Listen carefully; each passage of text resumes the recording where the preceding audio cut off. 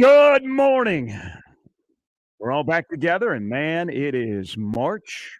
What a weekend of sports, locally, nationally.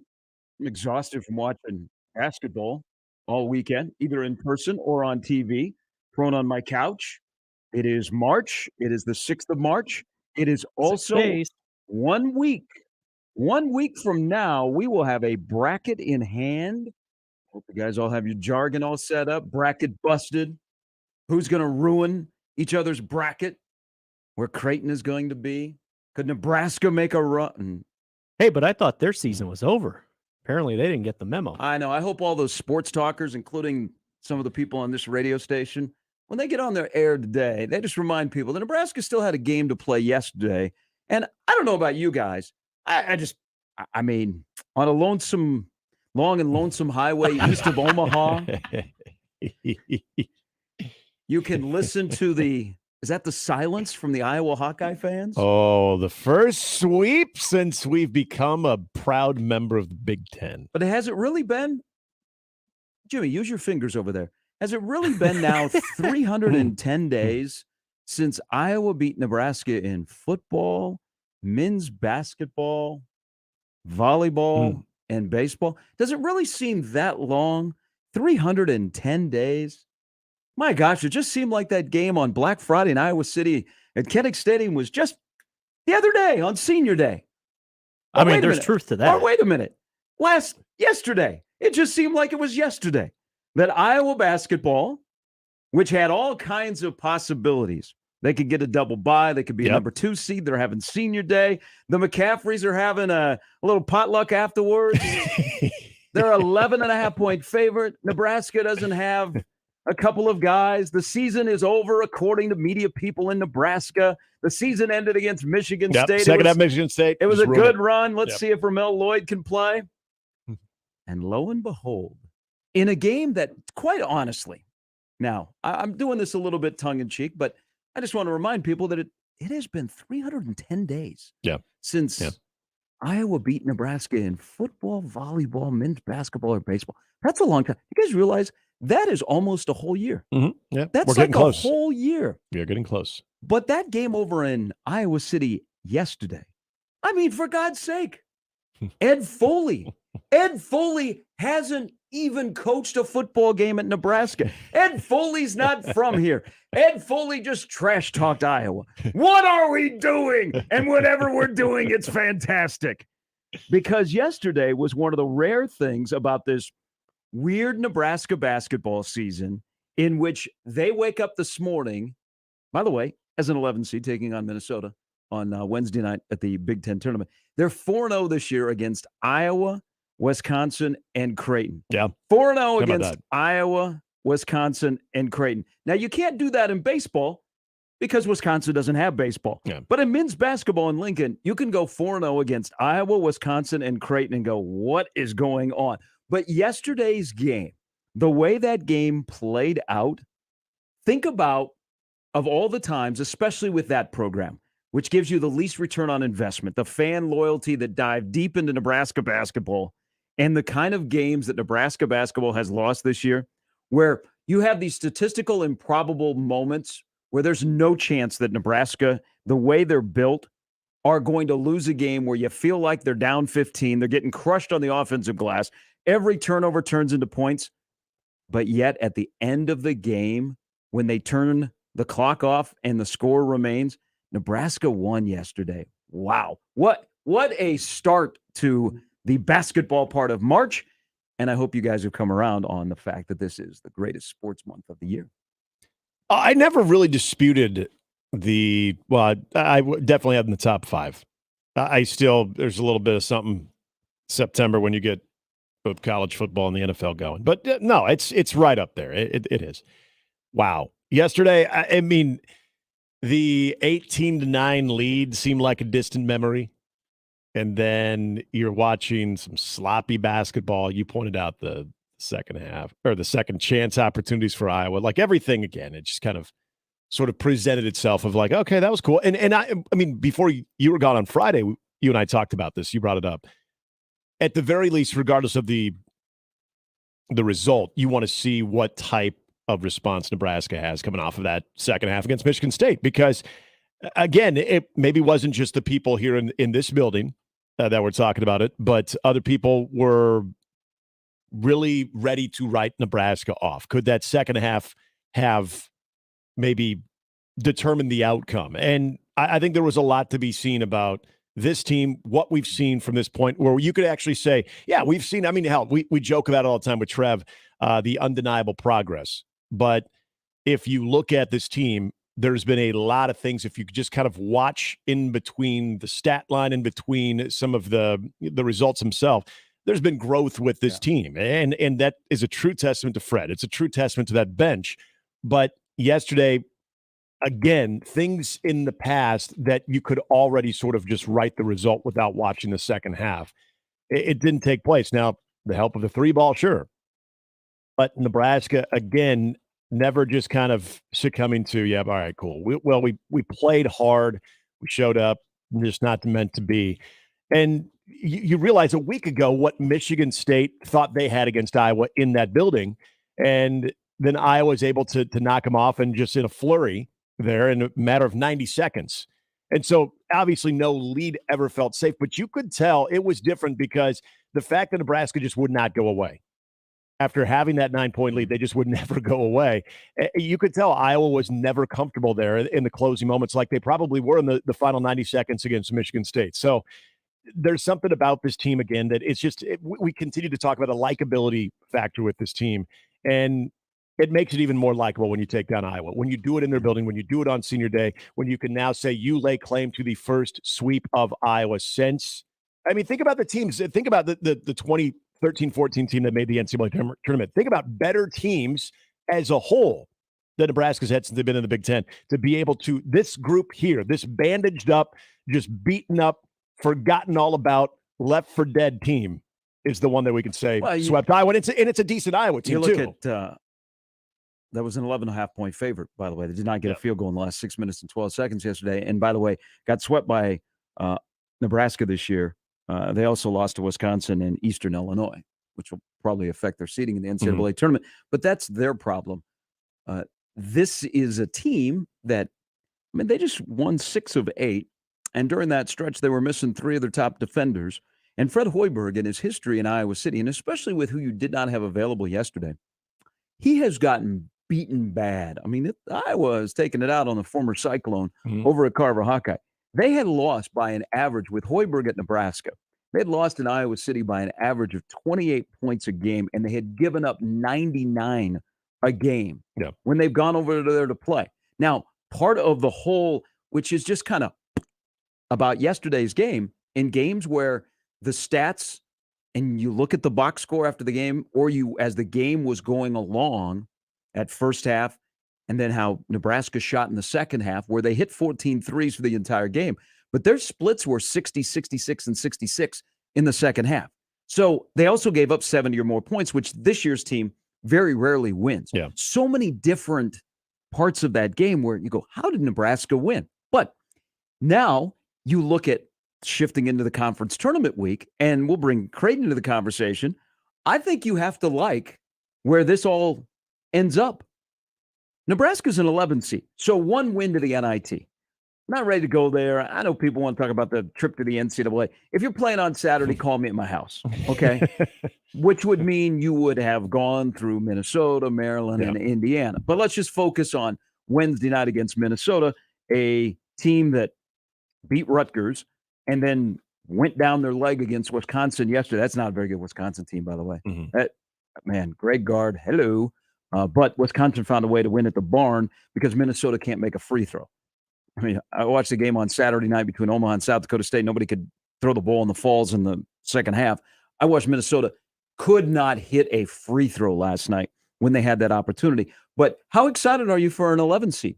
We kind of joked a couple of weeks ago, stay away from Wednesday. That's the whole goal. Put it on the T-shirt. Right. Well, now they're an 11 seed playing a 14 seed Minnesota, which, I don't know, they're 8-21. They went 2-17 in the Big Ten. Yeah, they got that win out of their system. They good. They got guys that got 1 foot out the door, like Battle is done. Yeah.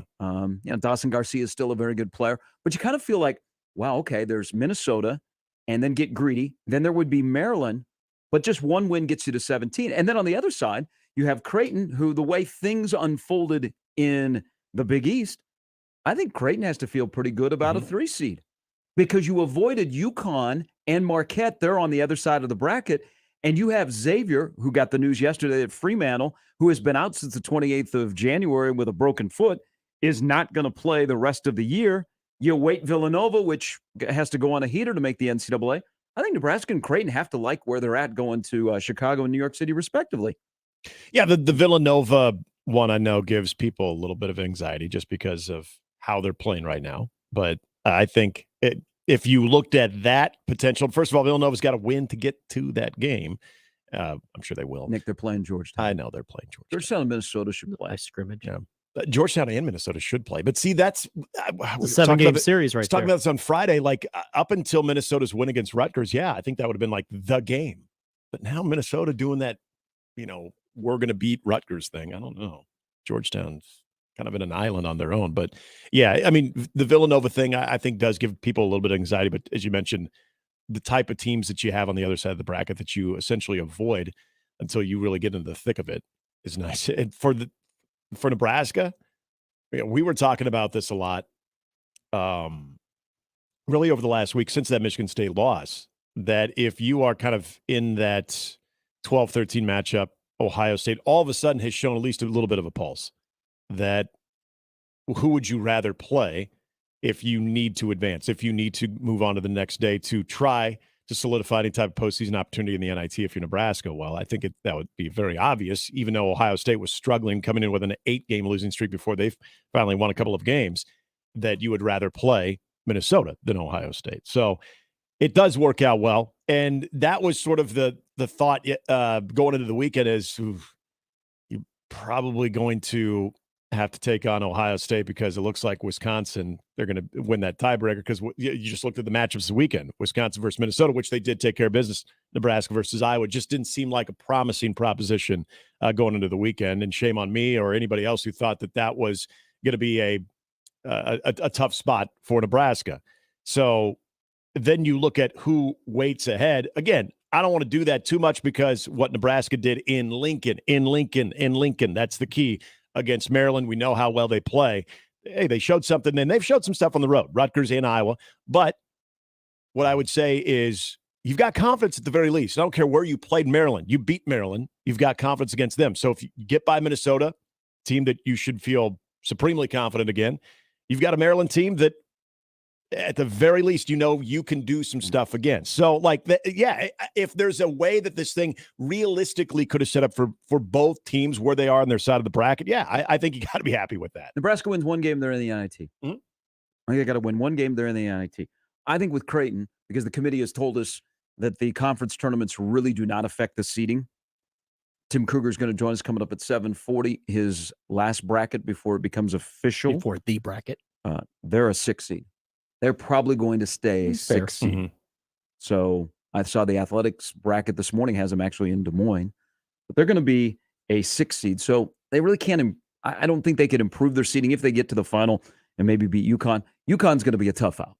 Now, I think Providence had a rough week, and that UConn-Providence game is going to wear both those teams out on Thursday at MSG. And I think UConn should be the favorite of the Big East tournament. But we're March, man. You got Creighton women had an exciting weekend. Yep. They got beat yesterday by Villanova. Omaha women as a team that was preseason 10th in the Summit League. They're still playing today. They play a 10 seed. So up in Sioux Falls at the Summit League tournament on the women's side, you have 3 teams of the 4 semifinalists that are a 5 seed or higher. And Omaha, which has a chance to go to the final, South Dakota State is a wagon on the other side. They haven't been beaten in Summit League play, and their win the other day in the conference tournament. But Omaha women, as a 6 seed, are playing a 10 seed today to go to the finals of the Summit League tournament. This is great. Hope this John is packed awesome. Accordingly. This is awesome what's going on right now. I mean, that's why I love March so much. And it was a great weekend, like all across the sports landscape, from underwear Olympics to, I mean, the basketball to the baseball. I mean, Nebraska goes up to U.S. Bank Stadium and they win 2 of 3. They beat Vandy. Yesterday, they faced a juggernaut in offense, but They still come out of there They got to wear victorious? all black on Sunday. Huh. That means they were going for the series or the weekend sweep, which was crazy. We got daylight savings time begins at the end of the Yes. week, and then spring is 8 days later. I don't think I need to. I mean, the month of March can pay me You got playoff hockey to this be the weekend. PR guy as well. But this is March, man. It is March. Embrace it. You're right. You got North Dakota and Omaha playing to go to the NCHC Frozen Four, like we all predicted, which makes a lot of people uncomfortable. Yeah. Well, you guys go. You all tuck there. You can tuck a little bit. Yeah. I just hope that there are not a lot of green people in the building. Yeah. That's what I was. Let's tell my wife on Saturday. Hope they have plenty of beer. I hope somehow the online ticket availability it picked up some IP addresses out in Grand Forks in the North Dakota area and just kind of went kaput. You know what I've heard? You know what I heard though, that there are season ticket holders for Omaha hockey that are purchasing tickets to give away, just trying to keep people from North that would Dakota be cool. out. That would, and you know what? There's, you know it as well as I do. There's some well-to-do boosters, season ticket holders for both basketball and hockey that could pull sort of a Nebraska football stunt of like, hey, have you ever been to a hockey game? Omaha community. Here we go. Got a book of them for you. Okay, girls' state basketball tournament ended over the weekend. We had boys' state basketball tournament starting. My God, I mean, we're drunk with Let's March. go. Has it really been 310 days? Yeah. Yeah. Wow. It's a lot of days. That's a long time. Just if you see an Iowa fan today, one of your friends, coworkers, whatnot, just lend a hand, pat them on the back, ask them how they're doing. Let them know Brian Ferentz is still there, but maybe not, for that much longer. Wouldn't that be something if you were an Iowa student athlete who played football and men's basketball? Your senior day in Kennick Stadium and Carver Hawkeye Arena was both against Nebraska. Mm-hmm. That would be a rough way to go out. Yeah. I think I would try and find a way to get an extra year if that was the case. If I was an Iowa student athlete that played football and men's basketball. So that's what decides if you're going to exhaust the COVID year or not? My gosh, dang it. I would go, you know what? I think there was another pandemic in there. I know I got my COVID year, but there's got to be. Wasn't monkeypox? Didn't we get an extra year from monkeypox? So on this side of the river, norovirus. I mean, this side of the river has not lost to that side of the river in 310 days in men's basketball, football, volleyball, or baseball. And yesterday, after that win, and Fran McCaffrey, there's some karma there. I said he should have been fined by the Big Ten for a stare down with Kelly Pfeiffer. How about Kelly Pfeiffer calling the charge? Sam Hoiberg takes the charge. Could have been a blocker and that charge. was, I'm sorry, that was not a charge. For Kelly Pfeiffer, it was. But it was funny. When they're trying to see, when they reviewed, just see if he was. Oh, I know. They were like, well, you see his feet are outside, and then you look and you realize his right foot was not even ever planted. Like it was, I mean, Hoiberg's foot was never planted. I mean, it was a little makeup for a Derek Walker charge call earlier in the game. I was stunned. I thought Fred would lose it on that. No, I thought he would. I thought he would go off in the deep end. So there is part of it. So Kelly Pfeiffer, who worked the UCLA Arizona game the night before in Los Angeles. Well, that's what I thought. He's got some hickey miles on him. That is awesome. He was probably so much. He's got so much spite. He says, "I'm taking the red eye from LAX to, I don't know. You fly into Cedar Rapids, Probably you fly Cedar into Des Rapids, Moines, yeah. drive. You fly into Chicago and drive." He's probably like, you know what? I don't care. I'm going to fly the red eye from LAX to work a 1:00 game in Iowa City on the final day of the regular season just so I get another dose of Fran. Yeah. And it's going to happen with 16 seconds to go. I'm going to call a charge. Now, here's why part of, and it's in that gray area of a blocker charge. The fact that Fran didn't lose his mind, I think in his mind, he thought, that's a good call. Which is kind of surprising because now he's probably not paying close attention to any type of slow-mo replay they had at Carver Hawkeye during that moment. But in real time, yeah, it's kind of bang, bang. But when they're reviewing it, see if he's in the restricted area. That's why I was like, oh, I don't know. It's probably not a charge. Should we check a pulse of how we feel about this, if Nebraska fans are really childish or not, even though it's been now 310 days since Iowa beat Nebraska In a men's couple hours, too. basketball, Couple hours, too. football, volleyball, or baseball. Yeah. So after the game, I'm really surprised. Maybe it's good on them that Iowa men's basketball, their Twitter account, they did not turn off the replies because they got besieged by Nebraska memes. I'm assuming. Absolutely besieged. I mean, not only do you have the very happy and cherubial Ed Foley hammering you with a tweet, which, wow. I mean, welcome to Nebraska. When you're tweeting about Nebraska's corn is better than Iowa's corn. He's already beloved in the short time now. Jeez. So 519 replies to a tweet 15 hours ago. Final. Nebraska 81, Iowa 77. It's been viewed 276,000 times. I'm going to say that 275,000 of those are for people that are in this side of the river. Yeah, you weren't viewing that to be like, oh, okay, I need to know what the final score was. Cool, now I know. No, that was at the expense of our dear friends on the other side of the river.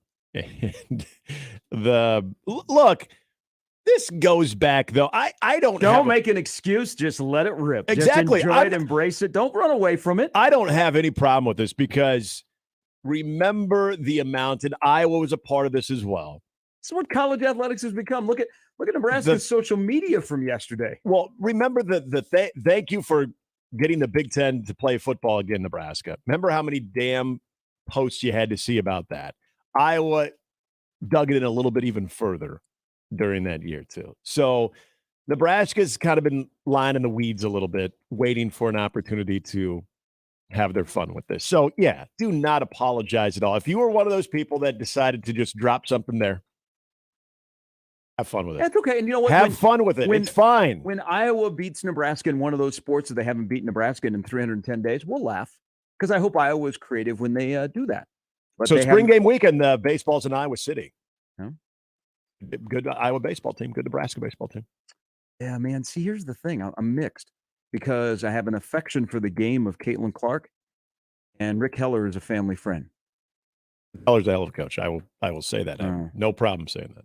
But I think he would find it interesting that Iowa hasn't beaten Nebraska in 310 days in football, men's basketball, volleyball, or baseball. Do you think you get a weekly memo from Gary Barta to all of the coaches in the athletic department that remind people? I don't know. Maybe every day. After yesterday, Gary Barta sent out a memo for Ann McCaffrey to Notre Dame. Is that called a transition plan? I don't know. It was a huge missed opportunity for Iowa yesterday. As an 11.5 point favorite with a chance to get the double bye. And I don't know if it would enhance their seeding in the NCAA tournament, but they're going to have 2 losses on the resume to Nebraska. They're going to have 2 losses to Wisconsin. They're going to have that Eastern Illinois loss in the non-con. And the struggles that they've had against the bottom 5 in the Big Ten. And that's a week, as this week goes on, that's going to stick out. But the tournament in Chicago, the tournament in New York, are going to be fantastic because there are teams that need a run that we will discuss as we move throughout the week. So you mentioned Tim Kruger is coming up. His bracket is out. So Creighton kind of looks like they have slid into the 6. Committee again tells you that conference tournaments don't matter as much. I don't know, if you get to the final, which the path for Creighton isn't that difficult. I say that because, I've never coached or played in the Big East tournament. Could you improve to a 5 if you won the tournament and you beat like UConn, who is a prohibitive favorite? Now, Creighton has, along with Marquette, the second best odds. But TKO joins coming up at 7:40. Jacob Bigelow stops by at 9, trying to figure out how Nebraska did it yesterday.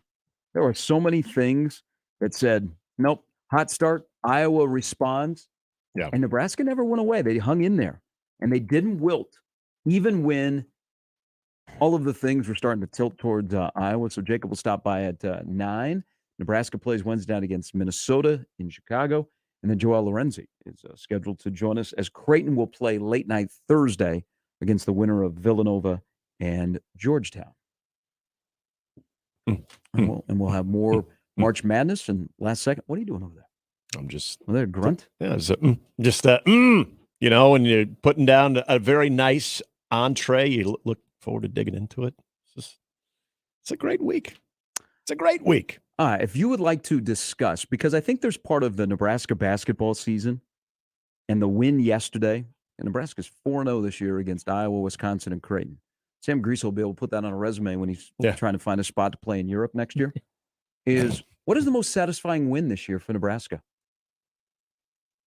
That is a great question. Is it the win at home against Iowa? Is it yesterday? Is it the win? Because some people might forget. No, they don't. The Nebraska won at Creighton way back in December. Remind us. Or they were down 17 and won at home against Wisconsin. Yeah. The most satisfying win this year for Nebraska. Let's discuss on a busy weekend of sports as we wrap it on a Monday, 951-1620. You can always get it, Nick and myself, in the Equitable Bank inbox. Gary at 1620thezone.com, Handley at 1620thezone.com, or on the JTech Construction Zone Twitter feed. Let's have some fun discussion today. There was a lot of stuff that we're only here for 4 hours. We're not gonna be able to get everything in. I'm just telling you right now. There is so much going on that we're not going to be able to get in, along with what you should and shouldn't put on scrambled eggs.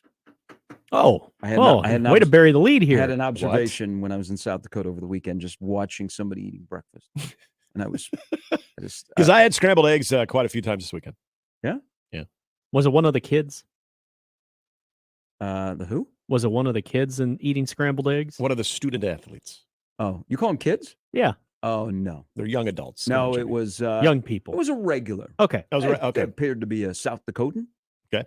Yeah, it was, but it's been a simmering observation about scrambled eggs for me on what you should and shouldn't put on them, and I was petrified by what I saw. I almost went over to the table and took a bottle away from them just to save them from what was going to happen, or to save yourself of what might happen to you by witnessing this. Was it that appalling? Or just unique? I'll explain. Okay. A little bit. I'm actually really looking forward a little to this. bit Me later. too. All right, off and running again. Tim Kruger, Jacob Bigelow, Joel Lorenzi will join us. All part of the lineup brought to you by the roofers at John Higgins Weather Guard. Higgy was working the Arch Madness. He loves that tournament.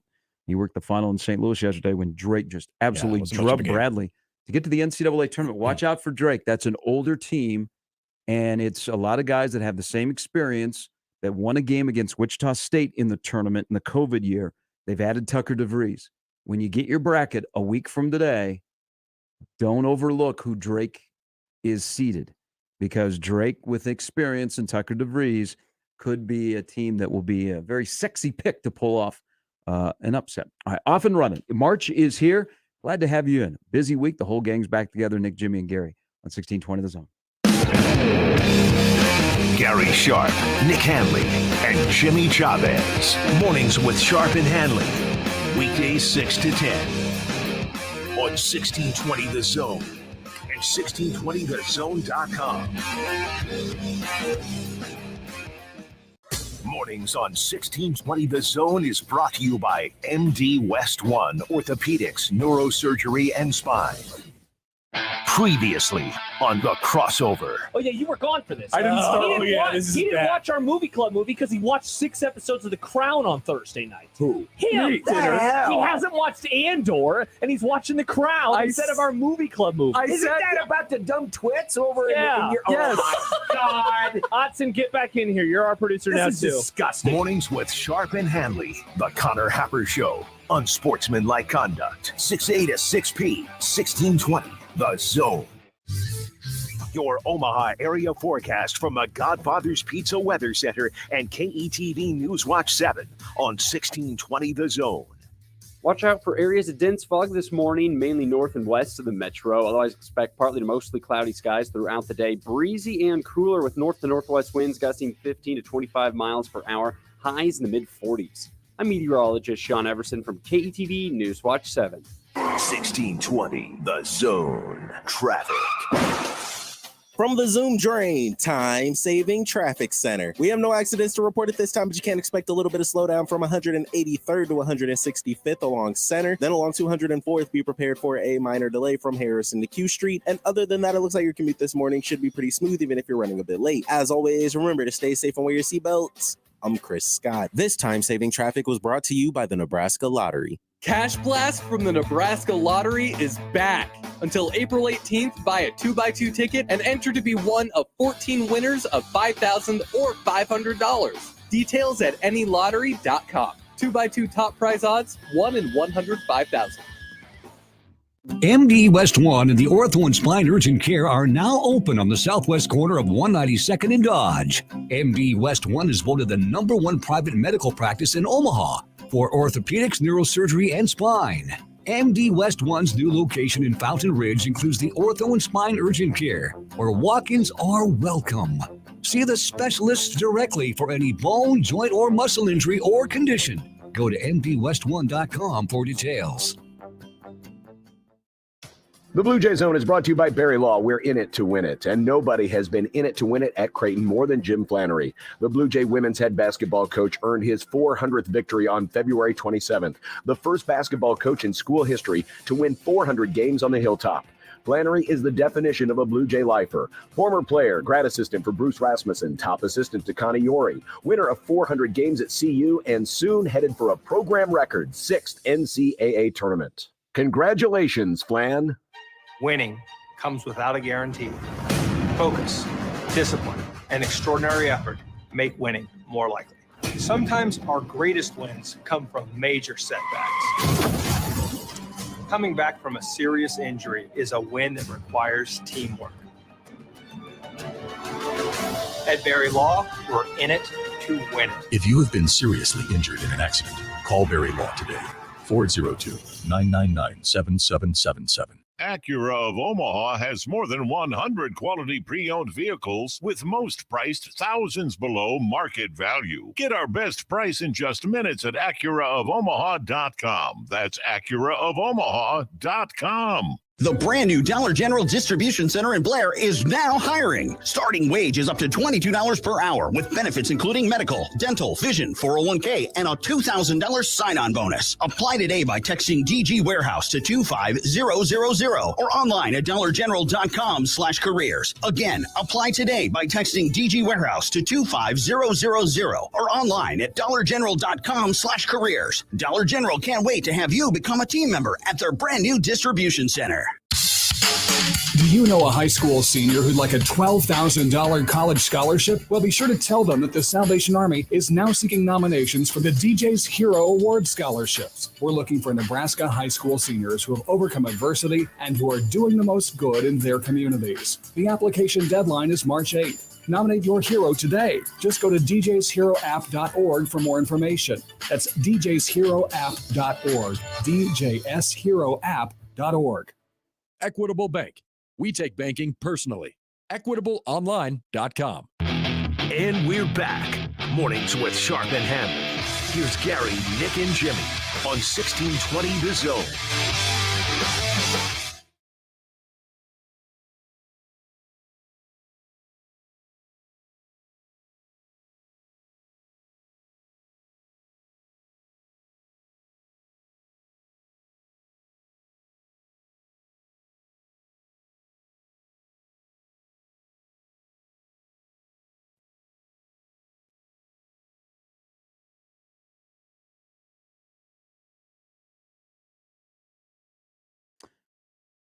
What a weird week for Iowa basketball. They go to Bloomington. Yeah. And they win there. Yeah. Then they come home with everything on the line yesterday, an 11.5-point favorite. Senior day. His son is one of the seniors. And probably overlooking Nebraska, like a lot of teams have done during this stretch, which Nebraska's won 6 of 8 during that stretch at times without their 3 best defenders. Well, just a weird week in basketball. There's teams that took advantage of their opportunities in the last week, and there's others that said, "Yeah, we're good." Like Michigan, for example. So Michigan earlier this week had a chance to play themselves into the tournament. Look what they did against Champaign. No. Then yesterday against Indiana, they had a chance to play their way into the tournament. No. Michigan basketball, in the last 10 opportunities to either tie or win the game at the end, are 1-9. This week they lost 2 overtime games. And then there's Rutgers, which has dropped And I'm wondering what happened. Rutgers at one time I thought was about the second or third best team in the Big Ten. And that game in Chicago between Rutgers and Michigan, that is a playout game. Yeah. The team that loses that game, whatever Tim Kruger's going to say, I'm going to disagree. And maybe he will agree with me. Loser of Rutgers, Michigan is out of the NCAA tournament. It's pretty amazing with Rutgers to go from, they're way up there to they might be in the NIT.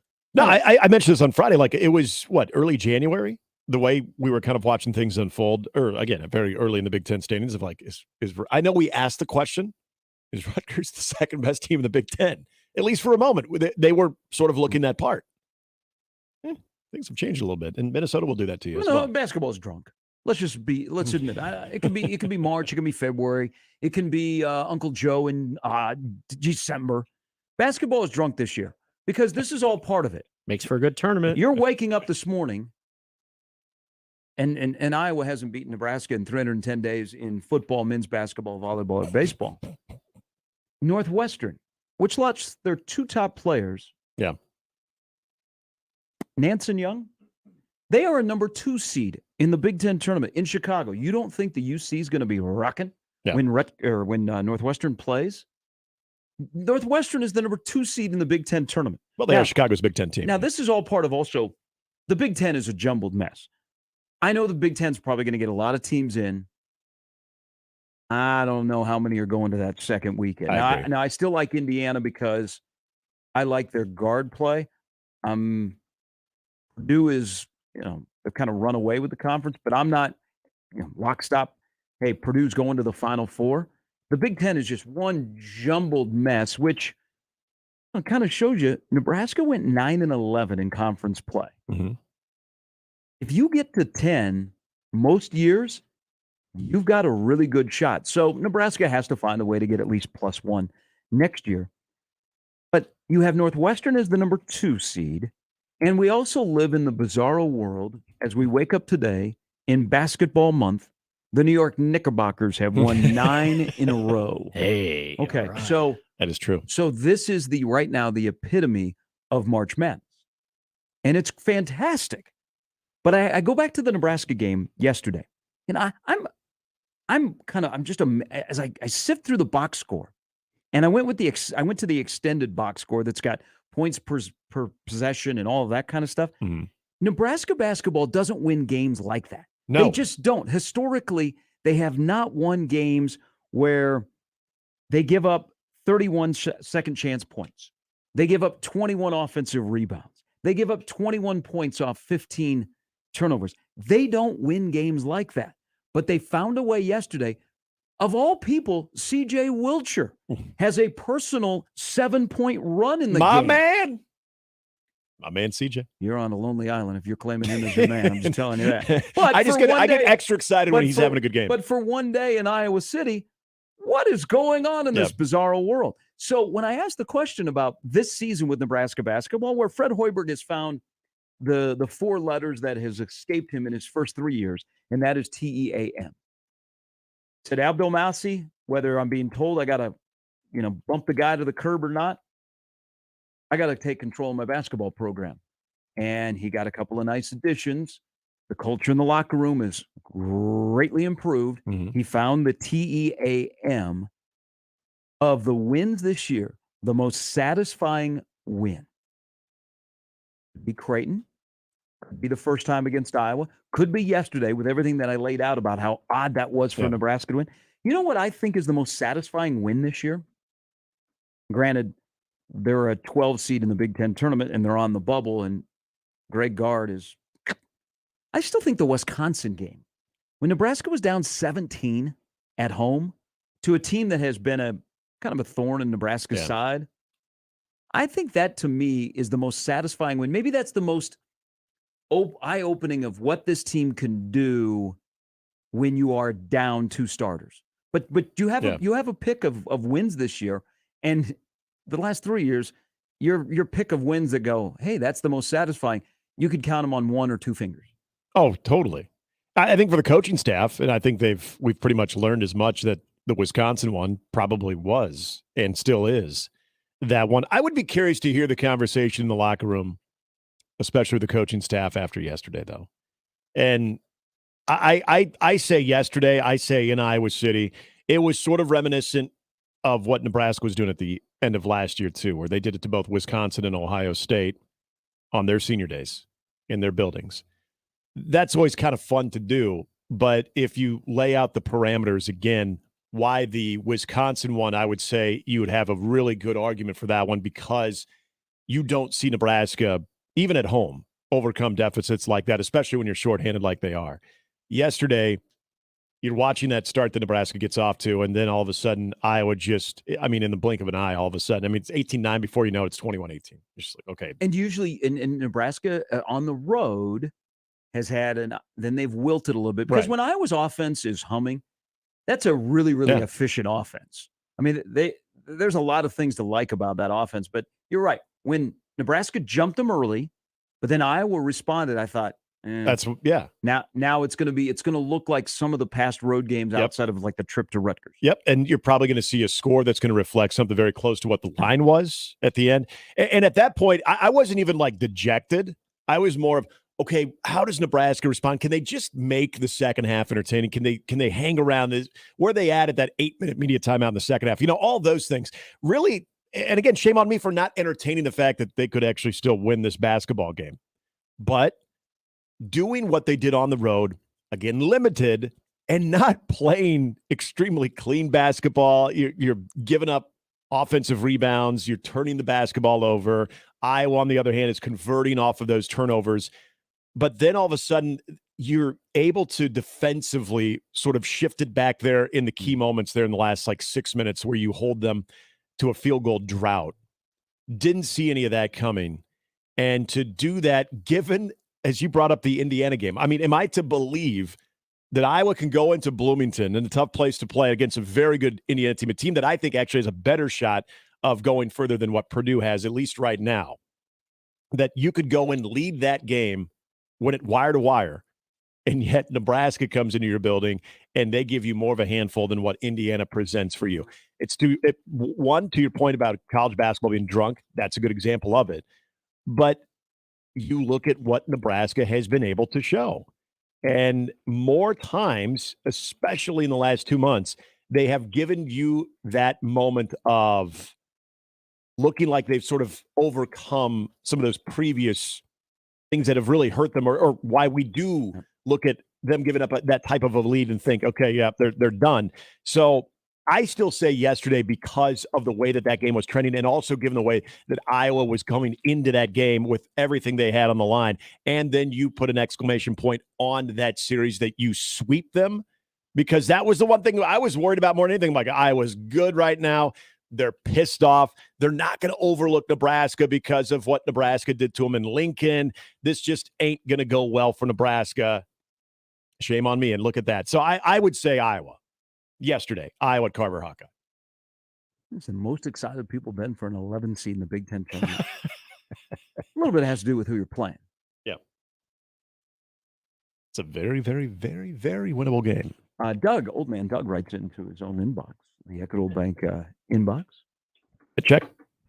By the way, the newest location out there on Pierce. Yes, he goes, Gary, I can't get a good angle on your hat. Haven't seen you wear that one. It's my tribute to the state of Nebraska, which celebrated a birthday last week. Happy birthday, Nebraska. Mm-hmm.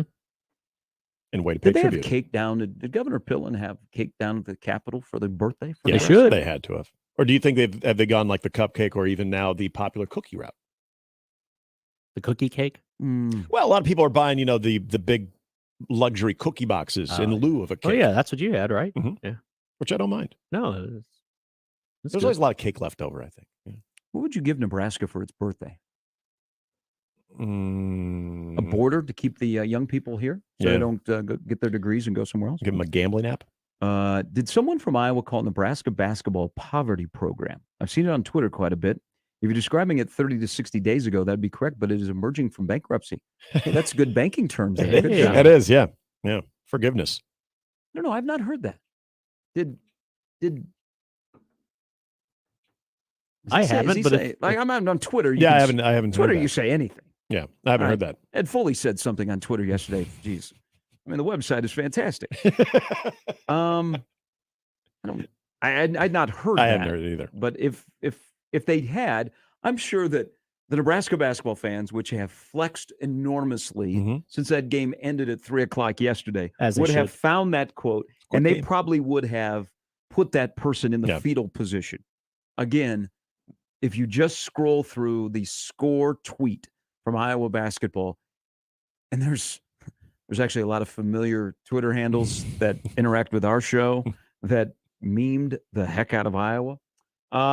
Do you think the Big Ten is a very average conference with only one really good team, Purdue, and a very good Indiana team, then a bunch of questionable bubble teams? I do. I agree, Doug. It's a jumbled mess. And yesterday was a prime example where Northwestern was playing last night in New Jersey and what could have been either a 2 seed, which they ended up winning that game, or they could have fallen to a 9 seed. That's what the Big Ten is. But the Big Ten's going to get a lot of teams in, and it'll be based on who gets to that second weekend. But we're all in agreement with Doug on that one. Tim Kruger's coming up in less than an hour, and we'll see what his latest bracket has. The fourth question here in the roulette wheel of Doug's questions on a Monday. What round do you think Palmer goes, and how much did his 40 time help him? I've seen him being mocked in a second round. I've seen him mocked a couple of times, and this was actually before his 40 time. So the 40 time, I think you always kind of knew Trey Palmer was fast, but I don't know if it all of a sudden puts him into first round contention. I mean, look, wide receiving class, it's been this way for the last 5 years. They're always extremely deep. They're always very deep. So where does Trey Palmer kind of sit amongst all of those? It'll be interesting to see if there's any type of bump. I'm sure there could be, but a significant bump from maybe being a third, fourth round guy to all of a sudden now he's back end of the first round. I don't know. I don't know if I could go to that high of a leap based on his 40 time. That's impressive, but again, this is where some of the underwear Olympics metrics sometimes are. It's exactly that. It's a metric. It's not something that's. I'll project it as fourth round, and he's the only Husker drafted. I don't think O'Shawn Mathis had a very good combine. Travis Vokalek, I didn't expect him to get drafted. I think Trey Palmer will be the only Husker that will be drafted. And I think it'll be about in the fourth round. Now, the one thing that he has to do is, he was fast. He ran a 4.33 40. But we all know that. And I don't think he wants to just be known as the fast guy. Yeah. He wants to be known as a guy that can run routes. Yep. And he's not just a guy that has blazing speed and you just, bring in Casey Thompson and he just chucks it downfield and hope Palmer is down there somewhere. Trey wants to be known for more than that. And you saw that the routes that he ran at the combine and his hands and his little bit of burst, I think he's going to have to answer to the drops he had last year. But I think he's a fourth round guy. Again, I think he'll be the only guy that's drafted from Nebraska. Mathis just kind of blends in. Now, maybe Mathis, because you have a run on edge rushers, gets drafted on the third day. But I think Trey's the only guy. And I'll say fourth round. Yeah, the mock of second was kind of surprising. But yeah, I think his grade has been anywhere, what we've seen anyway, has been anywhere between 4 and 3. And I don't think anybody was surprised how fast he was. Exactly. That's why I don't think it all of a sudden is this incredible jump for him based on that 40 time, because he came in with a speed profile. But if you're a wide receiver and you're drafted in the third or fourth round, I mean, more than likely you're the first or second wide receiver on that, that team's draft haul. Yes. And the last one, chances of Creighton going to Des Moines. Athletic has them as a 6th seed, and they have them in Des Moines. I'm seeing a lot of Des Moines and Sacramento. I've seen Sacramento, but yeah. Yeah, I've got the Jerry Palm, that was yesterday morning. That was Sacramento as a 7, actually. But yeah. Sacramento. The Des Moines thing's a new development, but would be very encouraging for the local fans that would like to venture. Bracket Matrix, they have Creighton, all the averages of all the brackets out there, as a 6th seed, the second 6th seed behind Iowa State. Hello. One in Waco on Saturday. I can't. The last day of the regular season, the last 2 days of the regular season were wild. Saturday, I think 75% of the top 25 teams all lost. So either they didn't really care. I'm not gonna say didn't care, but wasn't as dialed in, or some teams played with a lot of desperation. I mean, St. John's almost went to Milwaukee and beat Marquette, and Marquette didn't have anything really to play for because they wrapped up the full share of the Big East title. Kansas, Texas, I mean, that was never even a game. Same thing. Never. And Kansas already had it wrapped up. Bracket Matrix has the same. This is the longest I can remember that we've had the same 4 number 1 seeds Alabama, Kansas, Houston, Purdue have not changed much. UCLA? Can I interest anybody in UCLA? UCLA forces a lot of turnovers. They're all of a sudden. And even when they don't, they're still pretty effective. Yeah. What they did to Arizona on Saturday night, and I know they're in the Pac-12, which is going to have as many teams as there are in this studio, but UCLA to me feels like a number 1 seed. Purdue to me doesn't feel like a number 1 seed. They can use it as a chip on their shoulder if they get a 2. Well, and I saw a couple brackets that now had put Kansas in the Midwest as the 1 seed there. And I know Lenardi, I think as of Saturday, Lenardi had them as the overall number 1 over Bama. People in Kansas City love that. I'm telling you that. And I remember, though, the last time that they had the Kansas City semifinals, they played Oregon in the Elite Eight. It was all laid out for them, and they laid an egg there. But you get them with a home court advantage if they're able to get through that first weekend. And it is a home court advantage. Look out. Yeah, it is. That would be one of the most significant home court advantages for any team playing. They used to call in the it regional finals, Kansas Invitational, when they have the Big 8 tournament down there. And although Iowa State fans had a lot to say about that too. Oh, always. They show up, man.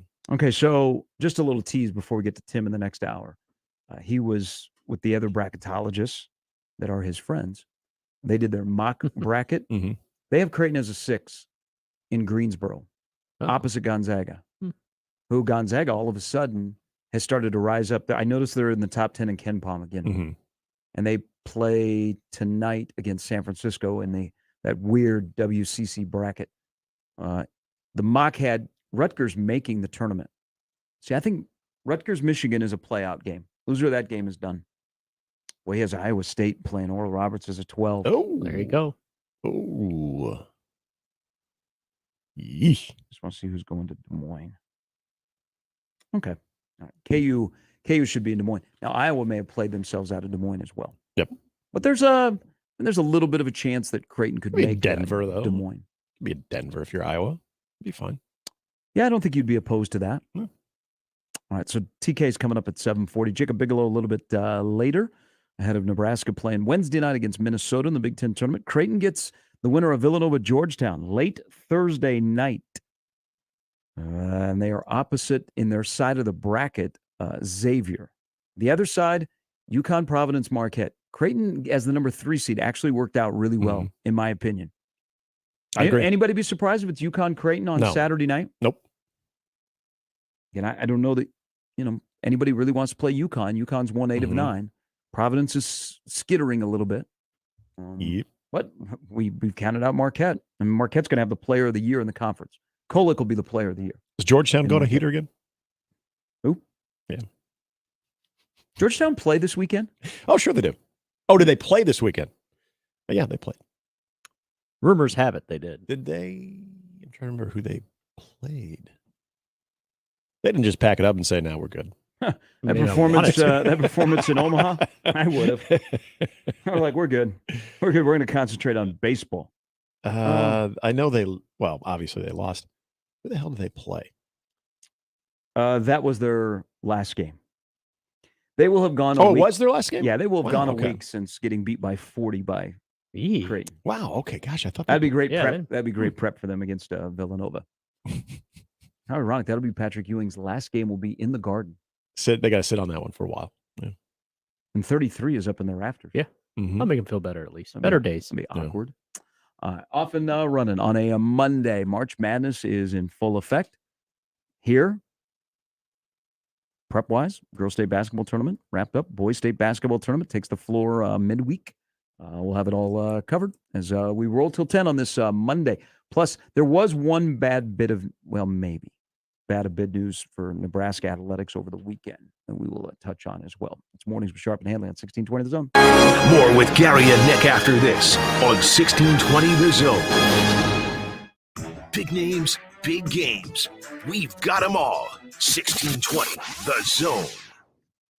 There are 31 days in March, and you can save $31 per month every month at GenesisHealthClubs.com. If you don't get started on your fitness goals today, then when? Tomorrow, next week, next month, next year? Life's too short for that. Genesis Health Clubs is here all month, giving you 31 reasons to get started towards your summer fitness goals now, not later. Reason number 1. Abs like to sleep in. You have to start waking them up now if you want them to show themselves in the summer. Reason number 2. The safest, most sustainable weight loss is 1 to 2 pounds per week. The earlier you start, the farther you'll go. Reason number 3. If it is to be, it is up to me. Reason number 4. Results may take time, but you'll get blasted with endorphins and feel better today. Reason number 5. Because your health is worth it. 31 days in March, 31 reasons to get started today, and $31 to save every month when you get started at Genesis Health Clubs. Whatever your reason, go to genesishealthclubs.com today to get started.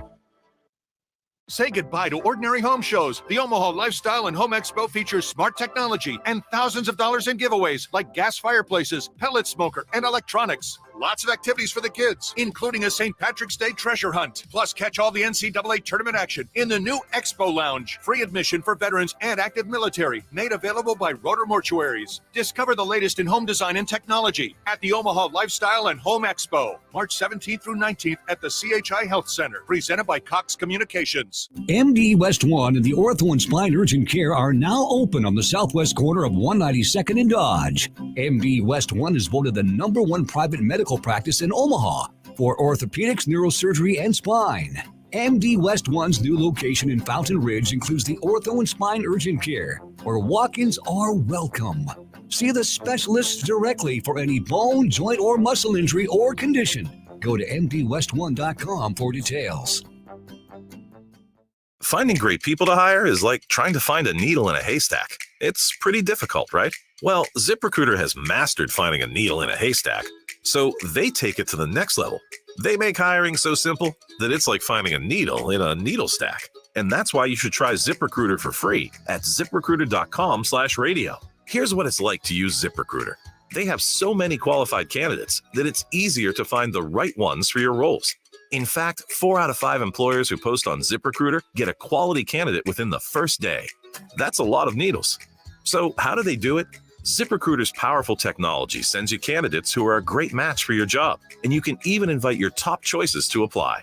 So if you want less hay and more needles, head to ZipRecruiter. And right now, you can try ZipRecruiter for free. That's right, free at ZipRecruiter.com/radio. That's ZipRecruiter.com/RADIO. ZipRecruiter.com/radio. ZipRecruiter, the smartest way to hire. Hey, listener. Welcome to Limu's Karaoke Lounge, where Liberty Mutual customizes your car insurance so you only pay for what you need, and the music never stops. Hit it. There's an emu with a full-time job. His partner's Doug, but Limu's the heartthrob. Grubs and worms, that's what Limu eats. Gotta fuel up to save you money and hit the streets. Only pay for what you need at libertymutual.com. Liberty, liberty, liberty, liberty. Now back to mornings with Sharp and Handley on 1620 The Zone.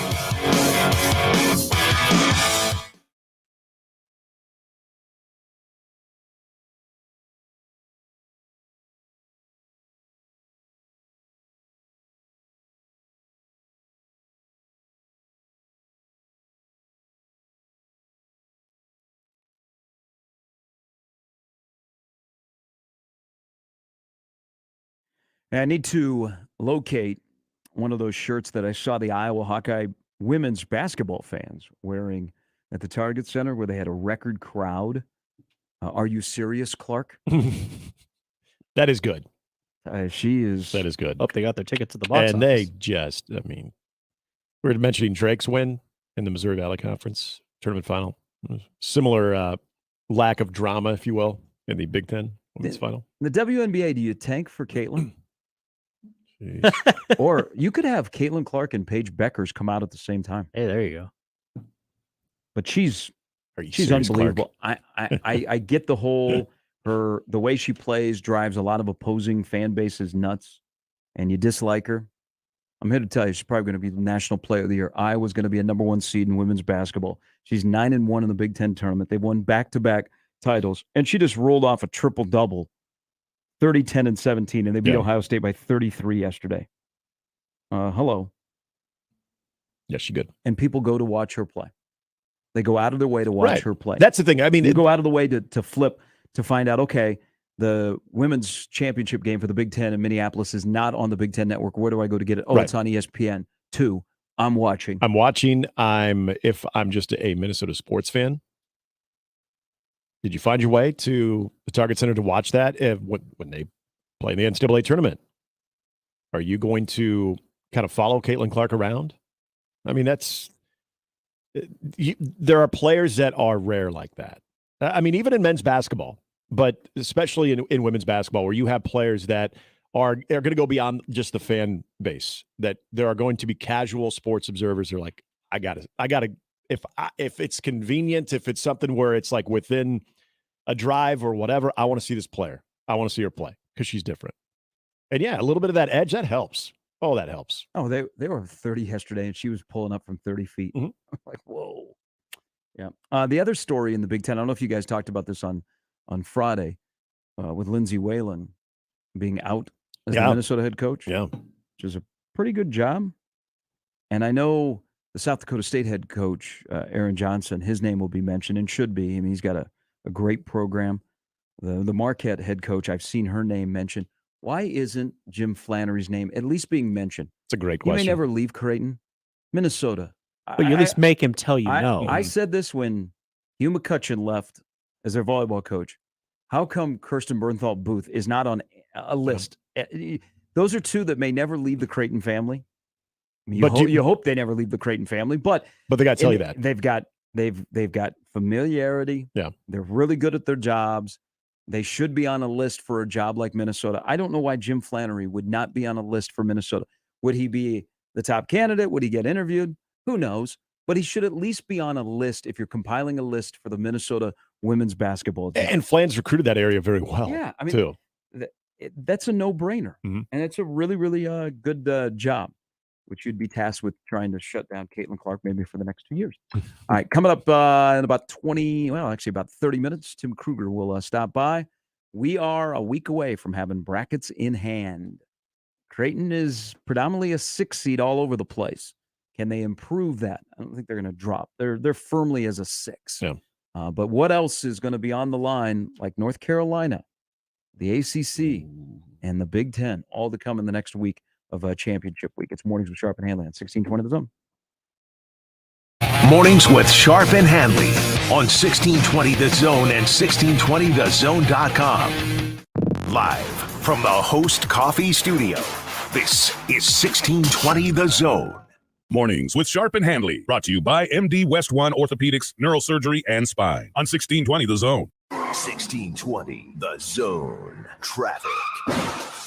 From the Zoom Drain Time-Saving Traffic Center. We have no accidents to report at this time, but you can expect a little bit of slowdown from 183rd to 165th along Center. Then along 204th, be prepared for a minor delay from Harrison to Q Street. And other than that, it looks like your commute this morning should be pretty smooth, even if you're running a bit late. As always, remember to stay safe and wear your seatbelts. I'm Chris Scott. This time-saving traffic was brought to you by Fernando's. Love Languages, presented by Fernando's. 2 acts of service. I made you tacos. Come and feel the love at Fernando's, 75th and Pacific, 114th and Dodge, and FernandosOmaha.com. Your neighborhood is more than blocks of buildings. It's the people who live there that make it special. At Union Bank and Trust, we're not just creating home loans. We're making neighbors. We're not just small business. We're small business shoppers. We don't just live in your community. We help you build it. Because our people are your people. Visit ubt.com/neighbor to learn more. Union Bank and Trust, member FDIC. From sales to service, the Woodhouse team provides insights and solutions to get you on the road faster and keep you on it. And if you're looking for the extras like accessories, extended warranties, or service contracts, they've got those also. Plus, they'll tailor the experience to you, from shopping and buying at home or the more traditional route at one of the 18 conveniently located dealerships, bringing you more every time. Shop with Woodhouse. This is March Madness. Driving to the right hand toward the basket. His shot, blocked, offensive rebound. Atkinson scores. 1.4 seconds left. Baker does not get off a shot. Notre Dame is headed to San Diego. Last year's big dance got off to an exciting start when Notre Dame pulled off the double OT win over Rutgers in the first four. Hear Westwood One's exclusive coverage of this year's NCAA tournament right here. My brother-in-law died suddenly, and now my sister and her kids have to sell their home. That's why I told my husband we could not put off getting life insurance any longer. An agent offered us a 10-year, $500,000 policy for nearly $50 a month. SelectQuote found us identical coverage for only $19 a month. SelectQuote could save you more than 50% on term life insurance. For your free quote, go to SelectQuote.com. That's SelectQuote.com. Full details on example policies at SelectQuote.com/commercials. Mr. Clean, Mr. Clean. Of course I use Mr. Clean Magic Eraser to clean tough messes off my stovetop and bathtub. But then I discovered I can also use it to easily clean my patio furniture and even my shoes. I'm hooked. And when wipes won't cut it, I use Magic Eraser Sheets. They're thin and flexible erasers, perfect for everyday messes, like gunk on my counters and sinks. They really are magical. The reviews are in. Mr. Clean Magic Eraser and Sheets make cleaning look easy. Lanahaw Nurseries has been your dependable full-service source for locally grown trees, plants, and landscape materials. Rooted in tradition, our products and services are consistently ranked best of Omaha in quality and value. From design to install, our experts are here to help bring your landscape vision to life. Start your next project this weekend. Visit us at 192nd and Center, Lanahaw Nurseries, your homegrown headquarters since 1974. Let's face it, credit cards are pretty much a necessity. New tires for the car? Here's my card. I order takeout, here's my card. And most of us just accept the high interest rates credit cards charge as a necessary evil. What are you going to do? Get a low fixed rate credit card consolidation loan from Lightstream from $5,000 to $100,000 and pay off those credit card balances. Apply online and you could get your money as soon as the day you apply. The average credit card company charges over 19% APR. But with Lightstream, you can get a fixed rate as low as 7.99% APR with autopay and excellent credit. Now I can pay off my high-interest credit cards and save money with a much lower rate. Apply today at lightstream.com/radio and get an additional interest rate discount. That's lightstream.com/radio. Lightstream.com/radio. Subject to credit approval. Rates range from 7.99% APR to 23.99% APR and include a 0.5% autopay discount. Lowest rate requires excellent credit. Terms and conditions apply and offers are subject to change without notice. Visit lightstream.com/radio for more information. Tickets for less. Best seats, best prices, no per ticket fees. Ticketsforless.com. KOZN Bellevue, Omaha, Council Bluffs. This is 1620 The Zone. Now back to mornings with Sharp and Handley on 1620 The Zone.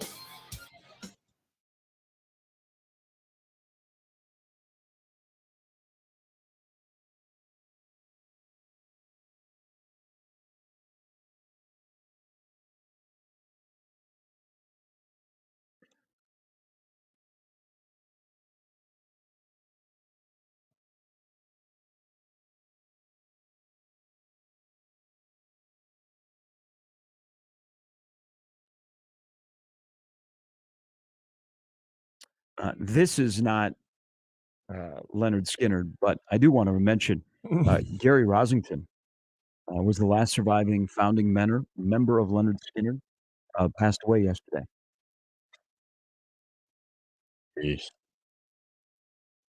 I didn't realize they're down to one, but yeah, that makes sense now I think about it. You guys have a favorite Leonard Skinner song? I think everybody would. Well, maybe not everybody. Don't say it. I'm not going to say Sweet Home Alabama. I thought you were going the other one. Yeah, that's what I thought here. I was going to say Freebird. Freebird's better than Sweet Home Alabama. I'm going to put in a plug for that smell and What's Your Name.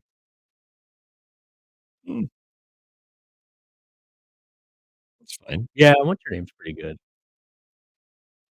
I do love when they just all get down on the guitar, though, the solo and Freebird. I mean, it's good no matter what. Freebird is a top 10 all-time all-rock band song. I give it credit, but I think But I see what you're getting at. Freebird and Simple Man is also going to be a favorite. You could add, so here now I'm going through my catalog of Give Me Back My Bullet. Okay. kind of an off the radar, a little bit song. Yeah. The only thing with Freebird um, is it kind of gets, it became a meme. Yeah.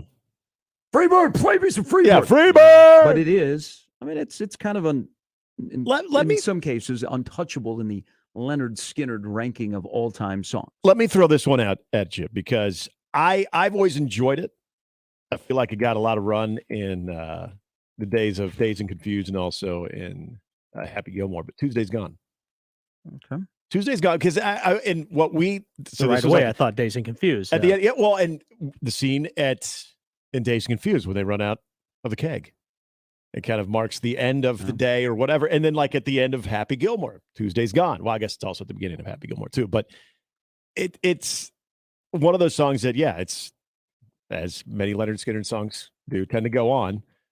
But we sort of used it with the Dazed and Confused theme of like, as the party was winding down, we'd have Tuesday's Gone or Yellow Ledbetter by Pearl Jam played on repeat. So I got a little sick of it, but now further removed from those days, I could maybe put Tuesday's Gone as one of my top ones.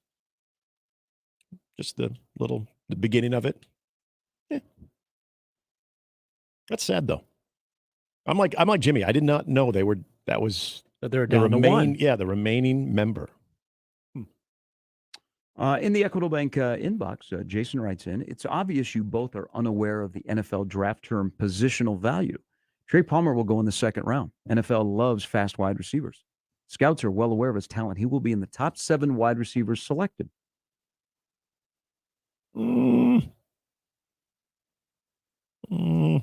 Okay, again, I saw, say it was CBS Sports. This was shortly after the Super Bowl, so it was pretty early. Mind you, pre-combine. They had a late second round mock of Trey Palmer. But that is as high as I've seen. And if you look at his draft grade, he's late third, early fourth. That was, again, pre-combine. Does a 4.3 40 bump you significantly, to a high round? I don't know if it does.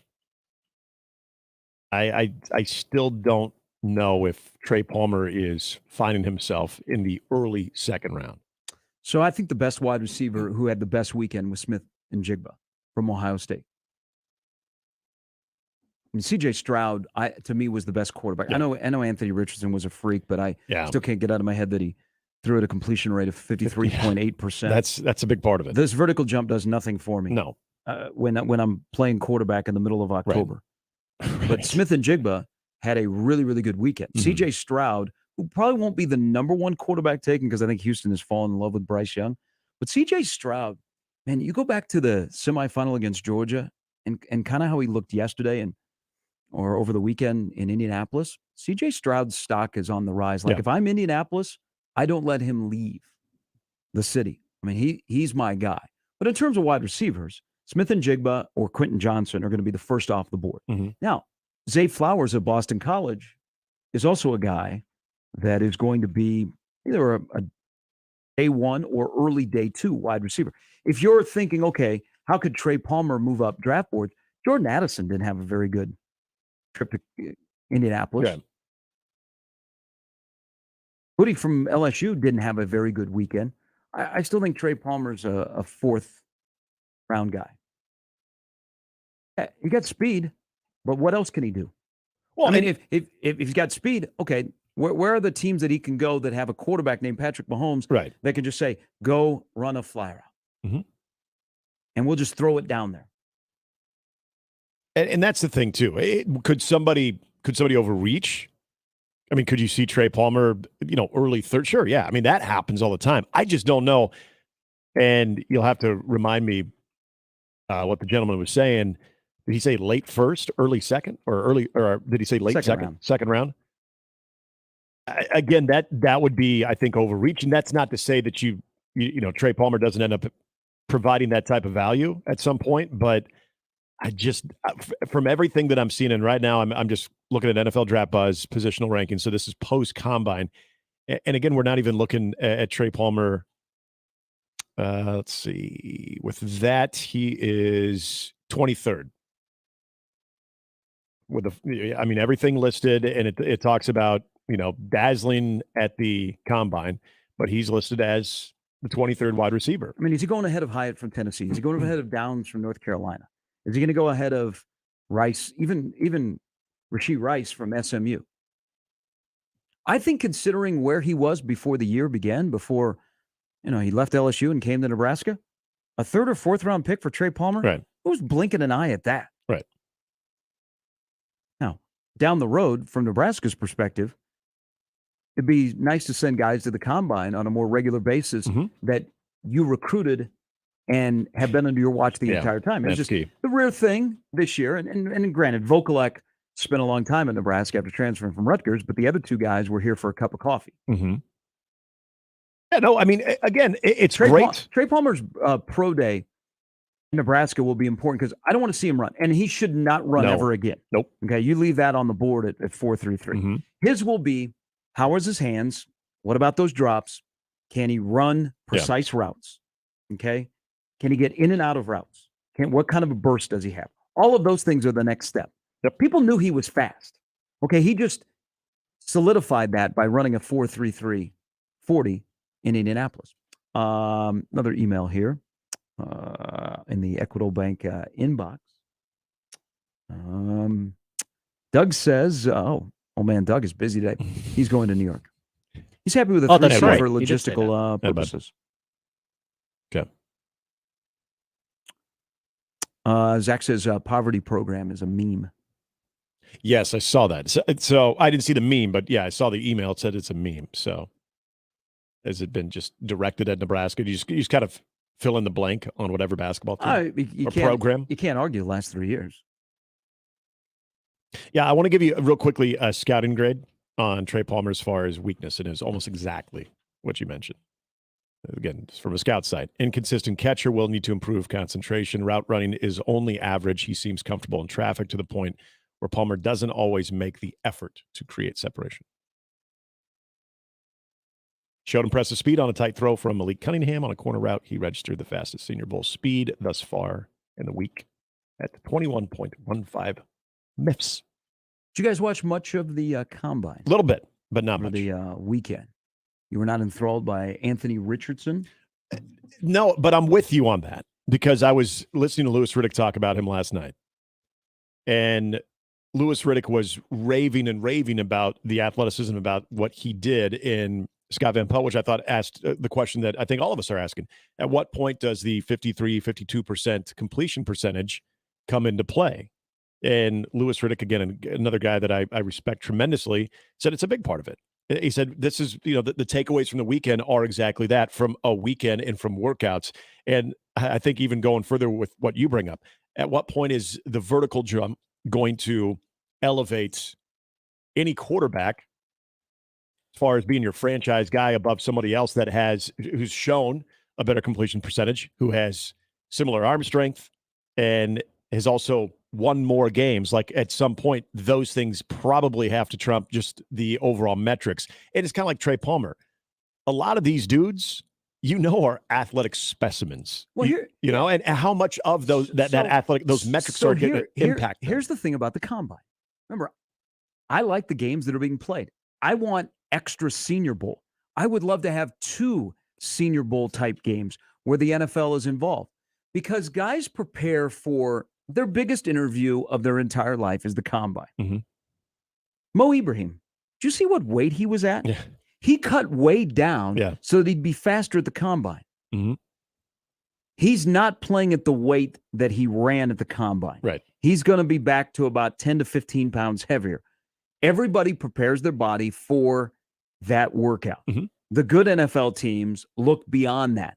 Yeah, the measurables and what they do are important, but I'm still concerned about the player that's in the uniform. Right. And with Anthony Richardson, he is a freak. So he's one of those, man, could he be the next Cam Newton, or is he going to be a major bust? 53.8% completion percentage at the University of Florida. I can't get that out of my head. Yeah. There were moments like at the beginning of this year where he beat Utah single-handedly. But then there's a lot of other moments that Florida needed him to make a play in the passing game, and he just simply could not put a pass into the hands of a wide receiver.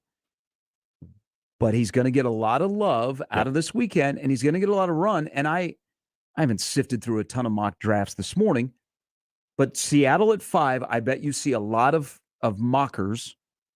We need to ask Tim about the difference between mockers and bracketers, and if they ever get together. It is one term offensive. Is Seattle, with the unknown about Geno Smith, Seattle would say, hey, I'm going to draft him at 5.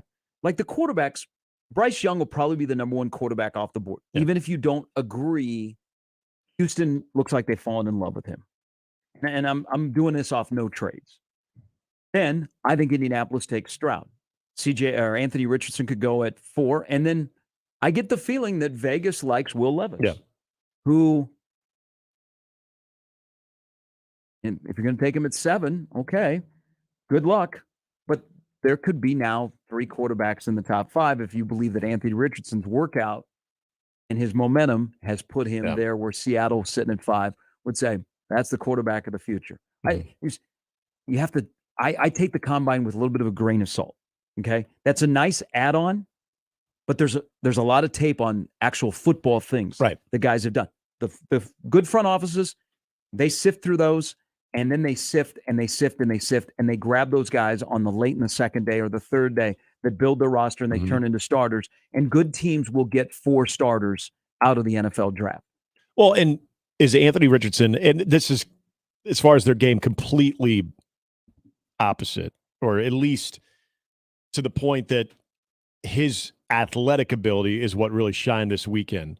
But there's always a quarterback that maybe was sort of above and below radar, was mentioned, but wasn't mentioned amongst the elite group until they go through this time of the year.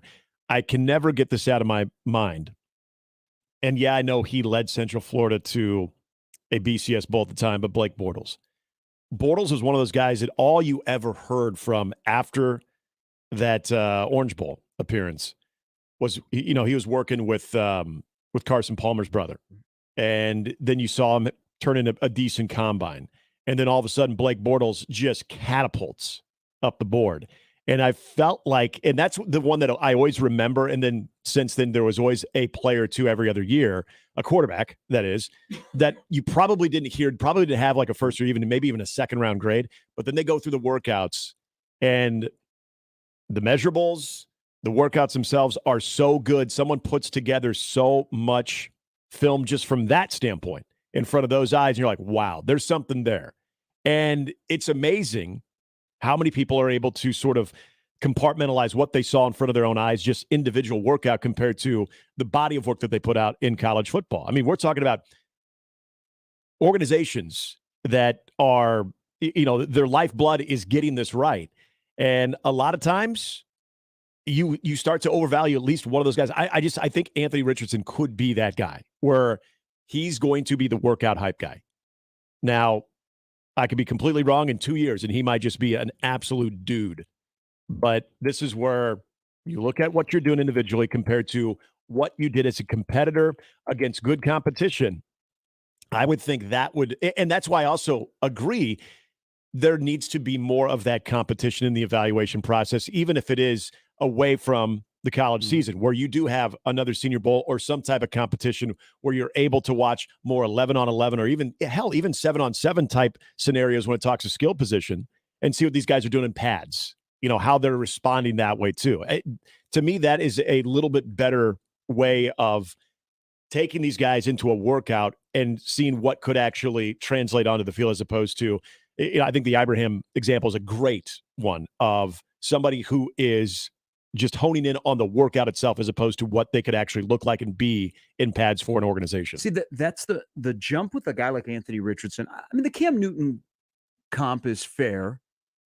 And you could throw in, he's built like Cam Newton, plays with that physicality. Mm-hmm. Also probably has the Cam Newton's mechanics were not always great. Anthony Richardson still is a little bit raw. I worry about his decision-making, his pre-snap recognition. But he's got speed, he's got height, and he's got arm strength. Okay, remember Jamarcus Russell with great arm strength, taken as one of the biggest busts. But they'll say, and I heard this weekend, comparison to Cam Newton physically, kind of in the way he plays with the speed of Lamar Jackson. Man, if you're going to take him like Seattle at 5, which in need of a quarterback. I mean, you're going to be banking on you have everything in place that can develop him because he is quite raw. Right. In our tweeting machine here, Phil says, Anthony Richardson reminds me of Josh Allen coming out of college with that completion percentage. He's going to need a great coach to help him and some great weapons. He's also probably a guy that would benefit from being a redshirt in the NFL, where he doesn't have to come in and play right away. Mm-hmm. Look Mahomes. Yeah. I mean, probably one of the best things that happened to Mahomes is he didn't have to come in and play right away. Yeah. Now, could he have stumbled through the first year and made mistakes and it would have flipped in year two? Certainly. But the fact that he didn't have to come in and play right away and he got to work with Alex Smith for an entire year and learn Andy Reid's offense and then was handed the keys in year number 2. Look what happened in year number 2 and what's happened since then. It's worked out okay. Can Richardson fall into a situation like that? Because those aren't just everywhere either, you know? I mean, if I gave you right now, the Monday after the quarterbacks win at the Combine, I'm giving you Richardson, I'm giving you Young, and I'm giving you Stroud. And I'll throw in Will Levis. I mean, people think his arm strength is generational, which is a nice little Combine NFL draft term. I'm giving you those 4 guys. 5 years from now, which one has ascended either into tier 1 of quarterbacks in the NFL or is knocking on the door? Stroud from Ohio State, Bryce Young from Alabama, Will Levis from Kentucky via Penn State, and Anthony Richardson in Florida. My gut tells me C.J. Stroud. I'd say Levis. Maybe Stroud. Yeah. My gut tells me Stroud. Well, yeah. C.J. Stroud has his last, so the game against Georgia, where they just kind of let him cook.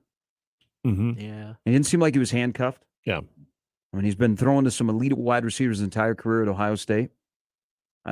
C.J. Stroud, I think, is going to make a huge jump in the NFL with the right team. Now, that's the best part right there. That team being Indianapolis? Right. The right team makes all the difference. Again, that's a Mahomes thing. Mm-hmm. If Mahomes if Mahomes had gone to Chicago. If Chicago, yeah. It's a great question. Mahomes probably is scrutinized a lot more because of that offense that would not allow him to do what he does best. Well, he would have been in a situation where he's getting Dow Loggins as his OC at the time. Kansas City still gives him a lot of leeway to be, to design stuff on his own and to be Patrick Mahomes. Yeah. How many offenses in the NFL would allow him to be that way? Where he would go where, in a draft where if you're being drafted early, there's a reason. That team was bad. And there's a reason they're bad. Now, they might have an entirely new coaching staff.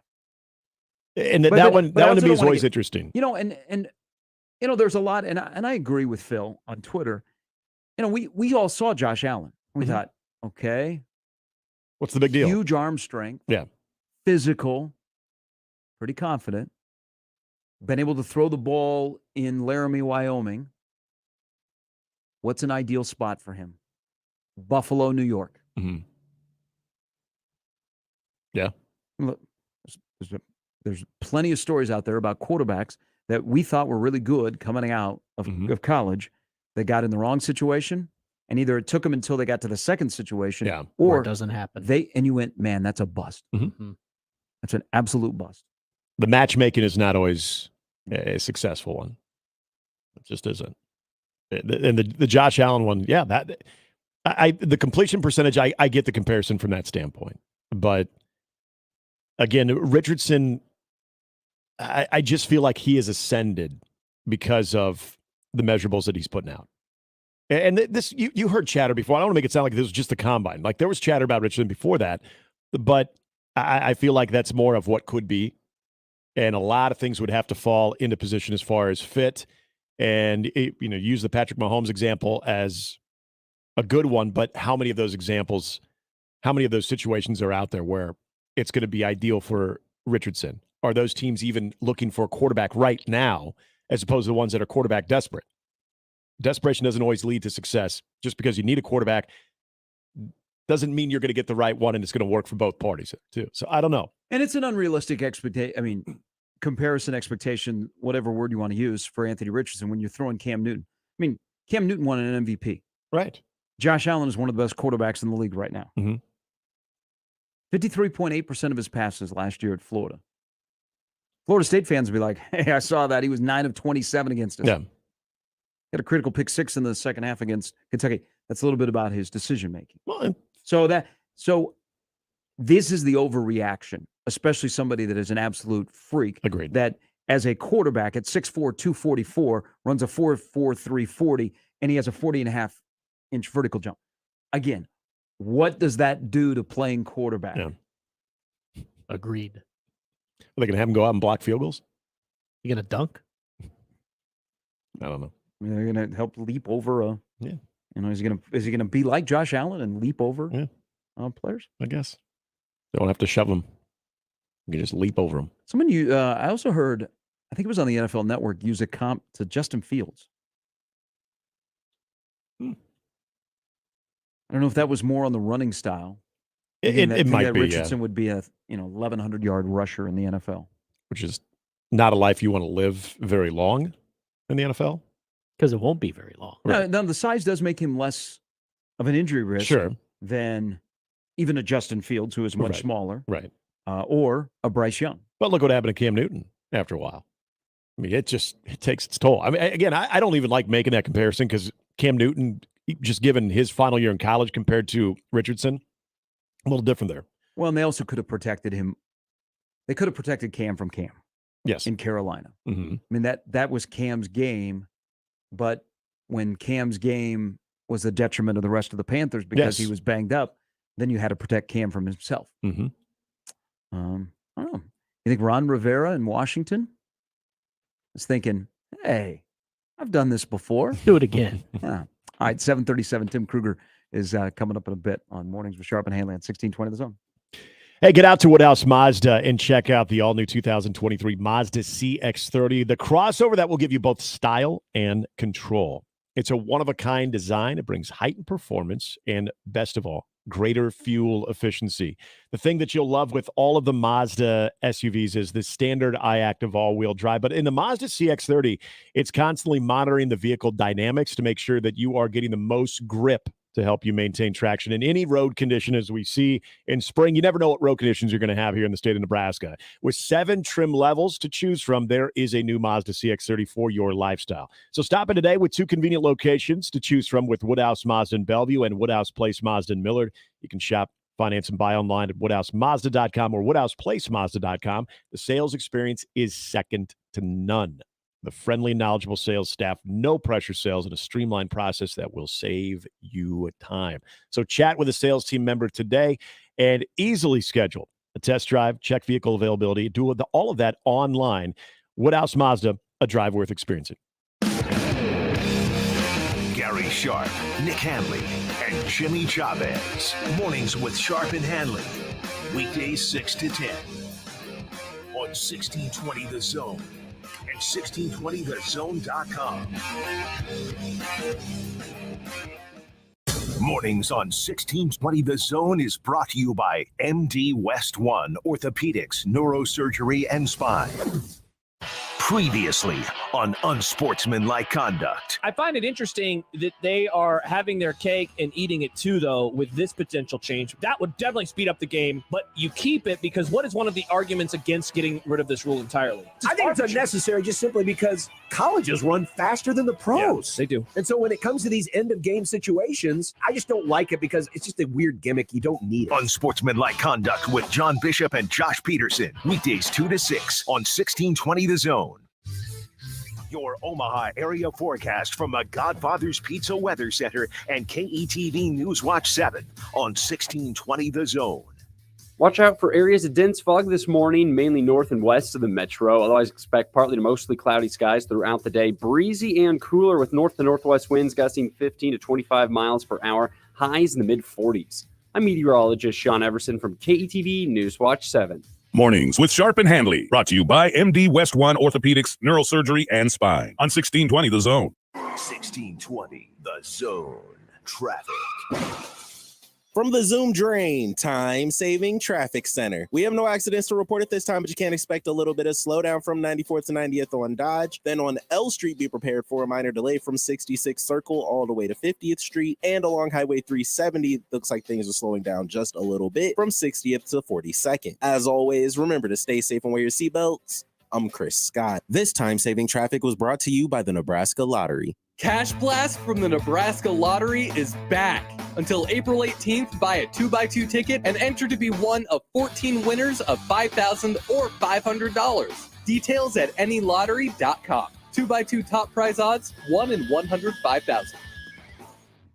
Duck Defense Midwest makes your home healthier and improves the life of your HVAC system. So improve the health of your home and everyone in it. Go to cleanairradio.com for a special duct cleaning offer for Zone listeners. That's cleanairradio.com. Does eating at home have you singing the blues? Stop by Cobb's at the Shadow Lake Town Center, 180th and Center, or 72nd and Jones to grab a delicious pizza, burgers, fresh salad, and some tasty charred wings. They even offer keto crusts and an extensive variety of shareable appetizers. Dine in, carry out, or delivery. Cobb's, now with 3 convenient locations to serve you. Shadow Lake Town Center, 180th and Center, and 72nd and Jones. Click cobbspizza.com to see the menu, pizza, and so much more. It can be dangerously easy to steal your identity during tax season because so much sensitive info is all together.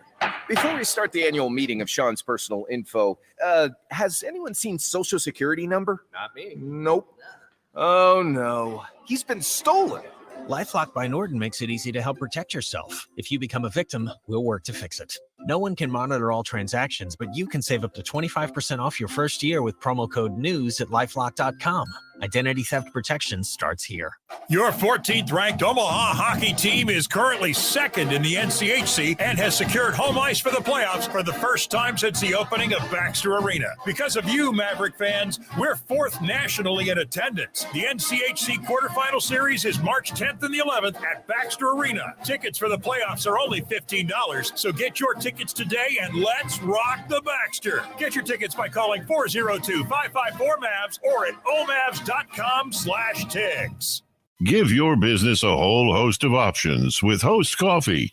The most impressive selection of office coffee, water options, healthy food options, and vending technologies.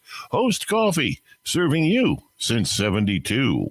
Be a part of the Host Coffee team today. If you'd like to work for a trusted and loyal family-owned company that understands the needs of working families, Host Coffee has your opportunity. Apply at hostcoffee.net. Attention sales professionals. NRG Media is looking for an accomplished business-to-business salesperson who wants to take their success and skills to a new level. Is this you? Our account executives work with local businesses to create marketing plans to help them get more customers. On air, digital, on-site, audio, video, it's all part of what you could sell. A sales career with NRG lets you make a real difference. Get more info and apply online at nrgmedia.com. NRG Media is an equal opportunity employer. Make the right call, fans. The Rooferees at John Higgins Weather Guard. Equitable Bank. We take banking personally. EquitableOnline.com. Now back to mornings with Sharp and Handley on 1620 The Zone.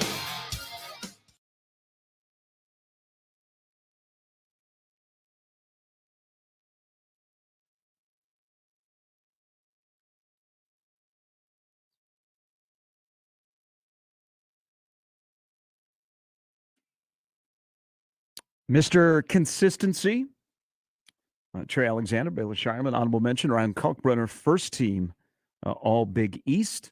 The Big East tournament starts on Wednesday. Creighton plays late Thursday night against either Villanova or Georgetown. Nebraska gets Minnesota on Wednesday night. We get a week before the brackets are out and fresh off of his weekend with his fellow bracketologist, Tim Kruger. Nicely done this weekend. Caught you on the YouTube channel.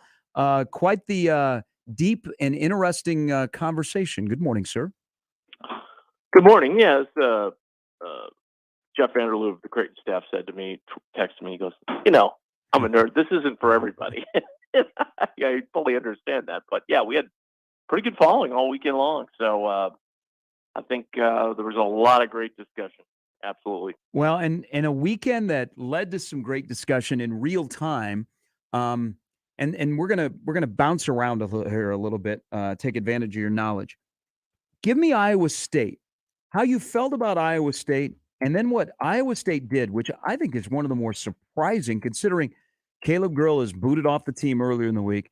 Iowa State's really, really scuffling, and they go into Waco and win. How much of that kind of a game impacted a team like Iowa State? Well, with our committee, it impacted it in a very big way. Coming in, I think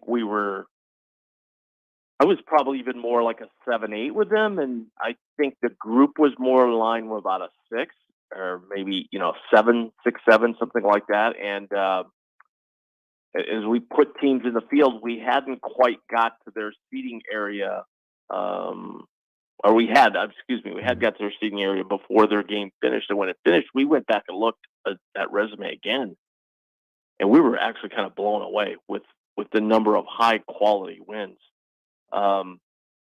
Kansas, you look at their resume and you think you're looking at a team that's 225th in the Nets resume, only in a mirror, right? I mean, they've got everything on quad one. Like they're just blowing it away. It's the most probably impressive resume I've ever seen.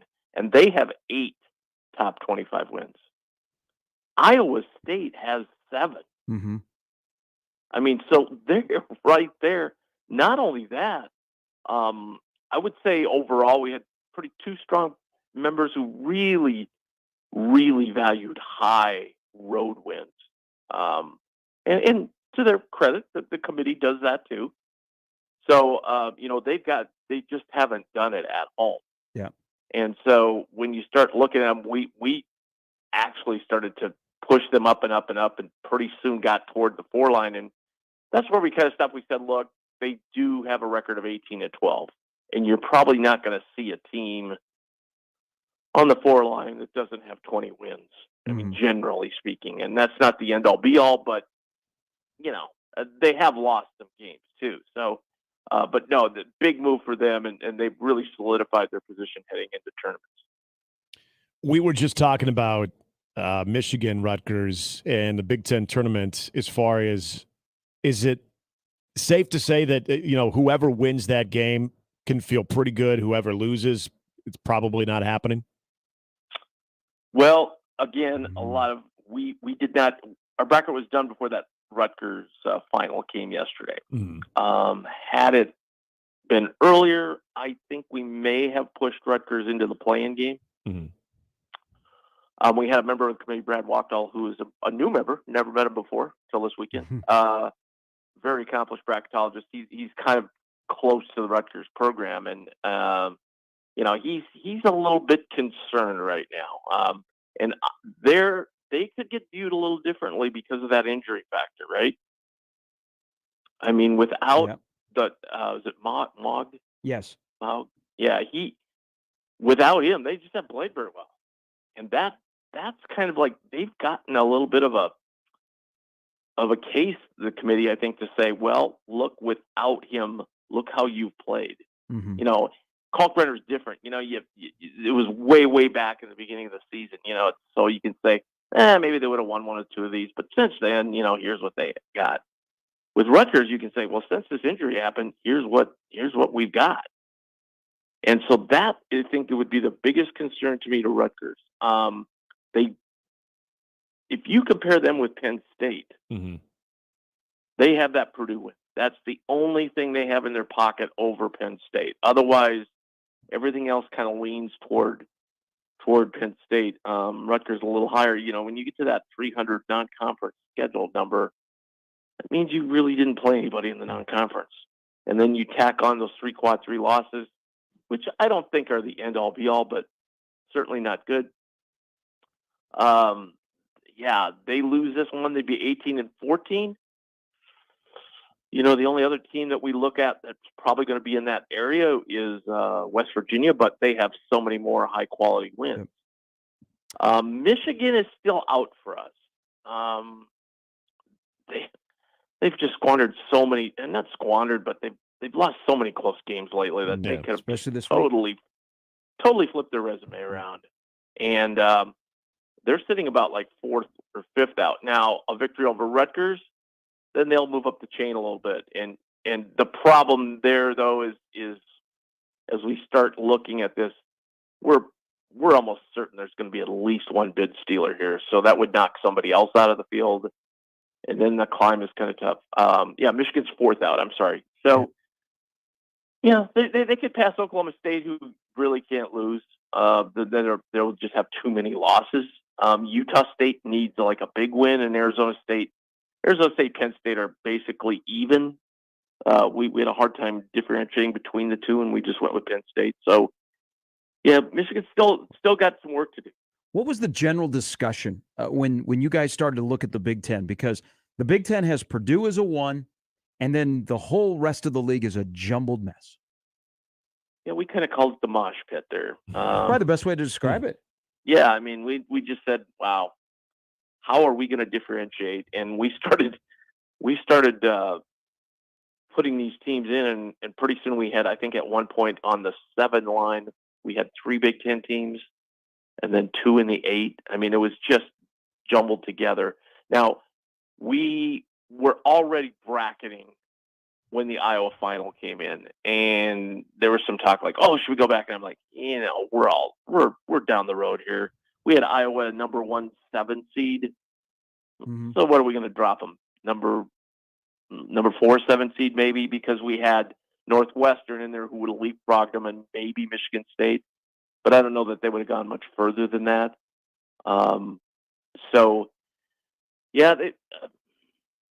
There really isn't anybody that's differentiated itself. You know, we had Iowa down a ways just because they're just inconsistent.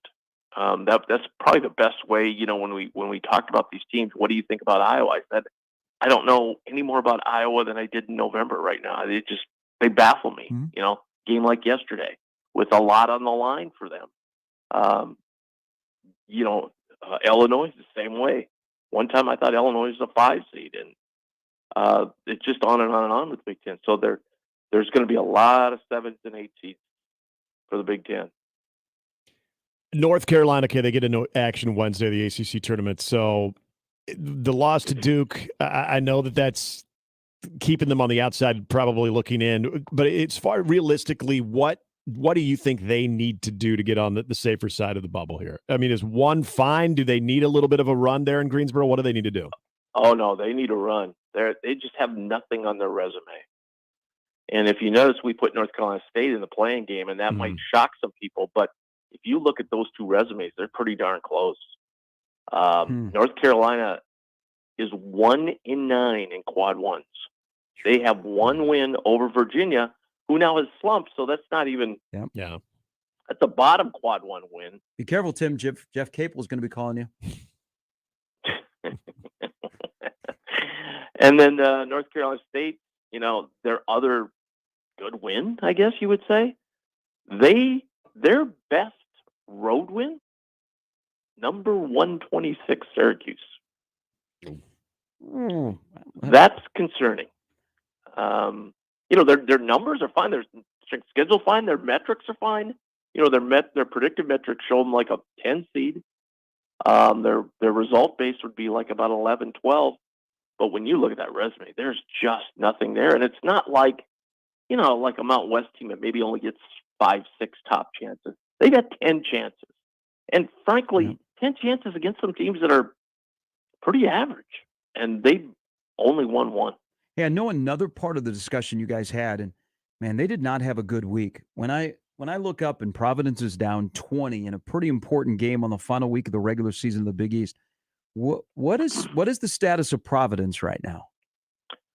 So going into our discussion, a lot on our group were not very high on Providence, which surprised. I was like, you know, I was the Big East, you know, representative of the conference, and I was like, guys, I'm telling you, this is a really good team.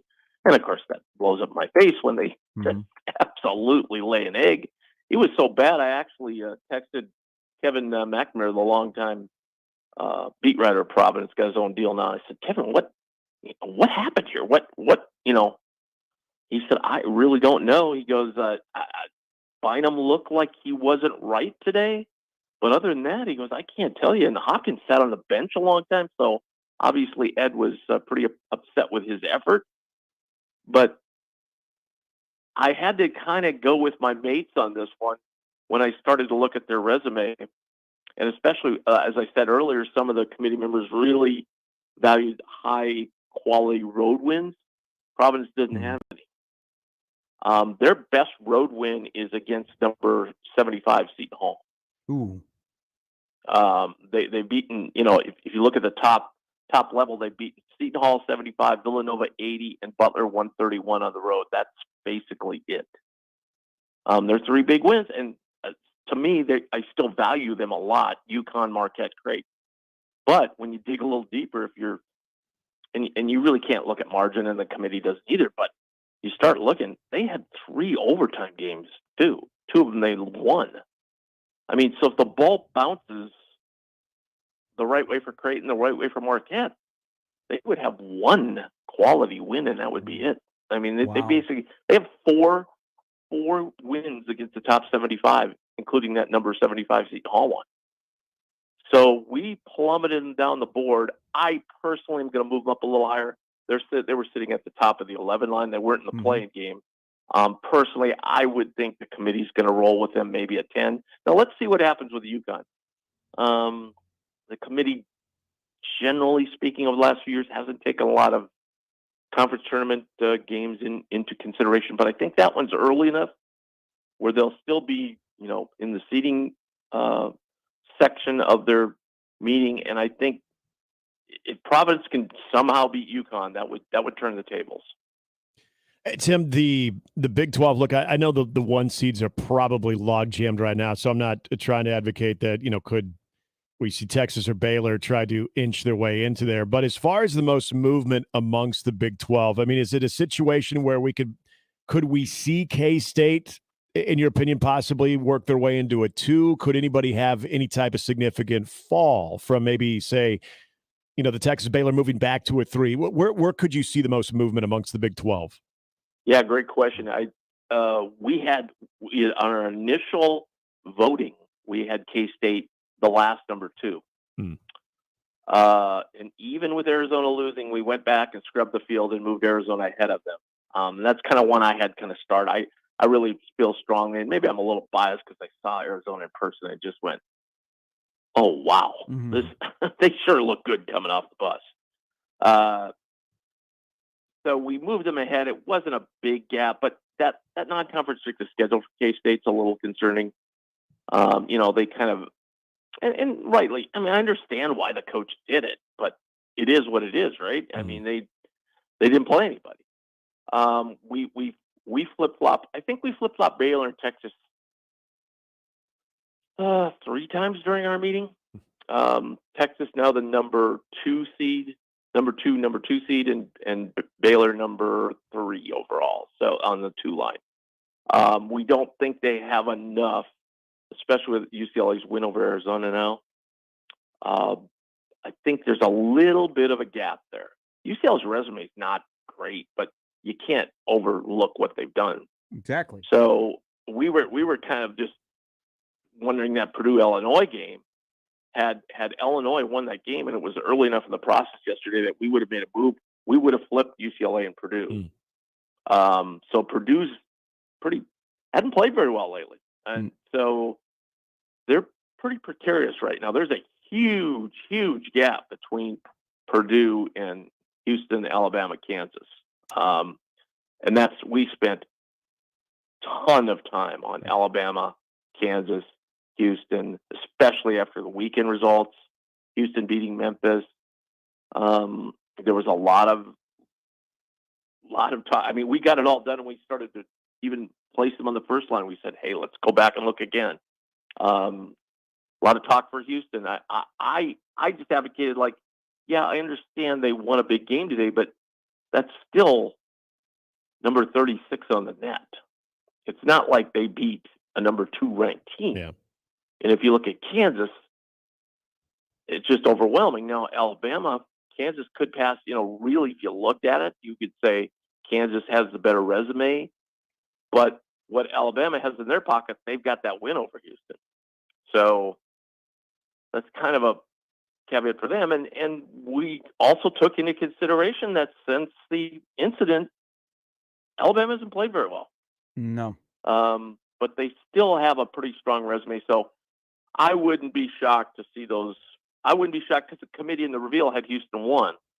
They may just say, look, they haven't done anything to be knocked off that perch. So I wouldn't be shocked to see them put in one next week. What was the discussion like surrounding Creighton? It looks like they were pretty solid on this Monday morning as 6 across the board everywhere. Yeah, I'd make a little speech there in their defense. No, I mean, I had them at a 6. I think they were pretty solidly 6. We had them at the number 1 6 until the Iowa State move. So they were looked upon pretty favorably, I thought.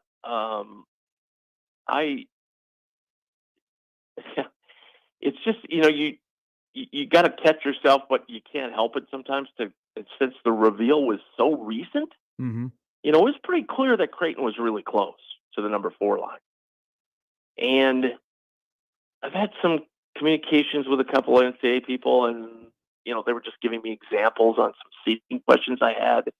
And one of the examples was, well, if Creighton was a 4, and I'm like, ooh, wow. You don't want to read too much into that. But again, the history of the reveal says the committee doesn't change a whole lot. Now, there are some precarious 4s in there. Virginia's one. The other one now, with the news that Fremantle's not coming back, is Xavier. Yep. Because they kind of hung on to that second spot in the Big East, but frankly, they haven't played very well. And I think Fremantle's just an incredibly valuable piece of their team. And without him, man, they're foul trouble or one injury, they're away. They're going to be in some trouble. So that could be another team that, Creighton wins. Creighton beats Villanova and then beats Villanova or Georgetown. Beats, Xavier. Gets to the final, wins the Big East. I could see Creighton edging 5, maybe even possibly 4. Ooh, wow. you went all the way up there. Wow. The committee, well, I'm just going back to the reveal. At that time, it was pretty solidly that they were in the lower half of the 5, and the committee had them right there on the edge of the 4 or 5. So I don't know. Somebody's maybe in the room fighting for them. I don't know, but it would be a tough haul to get them to 4, but I think they could easily get a 5 because you're talking San Diego State, St. Mary's, Miami, Mm-hmm. and Virginia, Indiana, UConn, that group. So there's a possibility. All right, give us an update. I know this will be a busy week for you. When people can expect to see updated brackets on Stadium.com or through your Twitter account at TK Brackets. Yeah, so the bracket today, I'm just going to post the one from the mock selection committee because I think that's a good compilation of a lot of ideas, and I think that's probably as close to what a committee would do as possible. Then I'll post one. I'll have one up again Wednesday. It'll be my bracket, just kind of updating everything, adding some of those AQs, and then I will updates throughout the week on my Twitter account at TK Brackets, and then obviously the final one will be posted about an hour and a half before the selection show on Sunday. Fantastic. It's almost here. I appreciate it. Great stuff this weekend. All right. Thank you very much. We'll talk to you next week. That's Tim Kruger. When we talk to him, we'll see how close he was to predicting the bracket. We're now less than a week away. Tim was right and Tim was wrong. I think if you get to the final and you beat UConn, that gets you to 5. I don't see a 4, but a 6. 6 might not be bad if you look across the board and you look at who the 3s could be. A lot of 6 Creighton matched up with 3 Gonzaga. Do you want to fall back to 7 and go to Des Moines, though? No, I don't think you want to fall because that would mean you got beat by Villanova again. Yeah. I think they're too strong of a 6. I think 6 is where they will stay. All right. Coming up a little bit later, Jacob Bigelow, Joel Lorenzi will go back-to-back Nebraska and Creighton. Their season's still going on. Nebraska plays on Wednesday night against Minnesota. The Gophers lost yesterday to Wisconsin. And Creighton waits Villanova and Georgetown at MSG. Boy, Providence and UConn is going to be a battle when those two teams play. I mean, Providence got to get that bad taste out of their mouth. UConn's tough, man. That Creighton not having to deal with UConn, Providence, or Marquette is actually a benefit. Now, Xavier hasn't had Fremantle since the end of January. Right. And they're a little bit better defensively.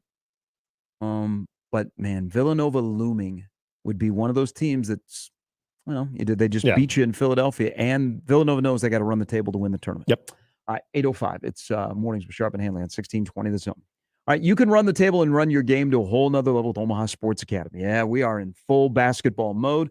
Girls State basketball tournament wrapped up over the weekend, and great turnout for tryouts last night for the high school girls. There's been a great run of tryouts at Omaha Sports Academy, where we're getting ready for the spring and the summer. Yeah, and you can take your game to the next level, take your enjoyment of the game, skill level, and where you're playing, who you're playing with, and who you're playing for with Omaha Sports Academy. Now, high school boys tryouts are still on deck. 15 under, 16 under, 17 under. That is coming up this Sunday, the 12th of March. You've got OSA trained staff on the floor. You've got full-time staff as well, and you compete in some of the best tournaments. It's the only Adidas program in the entire state of Nebraska. It is Omaha Sports Academy. Now, if you missed any of the tryouts and you still want to get involved, you can contact them. First, go through their website, omahasportsacademy.com. Be part of a great spring and summer with OSA. Mornings with Sharp and Handley on 1620 The Zone and 1620thezone.com with Gary Sharp and Nick Handley. For the Jays, the Huskers, and even you Jayskers, we are 1620 The Zone. Hey, everybody, it's Michael Severe for Rotella's Italian Bakery Bread. You know what tradition is. I mean, you're in Nebraska, so you know what tradition is, right? It's 5 national championships. It's 3 amazing coaches. It's all the great football you remember from the Huskers. I bet you there was a time, though, where you were enjoying a great game and you had a wonderful sandwich in your hand, and it probably was a tradition-filled Rotella's Bakery Bread sandwich. The bread is the key, right? Something's got to hold the meat, something's got to hold the cheese, and that's what Rotella's does for you. Whether it is just a regular white bread or wheat bread, or you're looking for hamburger buns or brat buns or hot dog buns, whatever you're looking, if you're going to be tailgating, if you're just kicking out in your backyard, whatever it is, you got the bread ready for you from Rotella's. Again, head over to 108th and Harrison or find it at your local grocery store. Rotella's Italian bread, over 100 years of tradition. Brent Rasmussen of Mortgage Specialists. You've decided to buy a house. Now what? You know, it doesn't matter if you're a first-time home buyer or a seasoned homeowner. The home buying process is not the same as ordering something from Amazon. The biggest trick is knowing how much you really can afford before the real house hunting can begin. I mean, really know. There's no time for guessing games, which is why talking with a mortgage professional like Mortgage Specialists first can make a difference. Some house hunting websites have calculators that'll give an estimate of the monthly payments, but they aren't really reliable. It's a better idea to get an accurate payment estimate using your own personal information. That's where Mortgage Specialists can help. Really help. Find out more when you subscribe to Mortgage Matters in Minutes on our YouTube channel. Just search Mortgage Specialists LLC. Click mtg-specialists.com. NMLS number 5918, Equal Housing Lender. Prescription products require an online consultation with a healthcare provider who will determine if a prescription is appropriate. Restrictions apply. See website for full details and important safety information. Subscription required. Hey guys, did you know there's a generic form of Viagra that works just the same, but is 90% cheaper? And you can get it online? Just go to 4hims.com/radio. At Hims, you'll get a free medical consultation, discreet shipping if prescribed, a 100% online process, and trusted generic alternatives to the biggest brands at 90% off. That's right, get generic for Viagra, the same active ingredient as brand name Viagra, but 90% cheaper. It's the same medication you get from your doctor, but with zero copay, no expensive appointments, and no awkward face-to-face conversations. To start your free online visit, you need to go to this exclusive address, 4hims.com/radio. That's 4hims.com/radio for your free online visit. FORHIMS.com/RADIO. MD West 1 and the Ortho and Spine Urgent Care are now open on the southwest corner of 192nd and Dodge. MD West 1 is voted the #1 private medical practice in Omaha for orthopedics, neurosurgery, and spine. MD West 1's new location in Fountain Ridge includes the Ortho and Spine Urgent Care, where walk-ins are welcome. See the specialists directly for any bone, joint, or muscle injury or condition. Go to mdwest1.com for details. And we're back. Mornings with Sharp and Handley. Here's Gary, Nick, and Jimmy on 1620 The Zone. It's time for The Deuce with Jimmy Chavez on 1620 The Zone. All the headlines you need in 2 minutes or less. Girls state basketball over the weekend in Lincoln. Maya Babbitt scores 30, and Millard South takes home the Class A state title, beating Lincoln High 72-60. In Class B, Elkhorn North beat Scott 64-51 to finish their season 25-1. They avenged their only loss of the season. In Class C1, North Bend beats Adams Central. In C2, Pender beats Oakland Craig. In D1, it's Centura over Hastings St. Cecilia. And in D2, Falls City Sacred Heart beats Wynot. Boys state basketball begins on Wednesday. Omaha women's basketball is still playing. They beat North Dakota 84-81 at the Summit League tournament. Kennedy Grant scores 18 to lead the Mavs. She's one of 4 players to score in double figures. They'll face 10th-seeded Kansas City, who upset 2-seed North Dakota State for a chance to play for the championship tomorrow. You can hear that game on 1180 The Zone. The season ended for the Omaha men. They beat Kansas City 73-61 Friday before falling to South Dakota State 63-55 Saturday night. They're very much in the game throughout. They finished the season 9-23. They were 4-14 in league play, and they finished the season playing some of their best basketball. Omaha hockey drops a pair of 1-goal games at North Dakota over the weekend to finish the regular season 18-13-3. The Mavs and Fighting Hawks will do it again Friday night at Baxter in the opening round of the NCHC playoffs. Plan accordingly. Omaha baseball drops 2 of 3 at BYU, but they won Saturday's series finale 15-3. At 3-8, the Mavs host Creighton tomorrow at Tal Anderson. Blue Jays are 4-5 after they dropped 2 of 3 over the weekend at Cal State Northridge.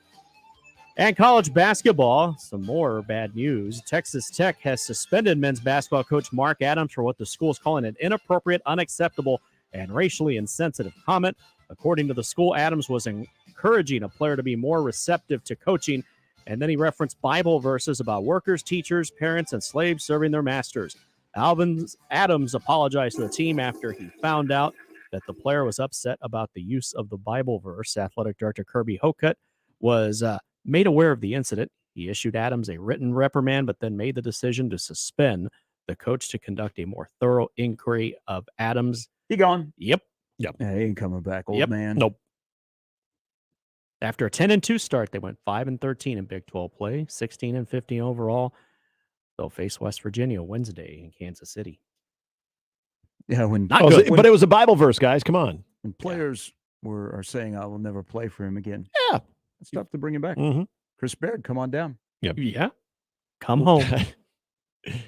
It almost makes too much sense. We'll hash it out and forgive each other and move forward. All right, coming up here before we're done, Jacob Bigelow with his thoughts on what happened in Iowa City yesterday. And when the Big Ten All-Conference team comes out, will there be anybody that is on Nebraska's roster that is second team or honorable mention? Also, we'll let Jacob just riff a little bit about the net rankings.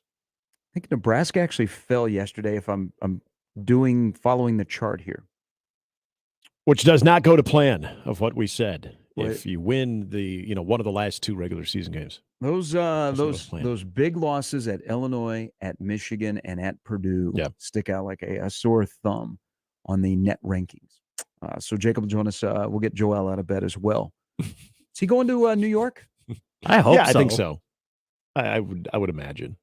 All right. I feel like even with, some of the traveling restrictions that Omaha World Herald had, I feel like even Johnny Niatawa made it out there.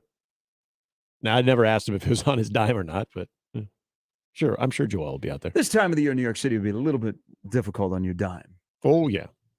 Just last-second flight to Newark. Yeah, Hop why on not? the train. Let's go. Take it across the water underneath. Get out there. That is fun, by the way. It's weird.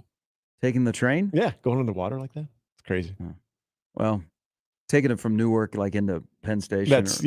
Now, there's probably a different phrase of the word weird.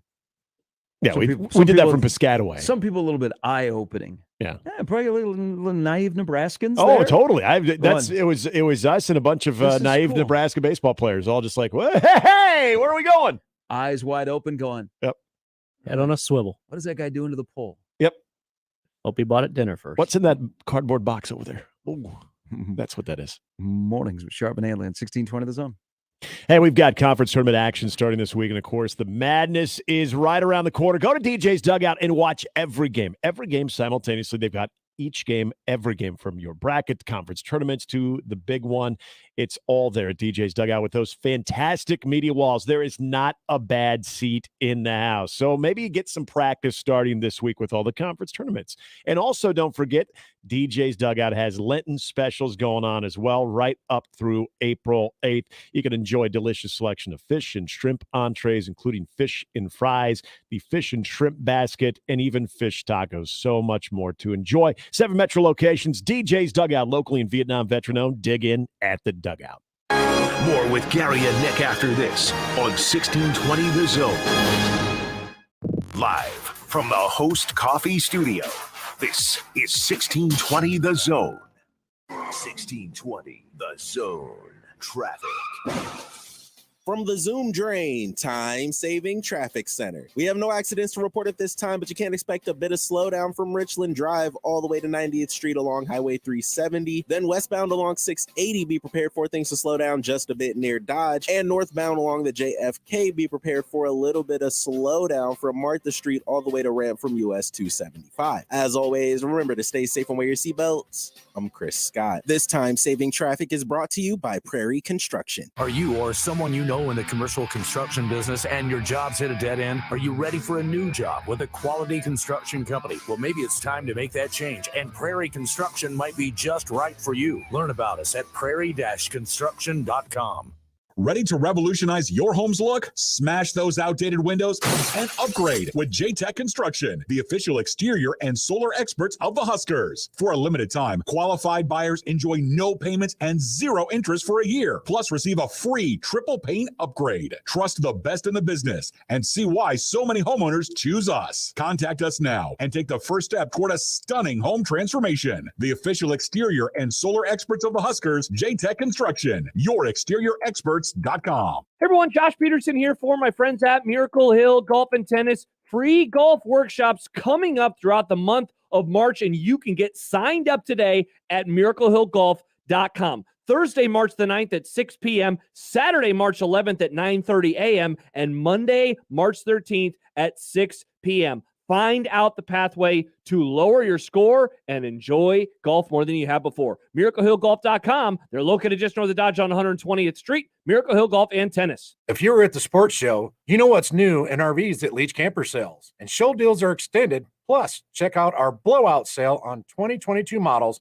with no payments for a year with approved credit. Visit LeachCamper.com. And don't forget, coffee's always on. Say goodbye to ordinary home shows. The Omaha Lifestyle and Home Expo features smart technology and thousands of dollars in giveaways like gas fireplaces, pellet smoker, and electronics. Lots of activities for the kids, including a St. Patrick's Day treasure hunt. Plus, catch all the NCAA tournament action in the new Expo Lounge. Free admission for veterans and active military. Made available by Rotor Mortuaries. Discover the latest in home design and technology at the Omaha Lifestyle and Home Expo. March 17th through 19th at the CHI Health Center. Presented by Cox Communications.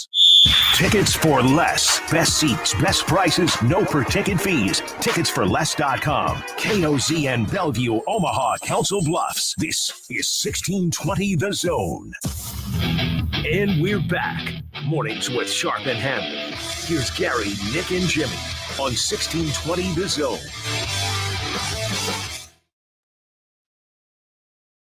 Halftime brought to you by Hearth Cigars and Pipes Lounge, just off 680 and 48th Street next to Cubby's. It's Hearth Cigars and Pipes Lounge.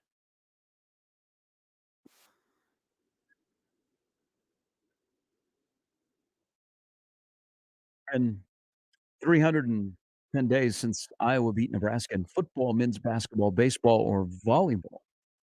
And it may be 6,000 days before Iowa beats Nebraska in volleyball. But, the Iowa fans got the treatment yesterday on social media after Nebraska basketball won that game.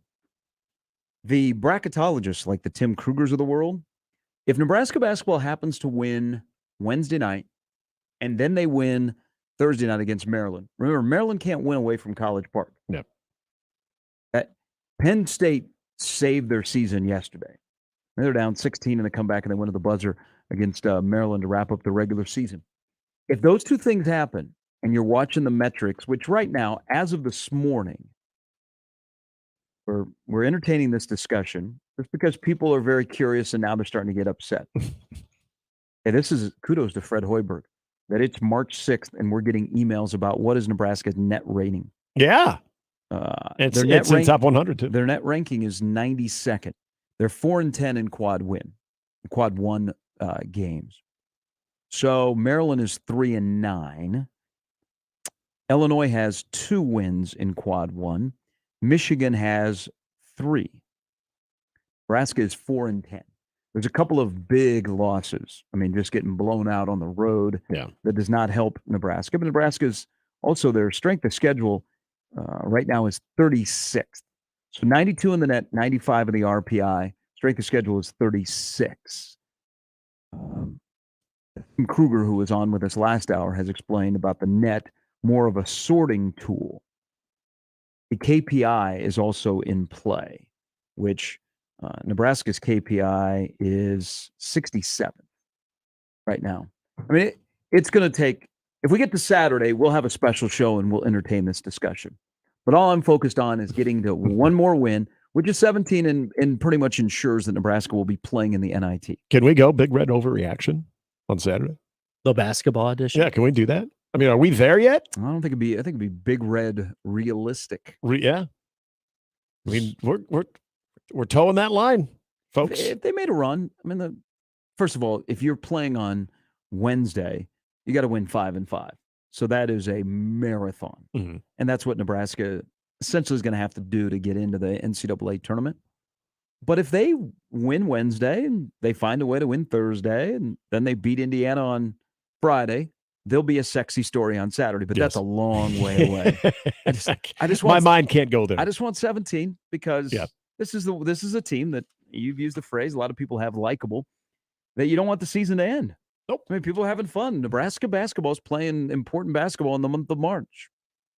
You know, Enjoy your last games with Casey and Greasel and Derek Walker. Oh, Derek Walker all conference. 9 points, 12 rebounds, 8 assists yesterday. And there was one point early in the game I thought, wow, Derek didn't get the scouting report because he looks lost. Mm-hmm. And then all of a sudden he did Derek Walker things and was a great facilitator for the building block of Jamarcus Lawrence, who had 15 points on 5 threes. By the way, I said this last week. I said it 2 weeks ago. Post his kind of emotional breakdown after Penn State, Marcus Lawrence is a hooper. He's coming. He's a nice little foundation to have. Yep. And yesterday hitting 5 threes. But Derek Walker, will Derek Walker be all conference? I think he gets honorable mention. Which is, when you're the 11th seed team in the Big Ten, that makes a lot of sense. I would be disappointed if a Derek Walker and even a Greasel did not get honorable mention. Agreed. I think coaches know the Derek Walker game, probably have a higher respect for him than media will. Mm-hmm. Because a lot of times in these voting where the media is involved, they're handed the stats. Yeah, you're looking at points per game, rebounds, assists, all that stuff. But coaches, because they watch film of games, they would realize the impact of a Walker and a Greasel. So I would hope they would get at least honorable mention. Derek Walker not getting anything would be very disappointing. Yeah, I agree. Yeah, and his presence yesterday, I think that's one of those games where you do have to look beyond the stat line. I mean, you see what he's doing, rebounding the basketball, facilitating, as you pointed out, but also, in his presence, what that does to people around him. And I think that's coaches that are really going to understand that too. But, that game, I was kind of kidding because I get a little extra giddy when CJ Wilshire gives you something. Because in all honesty, we know that just wild. But his contributions, if they're there, I mean, if he's giving you something, look at that Michigan State game in the second half. He was bad CJ. He was CJ that we've seen probably too many times in the last couple of years. But when he's actually contributing it and he's not much of a liability, that's big. But Derek Walker as the facilitator, as the big man, what Sam Greasel does, Casey was, he was being guarded heavily, but still able to do something. Then Jamarcus Lawrence, this guy kind of benefits from a lot of that too. Of yesterday, just how everything was kind of playing out. You can kind of look through some of the stat lines and say, yeah, okay, Jamarcus Lawrence was your guy. But if you watch the way that Derek Walker was defended, watch the way that he kind of was able to sort of adjust throughout the game, his presence, you don't do that. You don't have any of that success yesterday or even stay with Iowa if you don't have Derek Walker still present, even in times where it did look like, he wasn't maybe on his best right there too. And I just feel like even on some of his worst games, you've still seen a lot of positive to his presence that I do hope is reflected there in the postseason. I think it should be. You know what has played out over the stretch of 8 games where you lose Gary and Vandermill, and guys have established their roles, like Griesel and Walker have been there. Sam Hoiberg plays a little bit more.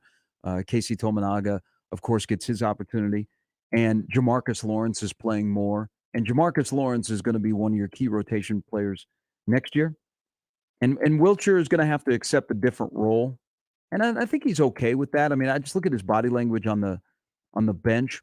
He's still engaged in the game when he's not playing. So that's at least a step, because he would be easy for a guy who's gotten a lot of minutes, all of a sudden not getting minutes. And there's a reason why. You brought here to make shots. You got to make shots. Yeah. You're not making shots, you're going to sit next to me. That he isn't a powder, which also is a tribute to what Hoiberg has established in that locker room. But there's another guy through the last 8 games, and probably even more than that. I have no idea what Breidenbach wants to be. And I don't know what his future is at Nebraska. I don't know what his fit is moving forward. No, I'm right there with you. And coming off the injury, I think we were probably a little bit more patient to see, how he would kind of fit in. But it's kind of like how I feel with CJ. When Breidenbach gives you something positive, I get a little bit more excited, and I shouldn't necessarily feel that way. It's almost like, oh my gosh, he finally did something. But fascination with basketball players. It's just weird because that's weird. It is weird. Because with this team especially, you kind of root for these guys. And one of the reasons that I get excited for CJ is what you just laid out right there. He's handling the role change better than I think a lot of people would. He is engaged. He is a good teammate. Like, I respect that. I'm not saying Breidenbach isn't, but Breidenbach, with his size, with what he wants to do, whether he's just going to be a stretch long-range guy or if he's going to body and give you something inside, remains to be seen. And I just think we're much further along in the recovery from the injury from a year ago that you should have, especially with the amount of guys that are not active right now, that are not available, that Breidenbach you would think would have a little bit more of an established role. And when I say that, and I don't think you're saying it as well, it's not Fred just not knowing what to do with them. I don't think they do based on they don't know what type of player they have in Breidenbach. I don't think you can really understand what Breidenbach is going to bring to the equation. And so when you're now a couple years into a program and that is not established, I think that makes for a very uncertain future. And I don't know if we see Breidenbach with this team going forward. I just don't know what he is. And I don't know if Fred knows what he is. And, whether he likes being at Nebraska, that's great. I'm not trying to suggest he needs to move on, but he just doesn't. I don't you need to answer the question what he is. I don't know what he is. Does he want to be a banger? Exactly. Does he want to be a guy that stands outside and shoots threes? I think he's in between on what Nebraska needs out of his game. And that's going to be a key for Fred in the offseason, is you establish who your key pieces are, and one of them is Lawrence. And there's got to be a couple others, and then you got to go get some dudes. I think you've flipped your locker room where you're in a good place there, but now you got to get some dudes because next year you have to be in the NCAA tournament. Is you establish what guys' roles are immediately. Like if you think you have a chance to keep Tominaga, and I think there's a little bit of a chance that Nebraska has, you give him a clear definition of what his role is going to be next year. Yep. You let Breidenbach know. And if guys aren't comfortable with that, say, you know what? That's for the best of the team. If you're not comfortable with it, then we got to move on and find somebody else.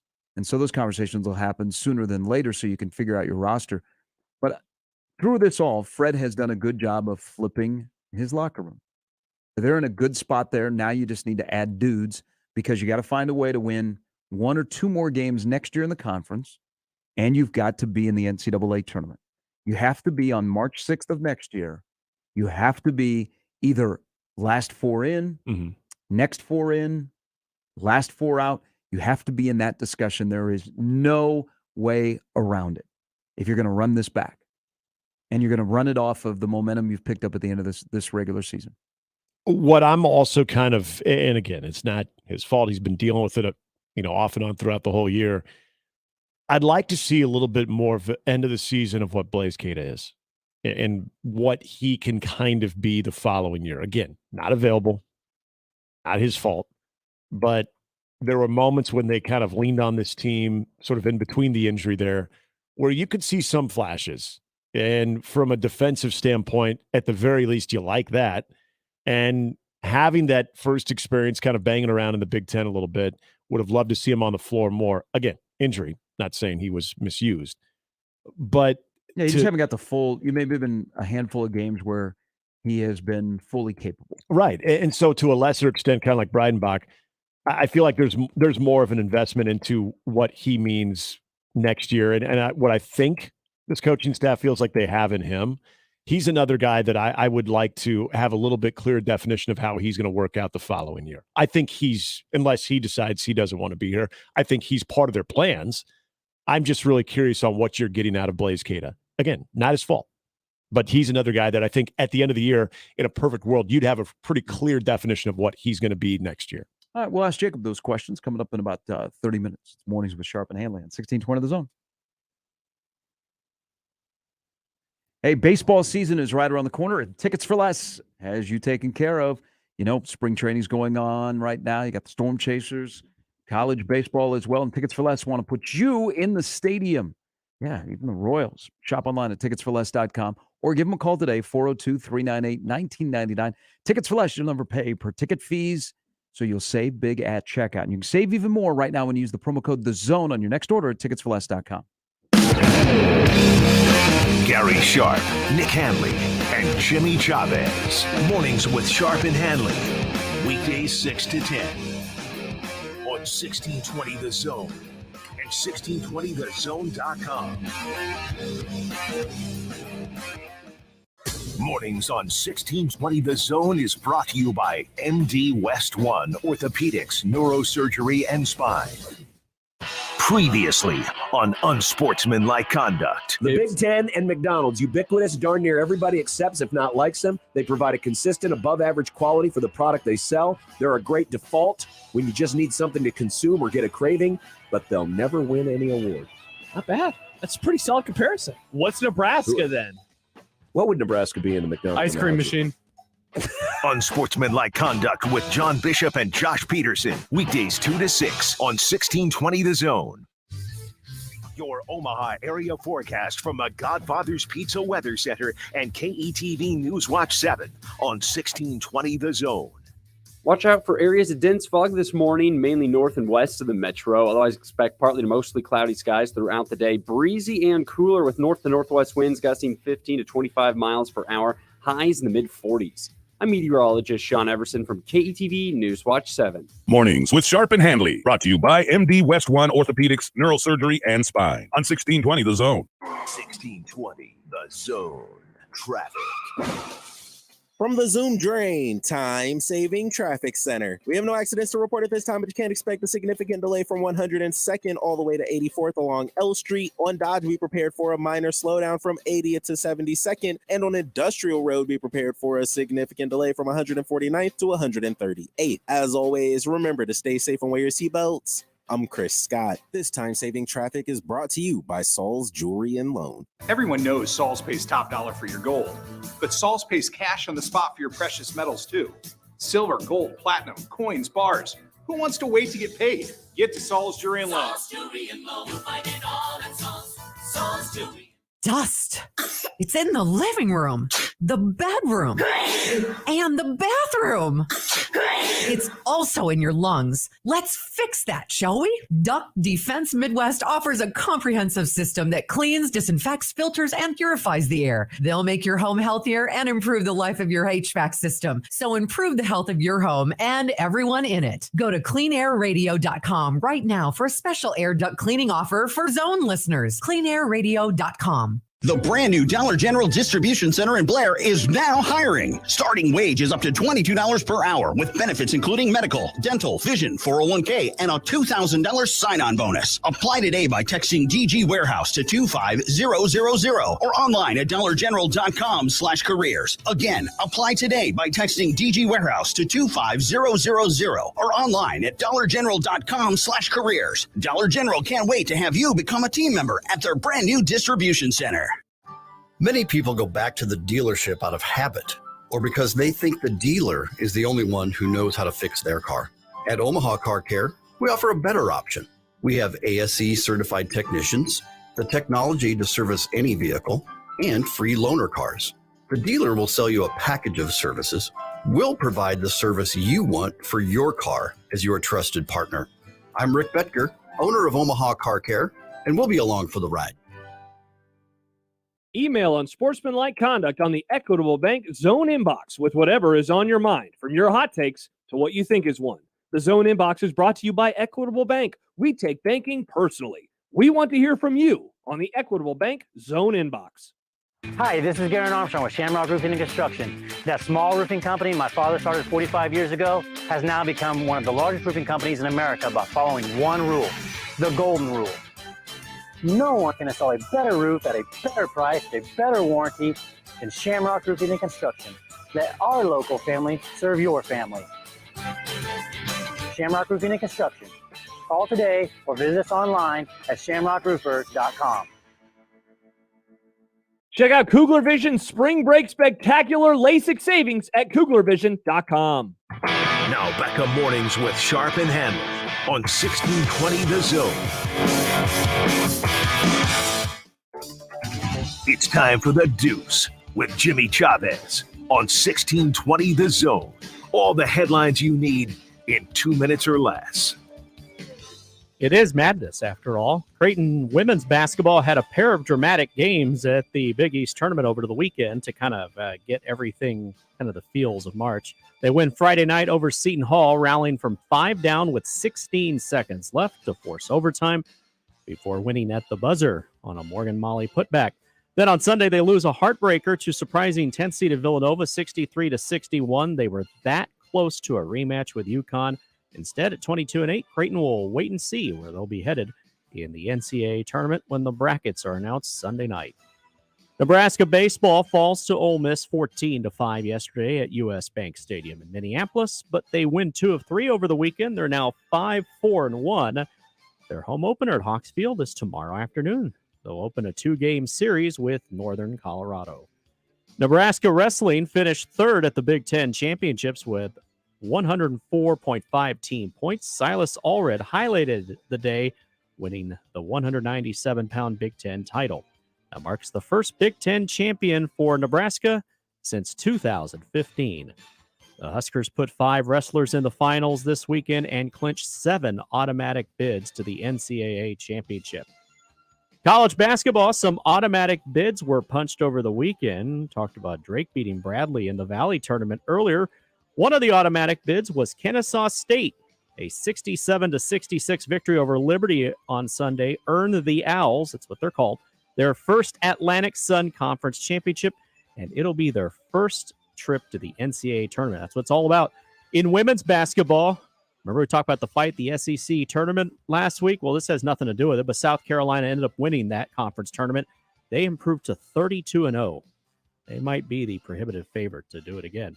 In the NBA, there's no definitive timeline for Memphis Grizzlies star Ja Morant to return to the team. Coach Taylor Jenkins said this yesterday. The team had initially said Morant would be away for at least 2 games as he seeks help, and the NBA conducts an investigation into the Instagram live video he posted early Saturday morning in which he displayed what appeared to be a gun while at a nightclub. The Grizzlies currently in second place in the West with a 38-25 record. That's too bad. One of my favorite young players in the league right now. He wants to be a gangster or a pro. What do you want to do? Yeah. You have a huge, there's a lot of kids that look up to him. There's a lot of people look up to him. There's a city that values him, and he's in a precarious situation because I hope that enablers that are around him, the adults in the room, take over and say, you could lose it all by poor decisions. Well, I don't care about the team. This is about somebody that, I mean, he's in the spotlight, and sometimes when you get fame and you get fame quick, you It's too want to be much. something else, which you can't be, but he's got to decide what he wants to be. And you can't act like a child. Yeah. And that's disappointing because he has a huge influence. Mhm. But he's got to grow up. And I hope there are people there to help him grow up. And I believe there will be. Whoever his team is that's around him, they need to respond quickly because his support system needs to make sure that it's okay. Because this is like a culmination of things that have been building. Mhm. And I think for his sake, it's okay to step away from the floor for a while. Just step back, take it all in, realize who you are, what you do. There's a lot of good things that he does.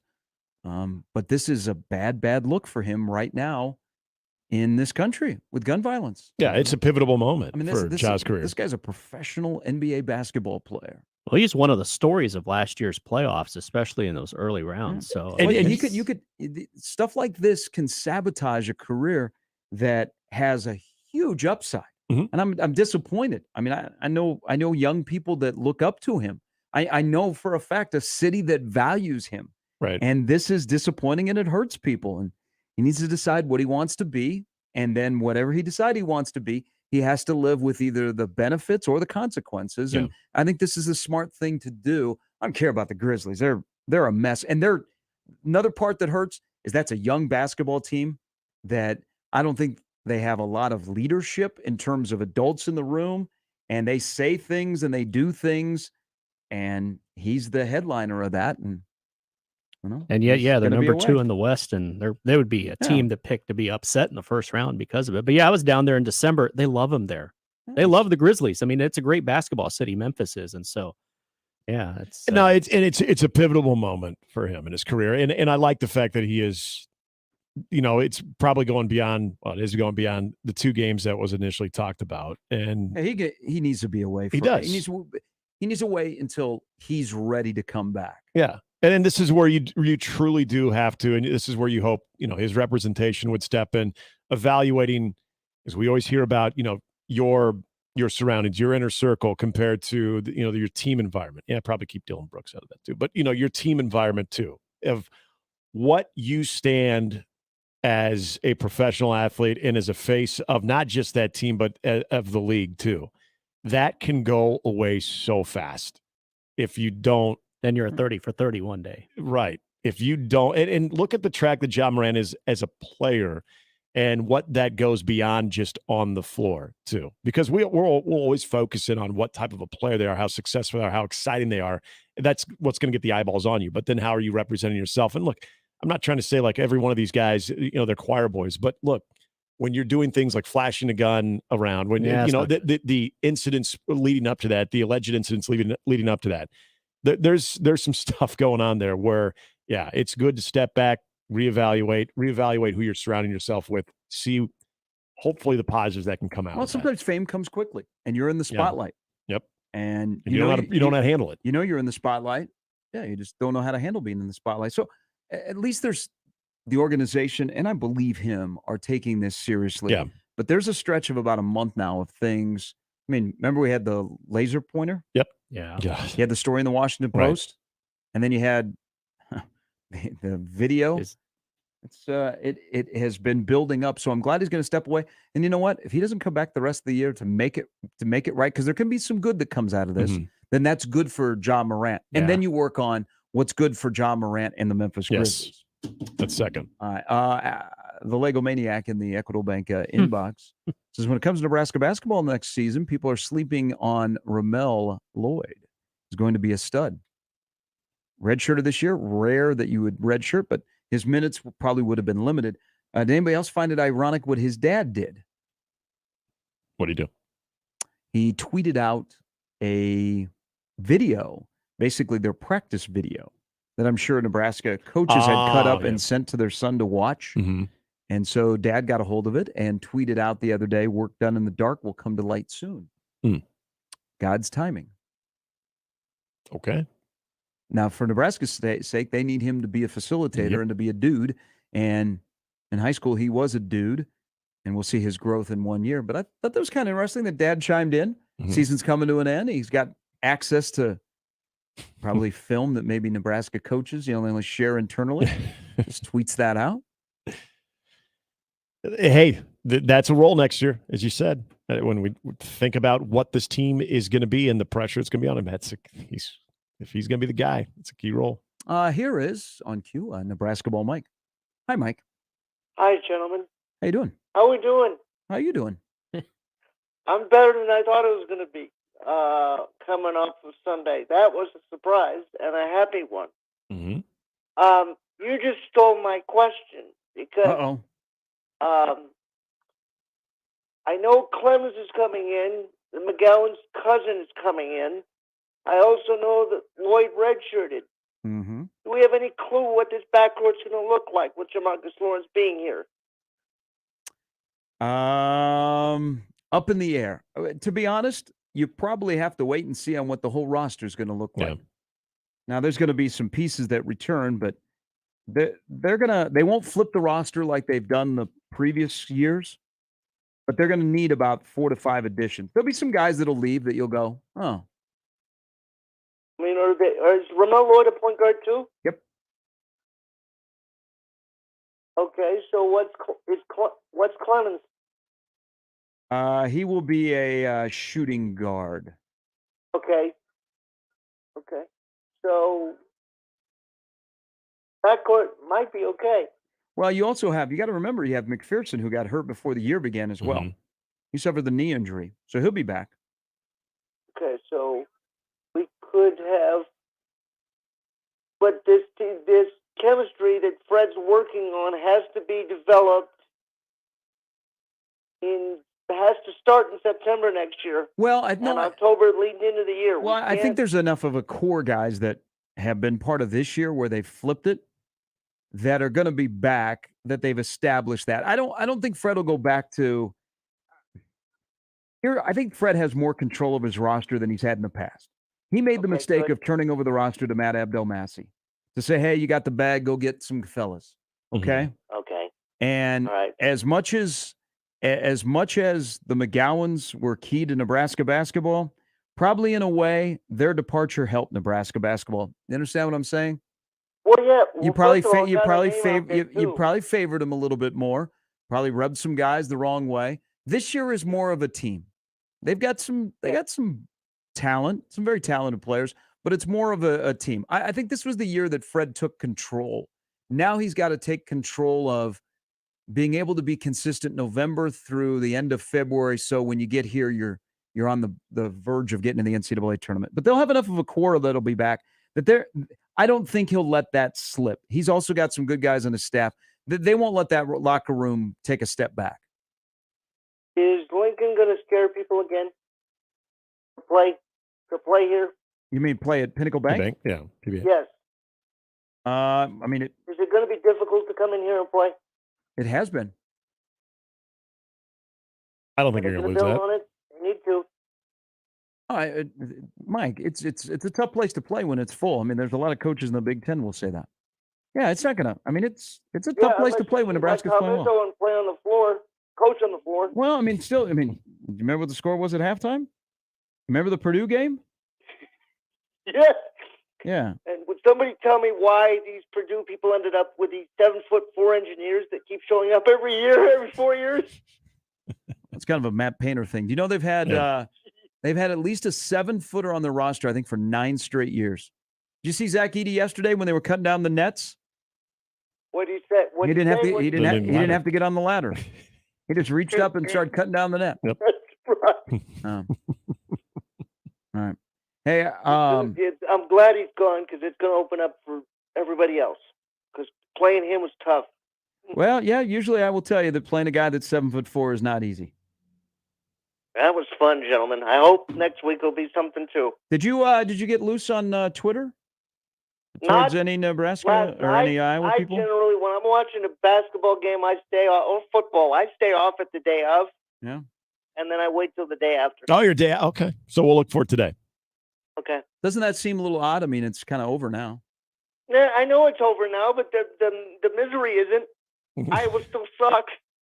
So, whatever. How else do you feel about Iowa, Mike? Anything else you'd like to get off your chest about Iowa? No.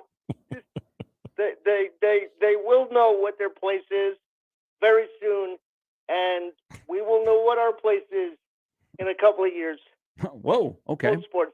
All right, did you know that it's been 310 days since Nebraska lost to Iowa in football, men's basketball, volleyball, and baseball? You keep counting, Gary. Yeah, well, like I got to give credit to Dave Fight. He tweeted out yesterday, and I just added a day. Hey, women's basketball, Nebraska's got to be better. I mean, I got to knock off Caitlin Clark, but Well, honestly, how in the world do you stop a kid that scores 30 a game? you don't allow can't do anything with her. You don't allow the rest of the team to score. Yeah, that's how you do You it. shut them down. You shut the other 4 down, Mike. You shut them down. Not the easiest thing to do. And Amy's trying, so I'm not mad at her. It's hard to win in everything, and that's what we try to do here. Yeah, it's been that way for about 2 decades around here, Mike. Just follow John Cook's example. He'll show you. All right. Well, he's the best coach on campus. Thank you. All right. Thank you. Thank you. Players get smashed. Yeah, we don't want to. So that's a tough challenge there against Iowa. So just to rewind here a little bit on Mike's comments, because Mike has an affinity of people haven't followed for Chase Clemens. Mm-hmm. And I hope Mike is still listening. I do not want I to bet he burst his is. balloon. He hasn't been part of Nebraska's recruiting class for a while. Yeah. So it's okay. They'll have to replace the uniqueness that is Derek Walker. And then the other part, Ramel Lloyd probably in running the point will be able to handle the physicality of a Big Ten offense, and his skill set's a little bit different from Sam. Yeah. But they're gonna miss a huge chunk of what Sam and Derek Walker do. That has nothing to do with 40 minutes of basketball on the scoreboard clock. And can you find that? Because you're going to have to probably find it out of the portal, because you're going to have to replace their production. But can you also can you vet somebody enough that you have a good enough feel that they can come in? Because Sam Griesel, Derek Walker had kind of behind the scenes on bad basketball teams had been a steadying force. Right. But there were so many other things that were, he was the steady force while there was lightning and storms going on all around him. Right. Sam came in and kind of took hold, and I think his passion for Nebraska basketball started to get off onto other players. They're going to need to find that very unique set in the offseason. But Nebraska will be there.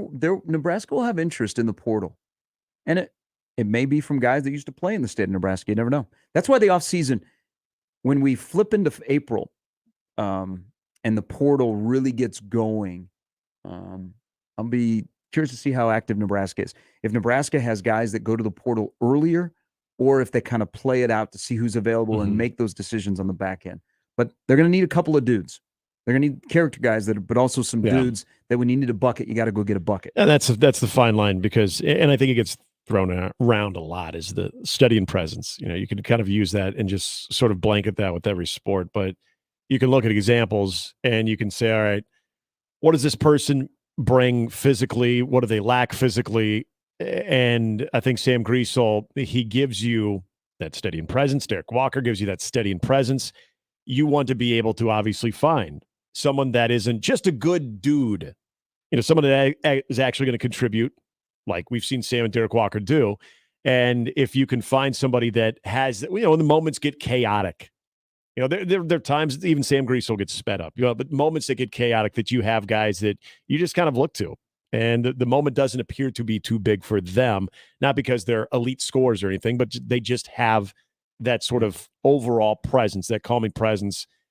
Not always easy to find, but you got to have more. You got to have more than that from those guys. That's the tricky part about it, because it's not just get to the NIT next year for Nebraska, as we talked about. There's a little bit more on the line than that. If you're not in the NCAA tournament next year, then this time next year, fire up the coaching list. Yep.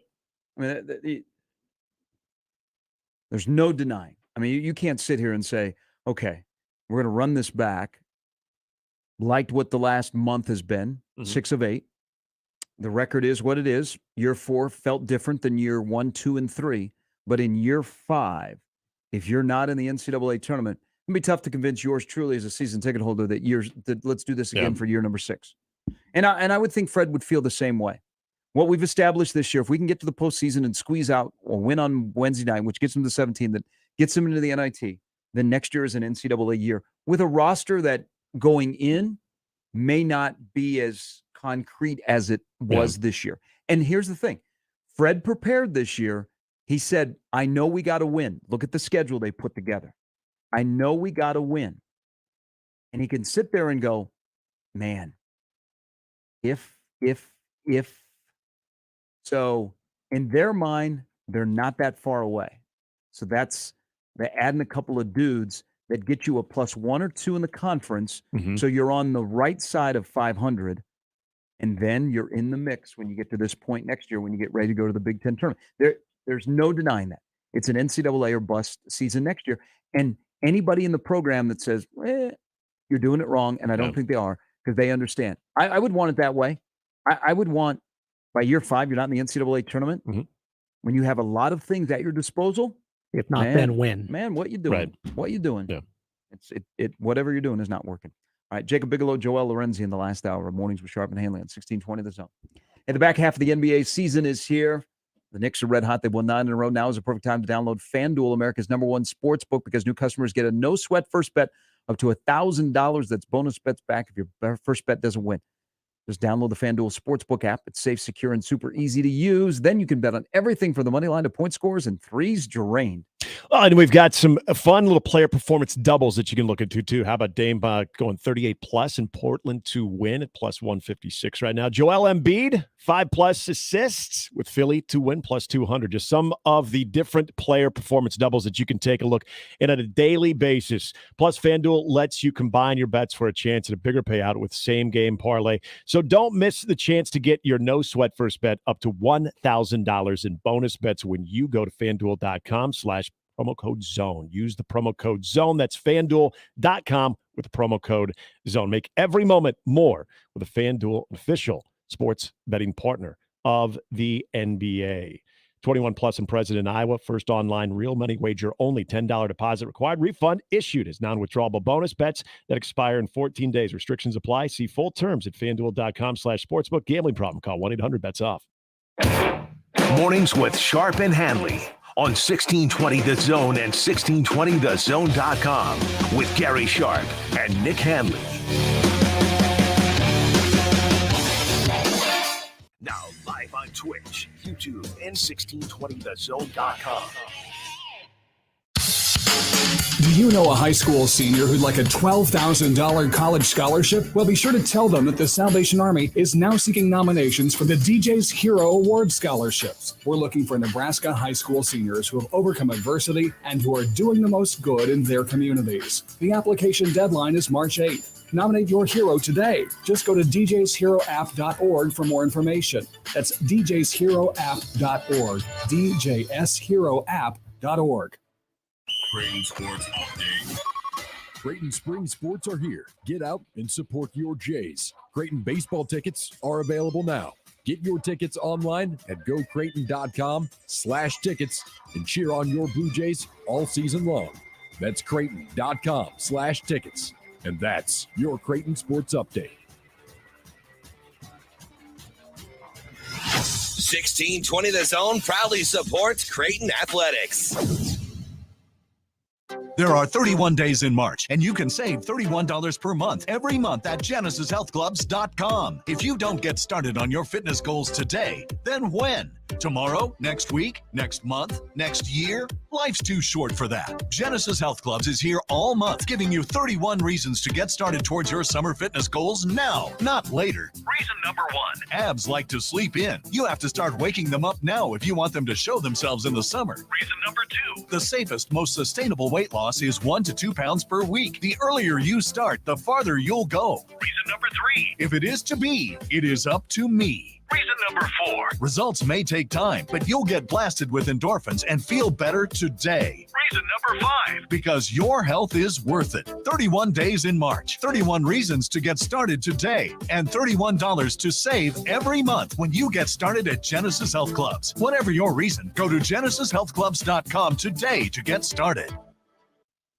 Don't miss this week's Zone Deal. This week's half-off deal is for 2 $25 gift vouchers for the price of one from Early Bird Brunch in the Blackstone District, Shadow Lake Town Center, and Regency Landing. Early Birds open 7 days a week, offering a variety of fun pancakes, eggs, benedicts, scrambles, and other delicious brunch options, including mimosas. Zone deals go fast. 9 a.m. Friday, 1620thezone.com. Omaha Maverick baseball and softball season tickets are on sale now. Don't miss a pitch or run scored. 2023 season tickets include in-state rivals Creighton and Nebraska. Get your tickets by calling 402-554-MAVS. That's 402-554-MAVS. I always wanted to learn Spanish, but I never thought I'd have the time. Then I discovered Babbel. Babbel's lessons are fun. They only take like 10 or 15 minutes, and in 3 weeks, presto, you're starting to speak another language. Like magic. I love that Babbel's lessons aren't just robots talking. They're voiced by native speakers, so you get the pronunciation just right. And they're designed by real language teachers, so you learn how to have real-world conversations, things you'll actually use. It's incredible. After using Babbel, I'm ready to start having real conversations in French. There's all kinds of ways to learn. Use Babbel's podcasts or games or videos. You can even join live classes with a language teacher. If you want to learn a language, there's no faster, easier, better way than Babbel. Babbel. Babbel. Babbel. Évidemment. Go to Babbel.com to try for free. That's BABBEL.com. Babbel.com. More with Gary and Nick after this on 1620 The Zone.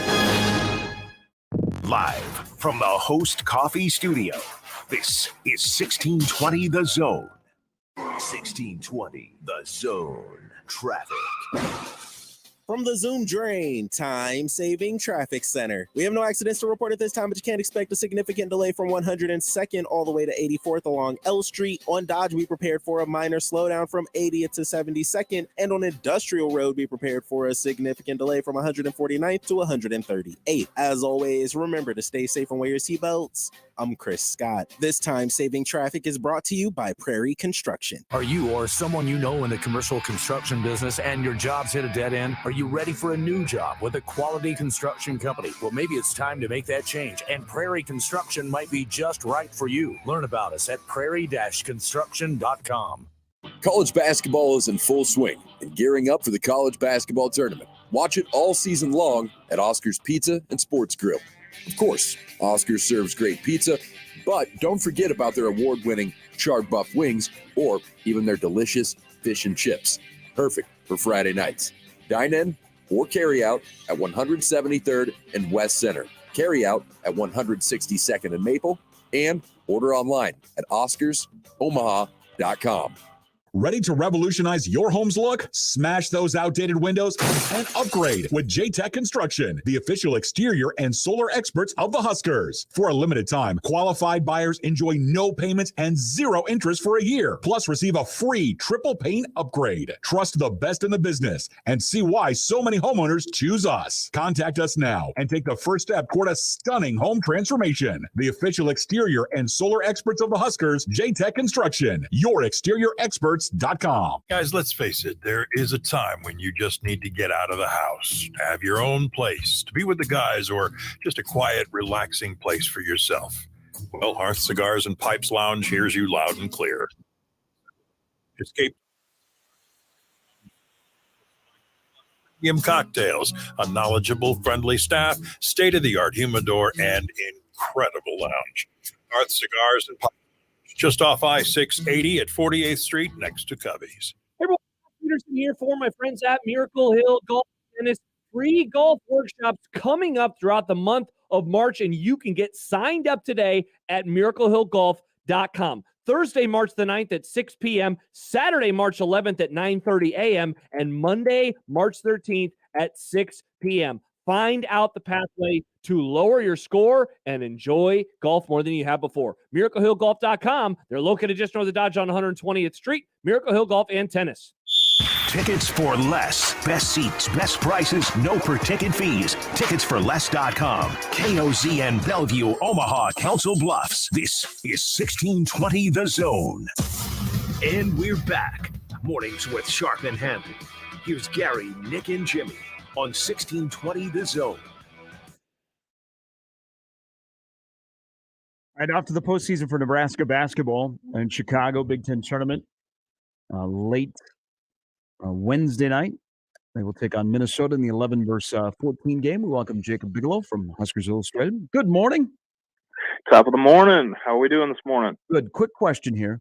Do you think, because last week we talked about Dylan Raiola coming to the Nebraska-Minnesota game, do you think he went to the USC-Arizona State game this past Saturday in Los Angeles, and that's the reason why now there are all these crystal balls for Dylan Raiola going to USC is because a USC basketball experience is better than a Nebraska basketball experience?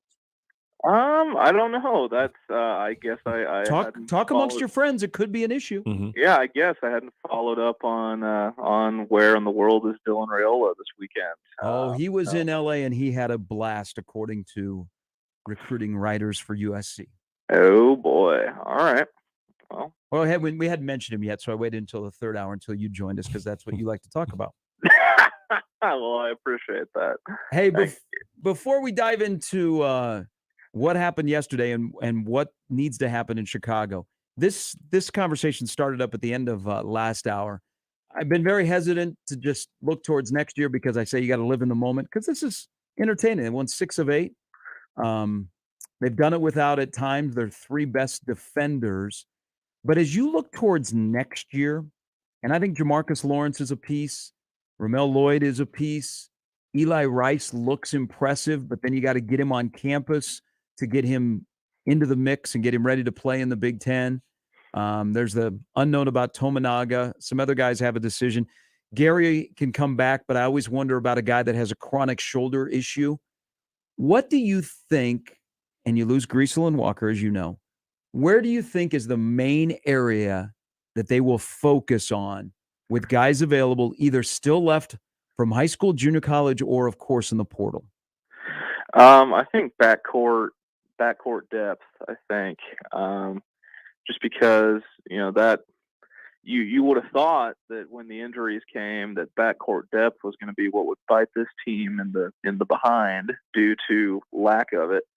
But I think just, you're not going to find Sam Greasels don't grow on trees. And, while they like what they've seen from Lloyd, during his red shirt, I wouldn't say he's a shoe-in to be your starting point guard, but he definitely has a role. But I think overall backcourt depth, especially out of the portal, will definitely be a priority.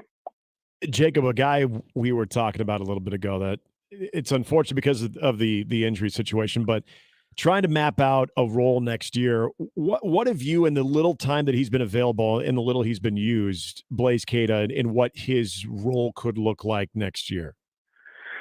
It's definitely he's not nearly as mobile as Derek Walker, obviously. Right. But I mean, when he's flashed like he can rebound the ball. He defends well inside. He loves to take charges.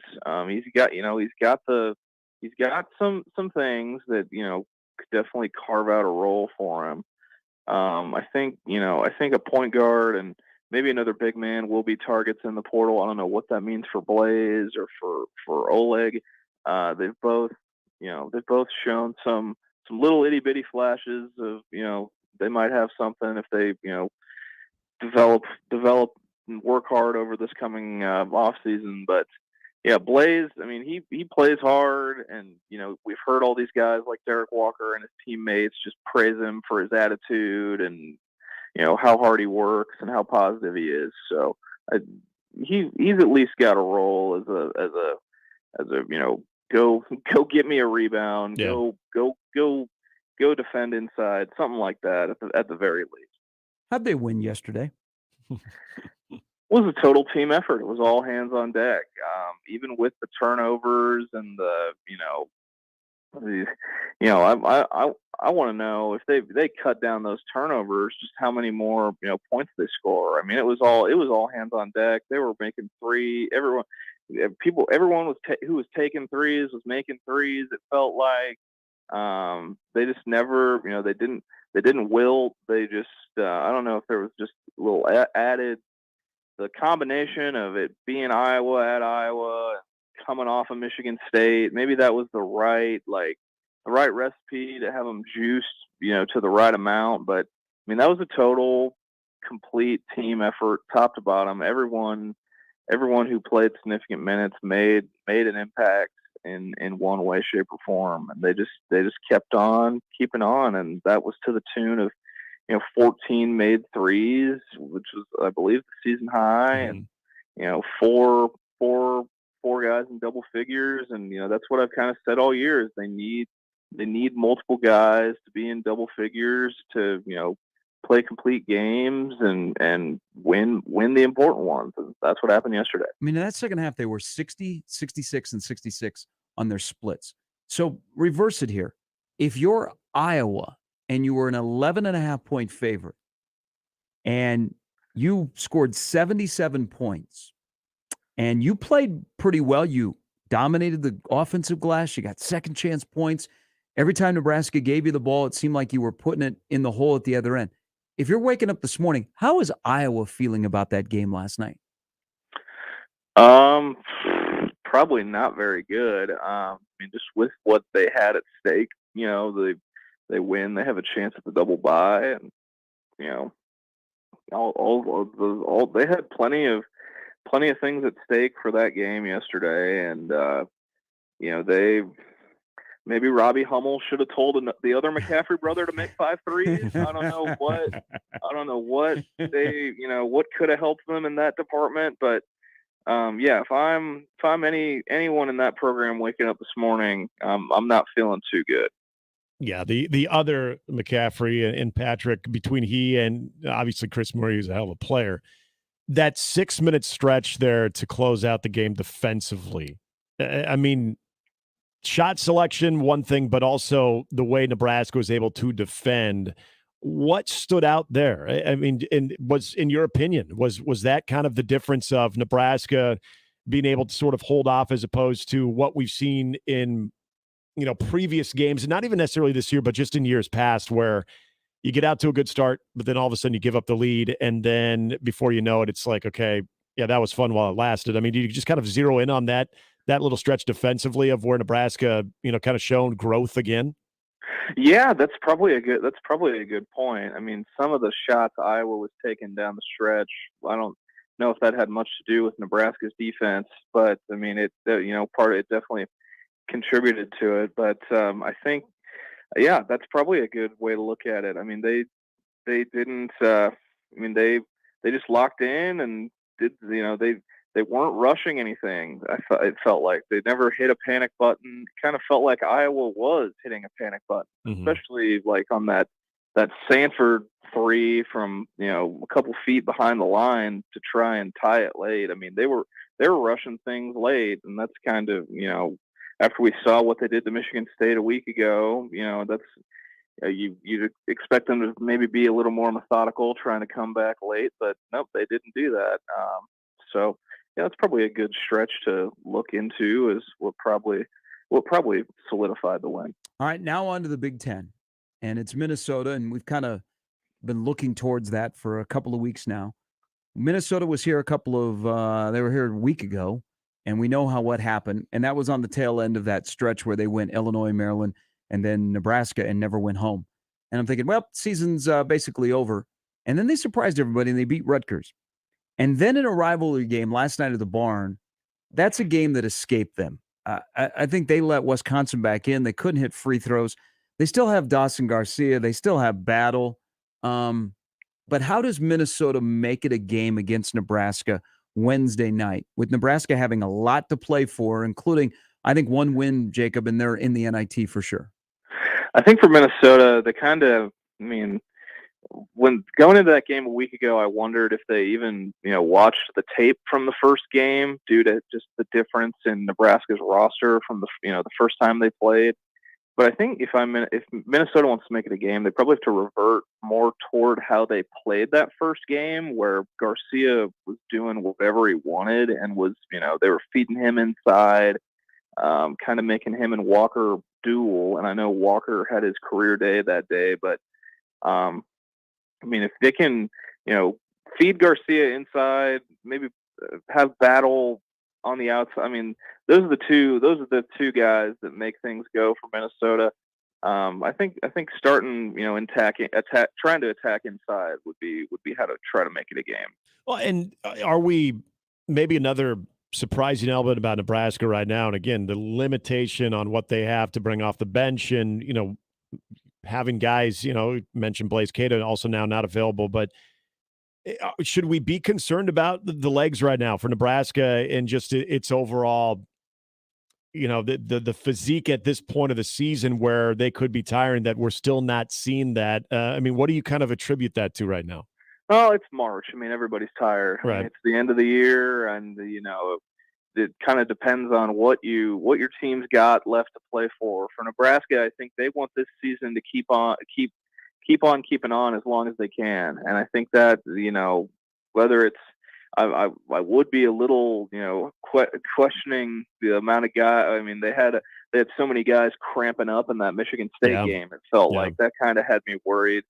But, other than that, I think, I wouldn't be, I think that's, I wouldn't be too concerned about it, especially because, Gary, I agree with your point. One win, they're in the NIT. I know there are people who are trying to poo-poo the NIT and talk about the other tournament that's trademarked, but there's no reason to poo-poo the NIT. If they take care of business against Minnesota and get to play in the postseason, that'd be a big step, and I think that'd be a dream for these guys, to have another game or another prize to play for, as a group before the season wraps up.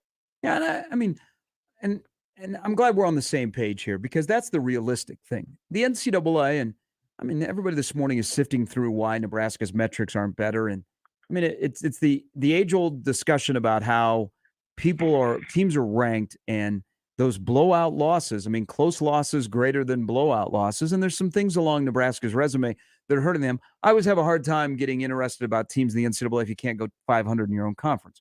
Now, if we get to Saturday, and I've said this morning a couple of times, then we can have a conversation, because that means you would have overcome Maryland and Indiana. But with that said, in a jumbled, who knows what the Big Ten looks like when they get through this weekend, whose path in Chicago do you like the best to make a little bit of noise? Whether they're a high seed like a Purdue, a 1, Northwestern, a 2, an Illinois who would have to go on a revenge tour to get to the final, or, a desperate team like a Michigan. Whose paths do you like in Chicago that look like they might be manageable, that Jim Nantz is talking about them on Sunday afternoon? Michigan Rutgers first round game may be a de facto tourney play-in game. I know they were trying to say we can't call it that on BTN last night, but and this is, Gary, my connections to the team I'm getting ready to say, but this is a totally unbiased opinion. I like Indiana's draw, and I know if they they win on Friday, they got to face Northwestern, and Northwestern's swept them, but there's just something about the way Indiana's playing recently. They obviously have the season sweep of Purdue. The way they're playing, I think they've got a chance to definitely be playing on Sunday. An IU Purdue, the possibility of an IU Purdue Big Ten final, would be nuts. But totally unbiased. But I like Indiana's draw a lot. With Nebraska, you mentioned that people are kind of, poo-pooing Nebraska's prospects of being in the NIT if they were to win on Wednesday, as opposed to the NCAA tournament. But when you go all the way back to the beginning of the season, Jacob, when you kind of looked at this roster, and we always were, Fred kind of sold this team as a team that the fans are really going to get behind, one that they're really going to like. And for the most part, he's been pretty accurate. Even with some of the tougher moments, it's been easy to get behind this team. Where was your ceiling with this team, as best as you could say? I mean, did you feel like, yeah, this could really be an NCAA tournament team, or did you think, hey, just get yourself to the NIT, that marks progress, and we can see what happens the following year? I definitely thought the NIT was the ceiling. I'll be 100% honest. I definitely thought, like, I liked some of the guys on the roster. I bought into what Fred said about the likable team. They're going to play hard, but just looking at some of the deficiencies on the roster coupled with the league this year, I definitely thought the NIT at the beginning of the year would be the ceiling, and I thought that the NIT would be a big step, and I still think that at this point in the year. But that's no discredit to what Fred's done. That's no discredit to what this team's done. They're playing really well at the right time of the year, and being content and accepting of the NIT is not me trying to take anything away from the run that this team's been on over the last month. So I hope nobody is getting mad at the radio hearing me talk positive about the NIT. Well, how dare you? So here's the realistic part of it is we're still talking about Nebraska men's basketball. Exactly. I mean, anything that is played beyond the Big Ten tournament right now is bonus for Nebraska basketball. I mean, you would love that 13-14 would come around a lot more often, but it hasn't. And there was still the NIT in Miles last 2 years. And, there's the year that they went to the NIT when they won 22 games. I mean, you're very familiar with that. That was a disappointment. Okay. How come a team that's tied for fourth in the Big Ten was way down that year, can't make it into the NCAA tournament, but, Nebraska and a little bit did it themselves in the following year. I mean, the NIT was fun. I think where this program is now, considering that they had won 7, 7, and 10 games prior to this year, any postseason that begins with an N is a bonus for Nebraska. It just sets up that, okay, can you establish something this year that next year the CAA comes after that N when you're talking about the tournament? And I think they have, but it's going to, depend a lot on how you replace a Greasel and a Walker. With that said, both honorable mention, you think, when the Big Ten announces their postseason awards? I think it will end up that way. I think Walker deserves to be higher than that, but I would expect them both to be honorable mentions. I will say this: you bring up the 22-win NIT team. I can't harp on this enough. Like a team like that had that kind of season, the NIT is a bummer. You saw how those guys played. I was a part of that team. I was very close with that senior group. You saw how they played in that Mississippi State game, and in that lead up, we didn't want to be there. We didn't want to be there. We didn't want to be a part of that. We had to go back to Starkville after we played the charity exhibition game in Starkville to start the year. I mean, that was just the ultimate bummer. And what the NIT comes down to is, do you want to be there and do you want to play? And I genuinely believe that this group makes the NIT. They're going to want to be there. They're going to want to play, and they could win a couple games. So that's my last anecdote on the NIT. I promise. Yeah, I promise. And they could and they could win a couple of games in Chicago as well. Absolutely, definitely. Jacob, we appreciate it. Look forward to following you all week long of the championship week, and then whatever happens on Sunday, they announce the NIT bracket later that night, and maybe Nebraska gets a home game. I mean, I'm just going to plant this seed. We talked about him in the Cal job last week. They've won 19 games. They've got a first round bye in the Mountain West tournament out in Vegas. Yeah. They win one more in the NIT. They win one more. They're probably in the NIT. What about that draw? What if that was a home game for Nebraska? That'd be a feel-good moment. Just a little food for thought. I'll leave that with you guys. Have a good rest. Don't go anywhere. Don't go anywhere. All right. So San Jose State is 96 in the net rankings. I mean, that's a couple spots below Nebraska. Right? Are we looking at it like an 8-9 game in the Yeah, NIT? it could be an 8-9. Maybe. PBA. Maybe. Yeah. I mean, I've got friends on a couple coaching staffs that I feel could maybe be a Nebraska draw in the NIT, but mean, the biggest thing for San Jose and for Nebraska is they need these regular season mid-major conference winners to stop getting upset.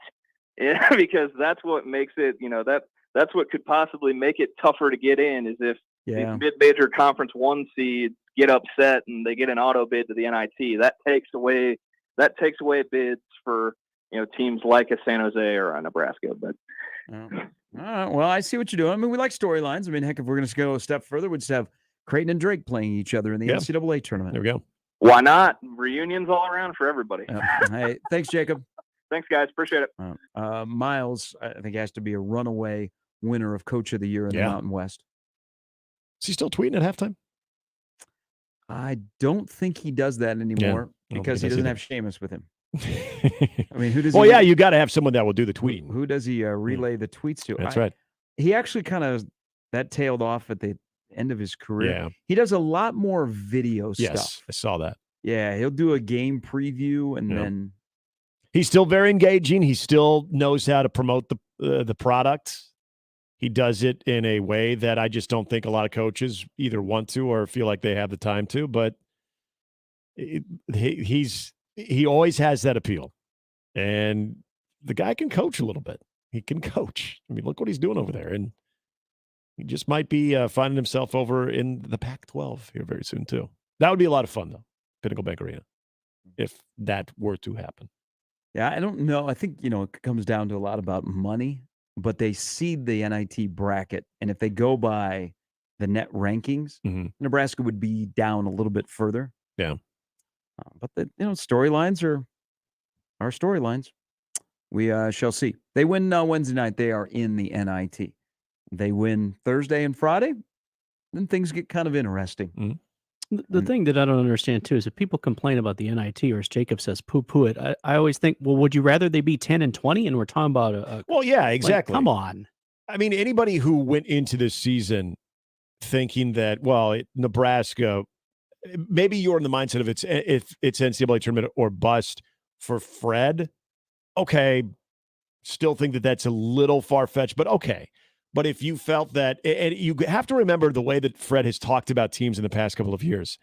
This year, he probably strategically tamped down any expectations, but he did say something that has really stuck with, I think, a lot of the fans, and that is this is going to be a very easy team to get behind, a very likable team, a team that's going to make you proud. He didn't put any type of, this is a really talented team. He didn't get into a lot of details, which he has done before, but that's been true.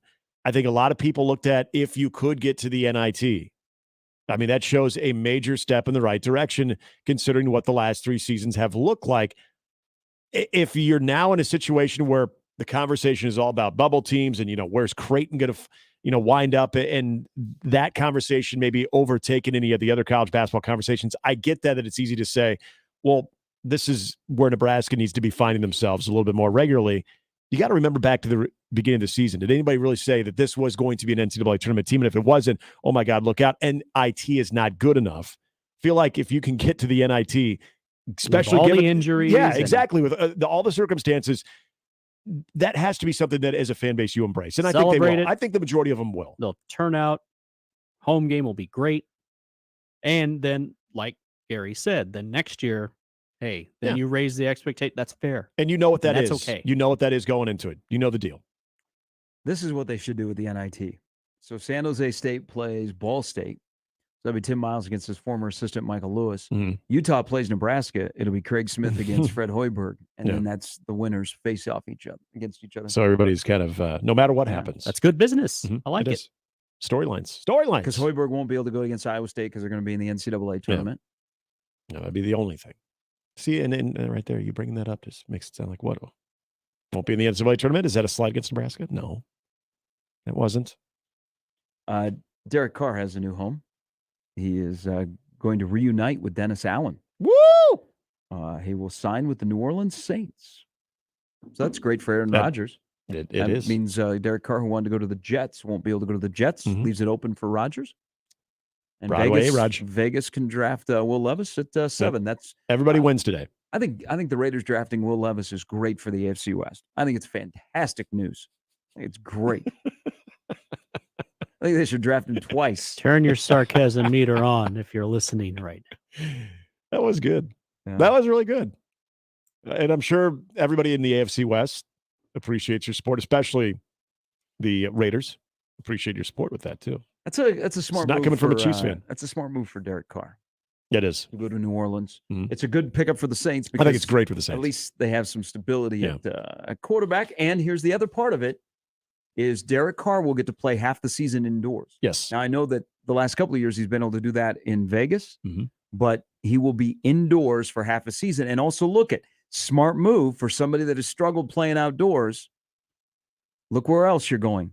Well, more struggled in cold weather. You're going to play one game a year in Tampa, and you're going to play indoors in Atlanta. And also, more than likely, you're going to have warm weather when you play in Carolina. Right. So from that standpoint, it's a really smart move for Derek Carr. I think it's great for the Saints too. That you said stability, that more than anything. Are they getting Drew Brees out of it? No, but you're getting stability and a guy who's hungry, a guy who really is hungry. All right, 9:30, Joel Lorenzi before the hour is over. Creighton is off to New York City, where they'll face the winner of Villanova-Georgetown on Thursday night in a Big East tournament that people maybe sleep a little bit on Marquette. UConn is the favorite, but I think Creighton's got a really good draw where they are on that side of the bracket, with Xavier potentially in the semifinals without Fremantle, who is now officially out for the year. It's all still to come in the last half hour of Monday edition of Mornings with Sharp and Handley on 1620 The Zone. Woodhouse Buick GMC, where you can shop first and experience the difference. Their climate-controlled indoor showroom at 119th and I. They can take care of you today. You're in the market for the perfect car, truck, or SUV. You can find it there right now. Now, they've got plenty of inventory, new and pre-owned. And also, don't forget, they're making the process easy on you online at WoodhouseBuickGMC.com, where all the same inventory is right there. Plus, you can schedule a test drive, interact with the sales staff as they are monitoring online. They'll answer all of your questions. Schedule a test drive. You can come in then and take it for a ride. Check it out. Whether it be the GMC Acadia or the Envision, all of the vehicles ready for you at great prices right now. It's Woodhouse Buick GMC, 119th and I, or online at WoodhouseBuickGMC.com. GMC, we are professional grade. Gary Sharp, Nick Handley, and Jimmy Chavez. Mornings with Sharp and Handley. Weekdays 6 to 10. On 1620 The Zone and 1620thezone.com. Mornings on 1620 The Zone is brought to you by MD West One Orthopedics, Neurosurgery, and Spine. The Connor Happer Show. Are you interested in any Queso Tomanagua? We're making a product out of it. It's water bottles, and it's Queso Tomanagua. Queso Tomanagua Fina? Exactly. You seem like you want to invest. I think that you're onto something here that could take off. We just need a retweet from Steph Curry. Yeah, you could get stuff like whenever I'm thirsty, I grab a bottle of ice cold Queso Tomanagua. The commercials write themselves at this point. The Connor Happer Show. Weekdays from 10 to 2 on 1620 The Zone. Your Omaha area forecast from the Godfather's Pizza Weather Center and KETV Newswatch 7 on 1620 The Zone. Watch out for areas of dense fog this morning, mainly north and west of the metro. Otherwise, expect partly to mostly cloudy skies throughout the day. Breezy and cooler with north to northwest winds gusting 15 to 25 miles per hour. Highs in the mid-40s. I'm meteorologist Sean Everson from KETV Newswatch 7. Mornings with Sharp and Handley, brought to you by MD West One Orthopedics, Neurosurgery, and Spine on 1620 The Zone. Hi, this is Doug Nodgard with Equitable Bank. Great service never goes out of style. When the digital age dawned, many said computers would be able to handle many of the interactions that used to take a person. Boy, were they wrong. How many times have you called your bank and gotten a recording to press 1 or 2? Not at Equitable. Not only does Equitable answer your call in the first ring, it's answered by a human being. That's because Equitable Bank values its customers. Equitable Bank, we take banking personally. Member FDIC. Excuse me, I'm conducting research on consumers' attitudes about cash. Would you like to participate? Sure. Question 1. Would you rather win this stack of cash or this can of wax beans? The cash. Question 2. Would you rather win this stack of cash or this oven mitt? The cash. There you have it. Research shows people love cash, which is good because Cash Blast from the Nebraska Lottery is back. Until April 18th, buy a 2x2 ticket, enter the voucher number, and you could win $5,000 or $500. If your winning voucher is from a 7-day draw ticket or a multiple of 7 ticket, your prize is doubled. There will be 7 weekly drawings and 14 total winners in Cash Blast. So play today. I don't know much about research, but maybe you should compare the cash to something more upscale, like a trip. Good idea. Question 3. Would you rather win this stack of cash or a trip to the Antarctic weather station? You don't know much about research either, do you? 2x2 top prize odds 1 in 105,000. Expectations have never been higher. And for the 10th year, 1620 The Zone is your home of Creighton basketball. He wants the 3. Yes, sir! The Creighton Blue Jays are on 1620 The Zone. Jays win! Say goodbye to ordinary home shows. The Omaha Lifestyle and Home Expo features smart technology and thousands of dollars in giveaways like gas fireplaces, pellet smoker, and electronics. Lots of activities for the kids, including a St. Patrick's Day treasure hunt. Plus, catch all the NCAA tournament action in the new Expo Lounge. Free admission for veterans and active military. Made available by Rotor Mortuaries. Discover the latest in home design and technology at the Omaha Lifestyle and Home Expo. March 17th through 19th at the CHI Health Center. Presented by Cox Communications. Do you know a high school senior who'd like a $12,000 college scholarship? Well, be sure to tell them that the Salvation Army is now seeking nominations for the DJ's Hero Award scholarships. We're looking for Nebraska high school seniors who have overcome adversity and who are doing the most good in their communities. The application deadline is March 8th. Nominate your hero today. Just go to djsheroapp.org for more information. That's djsheroapp.org. djsheroapp.org. Now back to mornings with Sharp and Handley on 1620 The Zone. All right, familiar theme of the show today. It's been 310 days since Iowa beat Nebraska in football, men's basketball, volleyball, and baseball. You don't say. Things have gotten worse in Iowa City this morning. Snowing? Nope. So this has just come out in Iowa City. Gary Barta and the University of Iowa Athletic Department have requested a state panel approve a $7 million settlement, including $2 million from the State General Fund to settle discrimination lawsuit from black former football players. This has just been announced by the state auditor.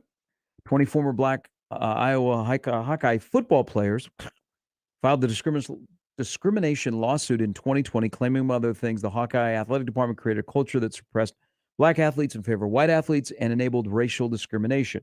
Last week, a judge removed several individuals from the lawsuit, including Gary Barta and the head coach, Kirk Ferentz.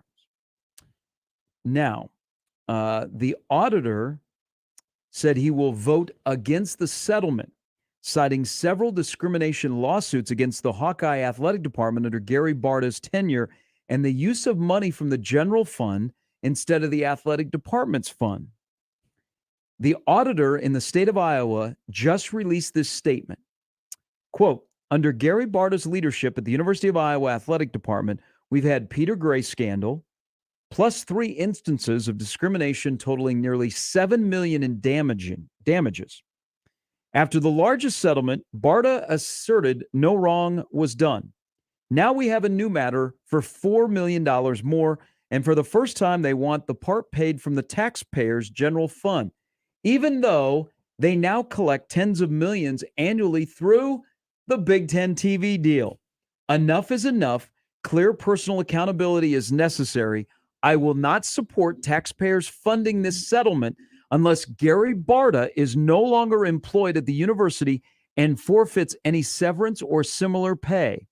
I encourage you to join me. Real accountability will help prevent discrimination, protecting both taxpayers and future victims.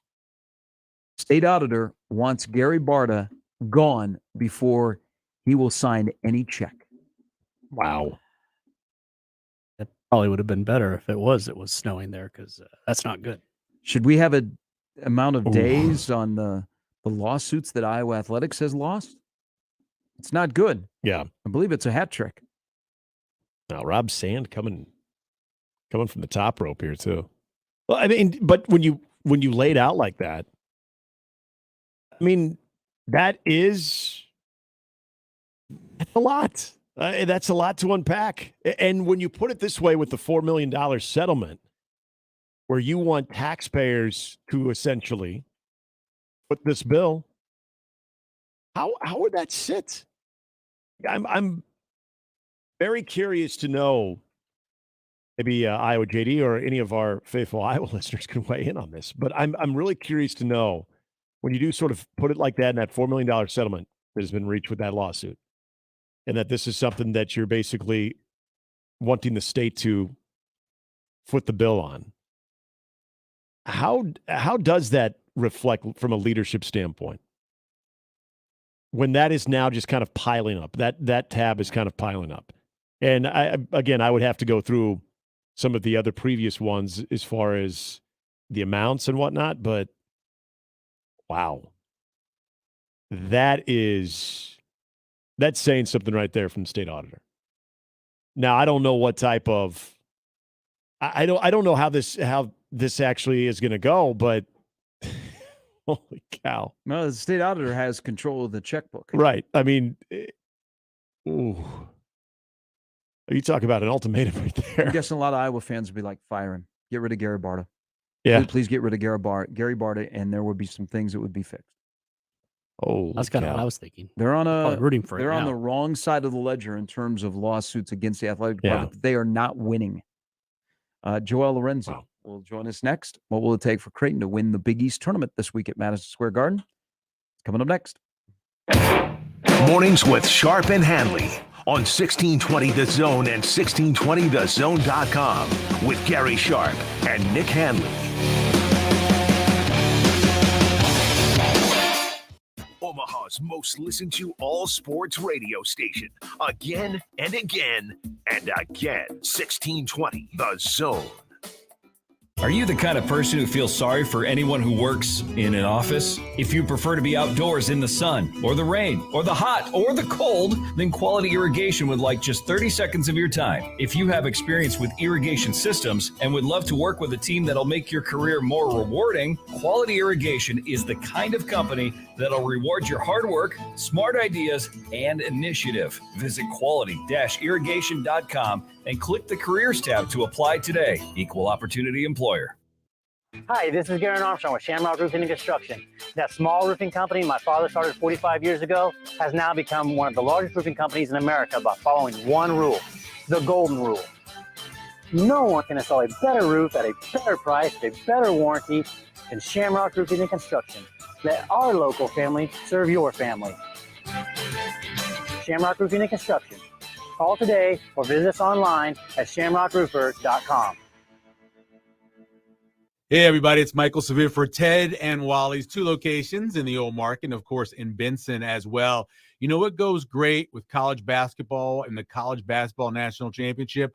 Ice cream, and great ice cream from Ted and Wally's. It's the perfect treat. Seasonal flavors as well, over 3,000 flavors. You can check out all the flavors on social media every single day. It's Ted and Wally's, 2 locations in Benson and, of course, in the old market as well. Enjoy your basketball and your ice cream from Ted and Wally's. Tell us how you feel on the J-Tech Construction and Solar Zone Twitter feed. Reach Gary, Nick, Connor, Josh, and John anytime on the J-Tech Construction and Solar Zone Twitter feed. Contact the official exterior and solar experts of the Huskers. J-Tech Construction at yourexteriorexperts.com. Let's face it, credit cards are pretty much a necessity. New tires for the car? Here's my card. I order takeout, here's my card. And most of us just accept the high interest rates credit cards charge as a necessary evil. What are you going to do? Get a low fixed-rate credit card consolidation loan from Lightstream from $5,000 to $100,000 and pay off those credit card balances. Apply online, and you could get your money as soon as the day you apply. The average credit card company charges over 19% APR. But with Lightstream, you can get a fixed rate as low as 7.99% APR with autopay and excellent credit. Now I can pay off my high-interest credit cards and save money with a much lower rate. Apply today at lightstream.com/radio and get an additional interest rate discount. That's lightstream.com/radio. Lightstream.com/radio. Subject to credit approval. Rates range from 7.99% APR to 23.99% APR and includes 0.5% autopay discount. Lowest rate requires excellent credit. Terms and conditions apply and offers are subject to change without notice. Visit lightstream.com/radio for more information. Hey everyone, Josh Peterson here for my friends at Kugler Vision. There is so much to do in Omaha in the spring, whether it's going to the ballpark, hiking on any of the local trails, or just hanging out on the patio and enjoying the breeze with friends. Why not see all of those things and more with the best vision you have had in your entire life? Kugler Vision, the only place in Nebraska that specializes in all 7 FDA-approved forms of modern vision correction. Schedule a consultation online today at KuglerVision.com. And we're back. Mornings with Sharp and Handley. Here's Gary, Nick, and Jimmy on 1620 The Zone. All right, the road to Houston is well underway. Championship week. The Big East Tournament, Madison Square Garden, the world's most famous arena, begins on Wednesday. Joel Lorenzi, the World Herald, joins us. Good morning. Good morning, sir. What's going on? How you doing?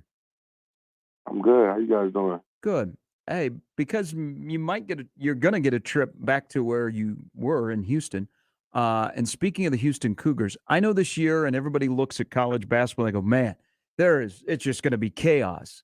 But every time I start to dive into what could be a chaotic 3 weeks of college basketball, I think, man, there might only be 5 to 8 teams that could realistically win the national championship. How many teams do you think, and you don't need to rattle them off, but you probably thought about this in your head, that you think could win the national championship, that you don't even hesitate on, that you think they'll win the national championship or be in the mix in about a month in Houston? Yeah, there are like 3 that I'm actually sure of. And then I think there are a few others based on, I don't even know if I want to call it parity in college basketball this year. I think that the landscape is just evened out now with all the transfers and, I guess organizations and programs being able to kind of level the playing field through the portal. So, and obviously the theme this year has been, no team is really great.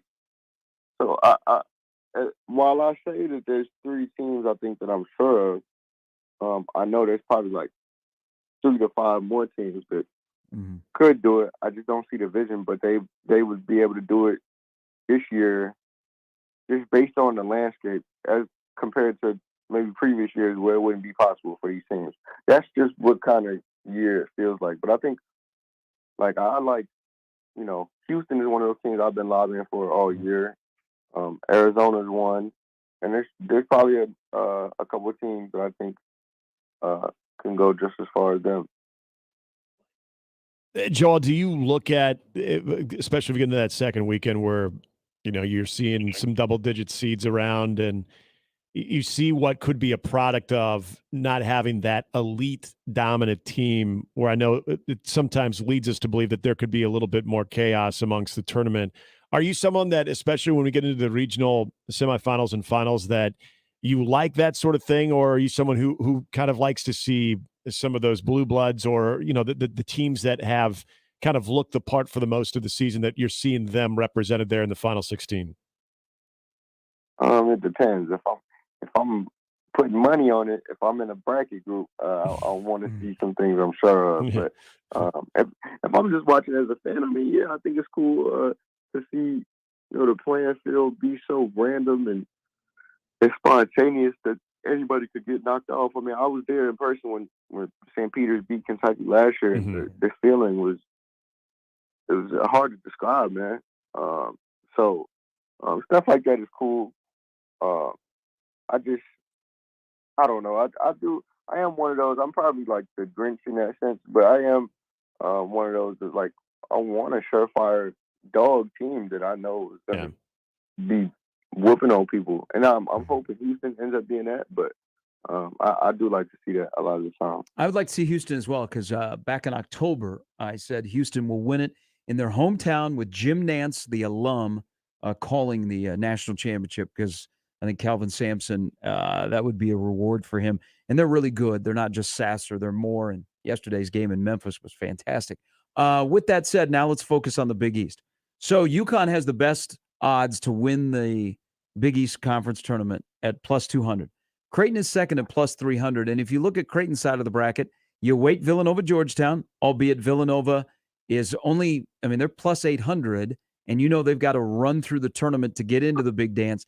The other side is a little bit more tricky with UConn, Providence, and Marquette sitting over there. Before we talk about Creighton's side, who don't you want to play?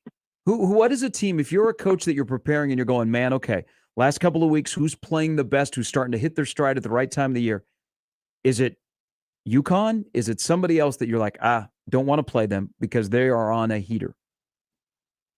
Yeah, and I think the answers are obvious based on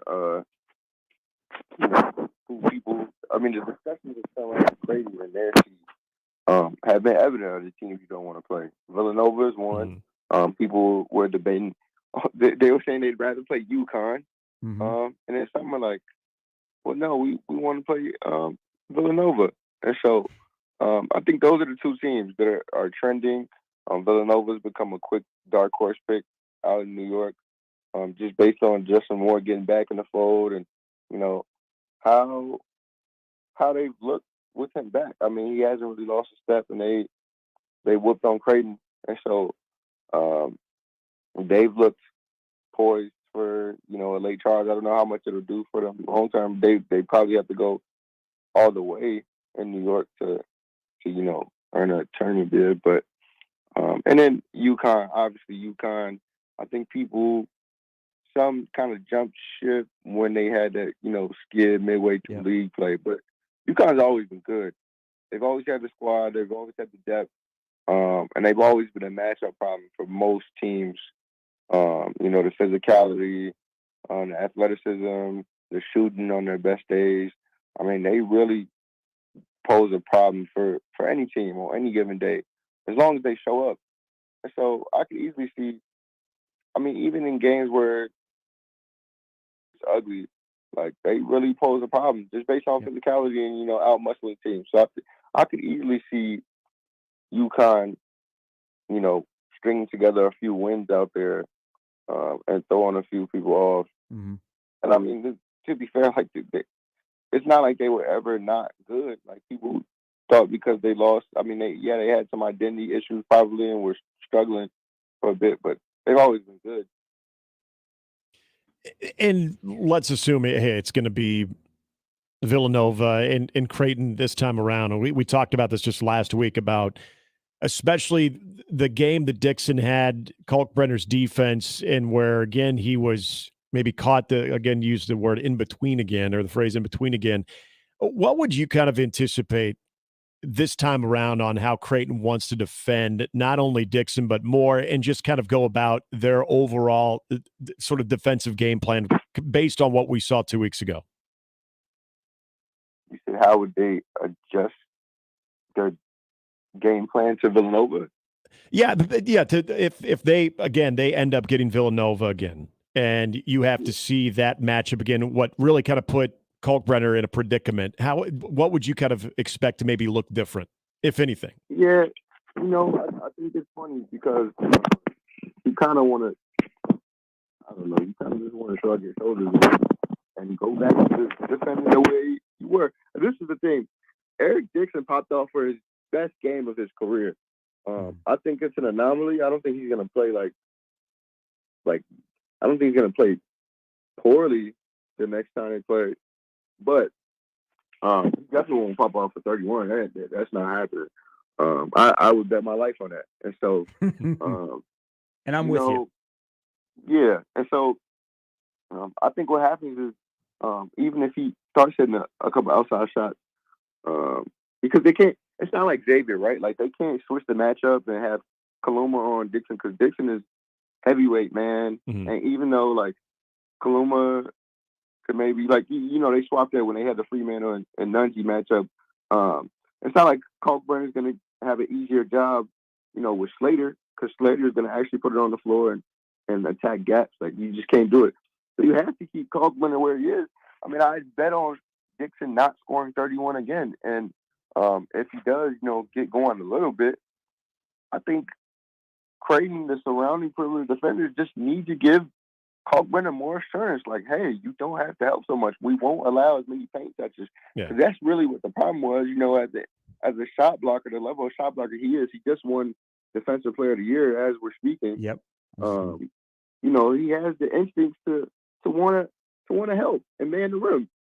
And so I think, a team that's getting paint touches. I mean, Cam Whitmore behind him, backdooring and doing whatever. He's like, man, what the hell? Like, I gotta help.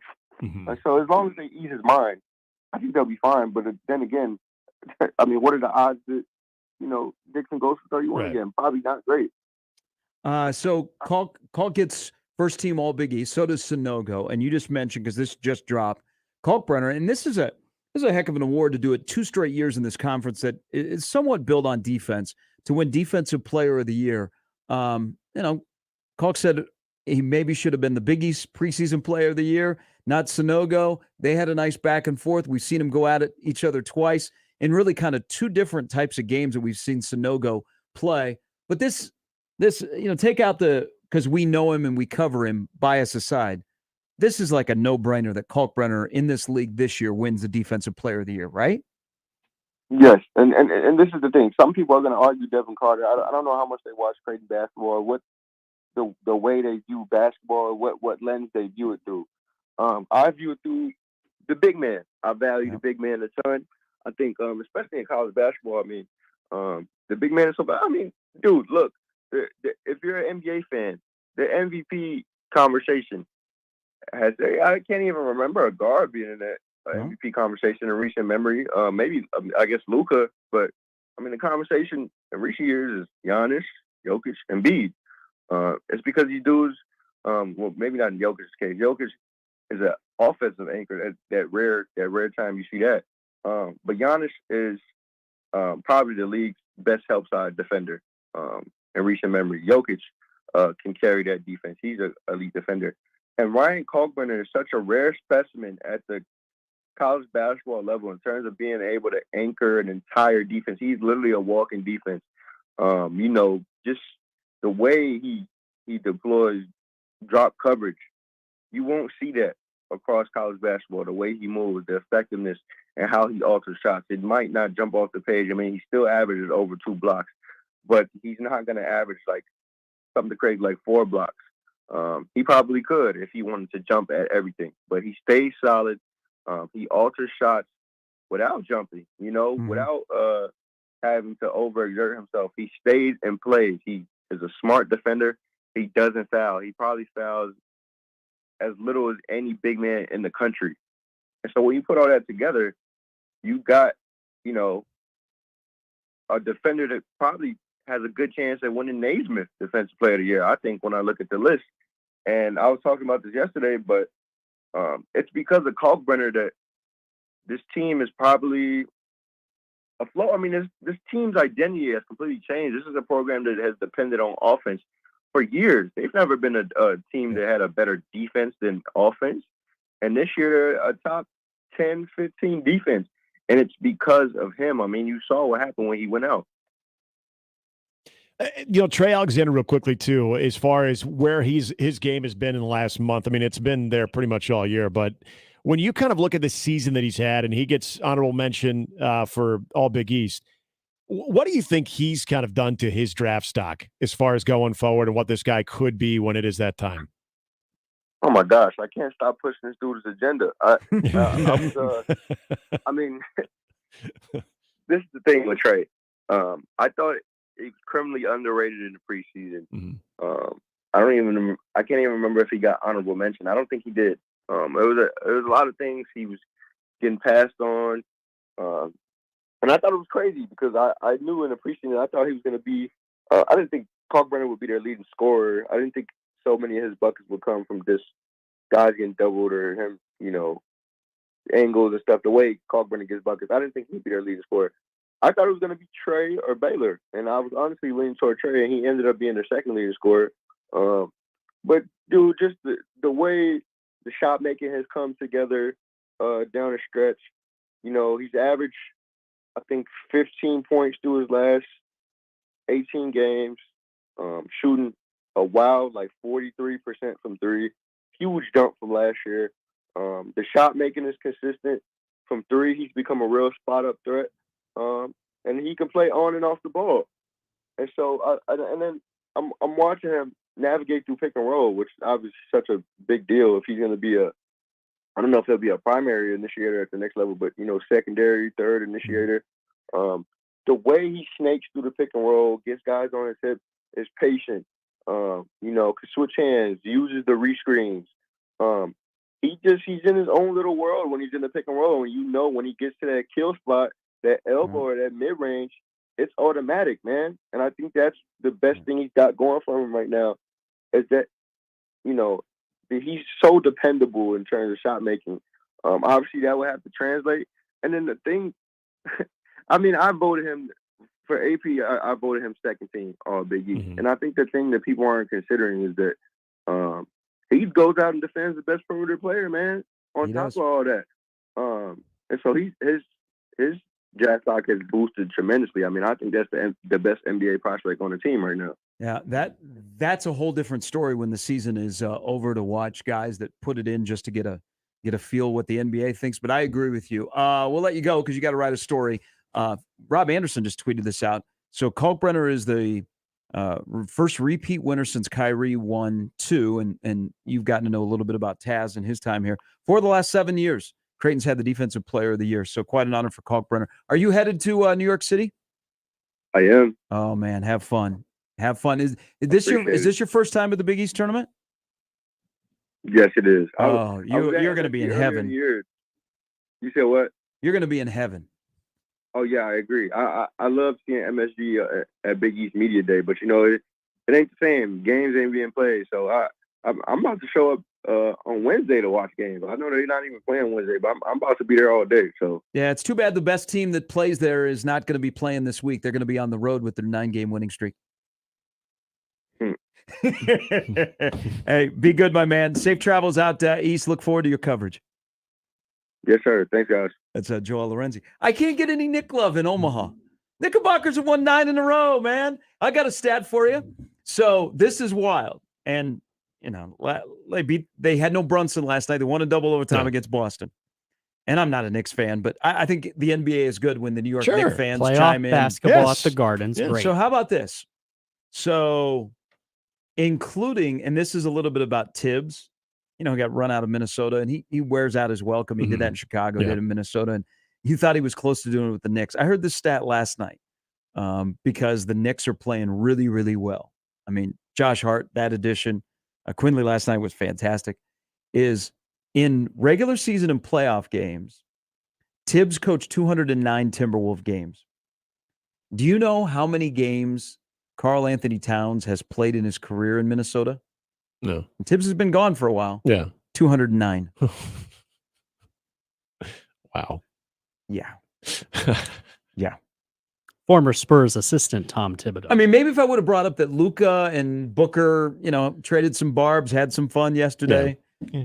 I'm just trying to get some New York. I just feel like if there are Knicks fans out there listening, they don't want to hear you saying that because they're jaded right now. Even in the best of times, they're jaded right now. And now they're going to just blame you when that first loss comes, and then they go on just a downslide. Where are you at? Where are you at, Knicks fans? That's what they're going to say. All right, good show. Lots of basketball. Just in 310 days since Iowa last beat Nebraska. Entertain and educate. Football, men's basketball, volleyball, and baseball. Those are facts. And it's I don't think it's been a while since Nebraska's lost a lawsuit out of the athletic department, right? Hey, we're turning it over because now I just noticed after the Big East tweeted out Kalkbrenner had won the Defensive Player of the Year, Connecticut fans are loose. The mentions, the quote tweets, the replies about Kalkbrenner from Connecticut fans, oh my God. Are good. That's going to keep you guys busy for the next couple of hours reading the Connecticut fans that are upset that Kalkbrenner was just named Defensive Player of the Week. Also, don't read the replies to On 3 basically saying Dylan Raiola is now going to USC. Yeah. There you go. Spend some time on the website today. Typical Monday.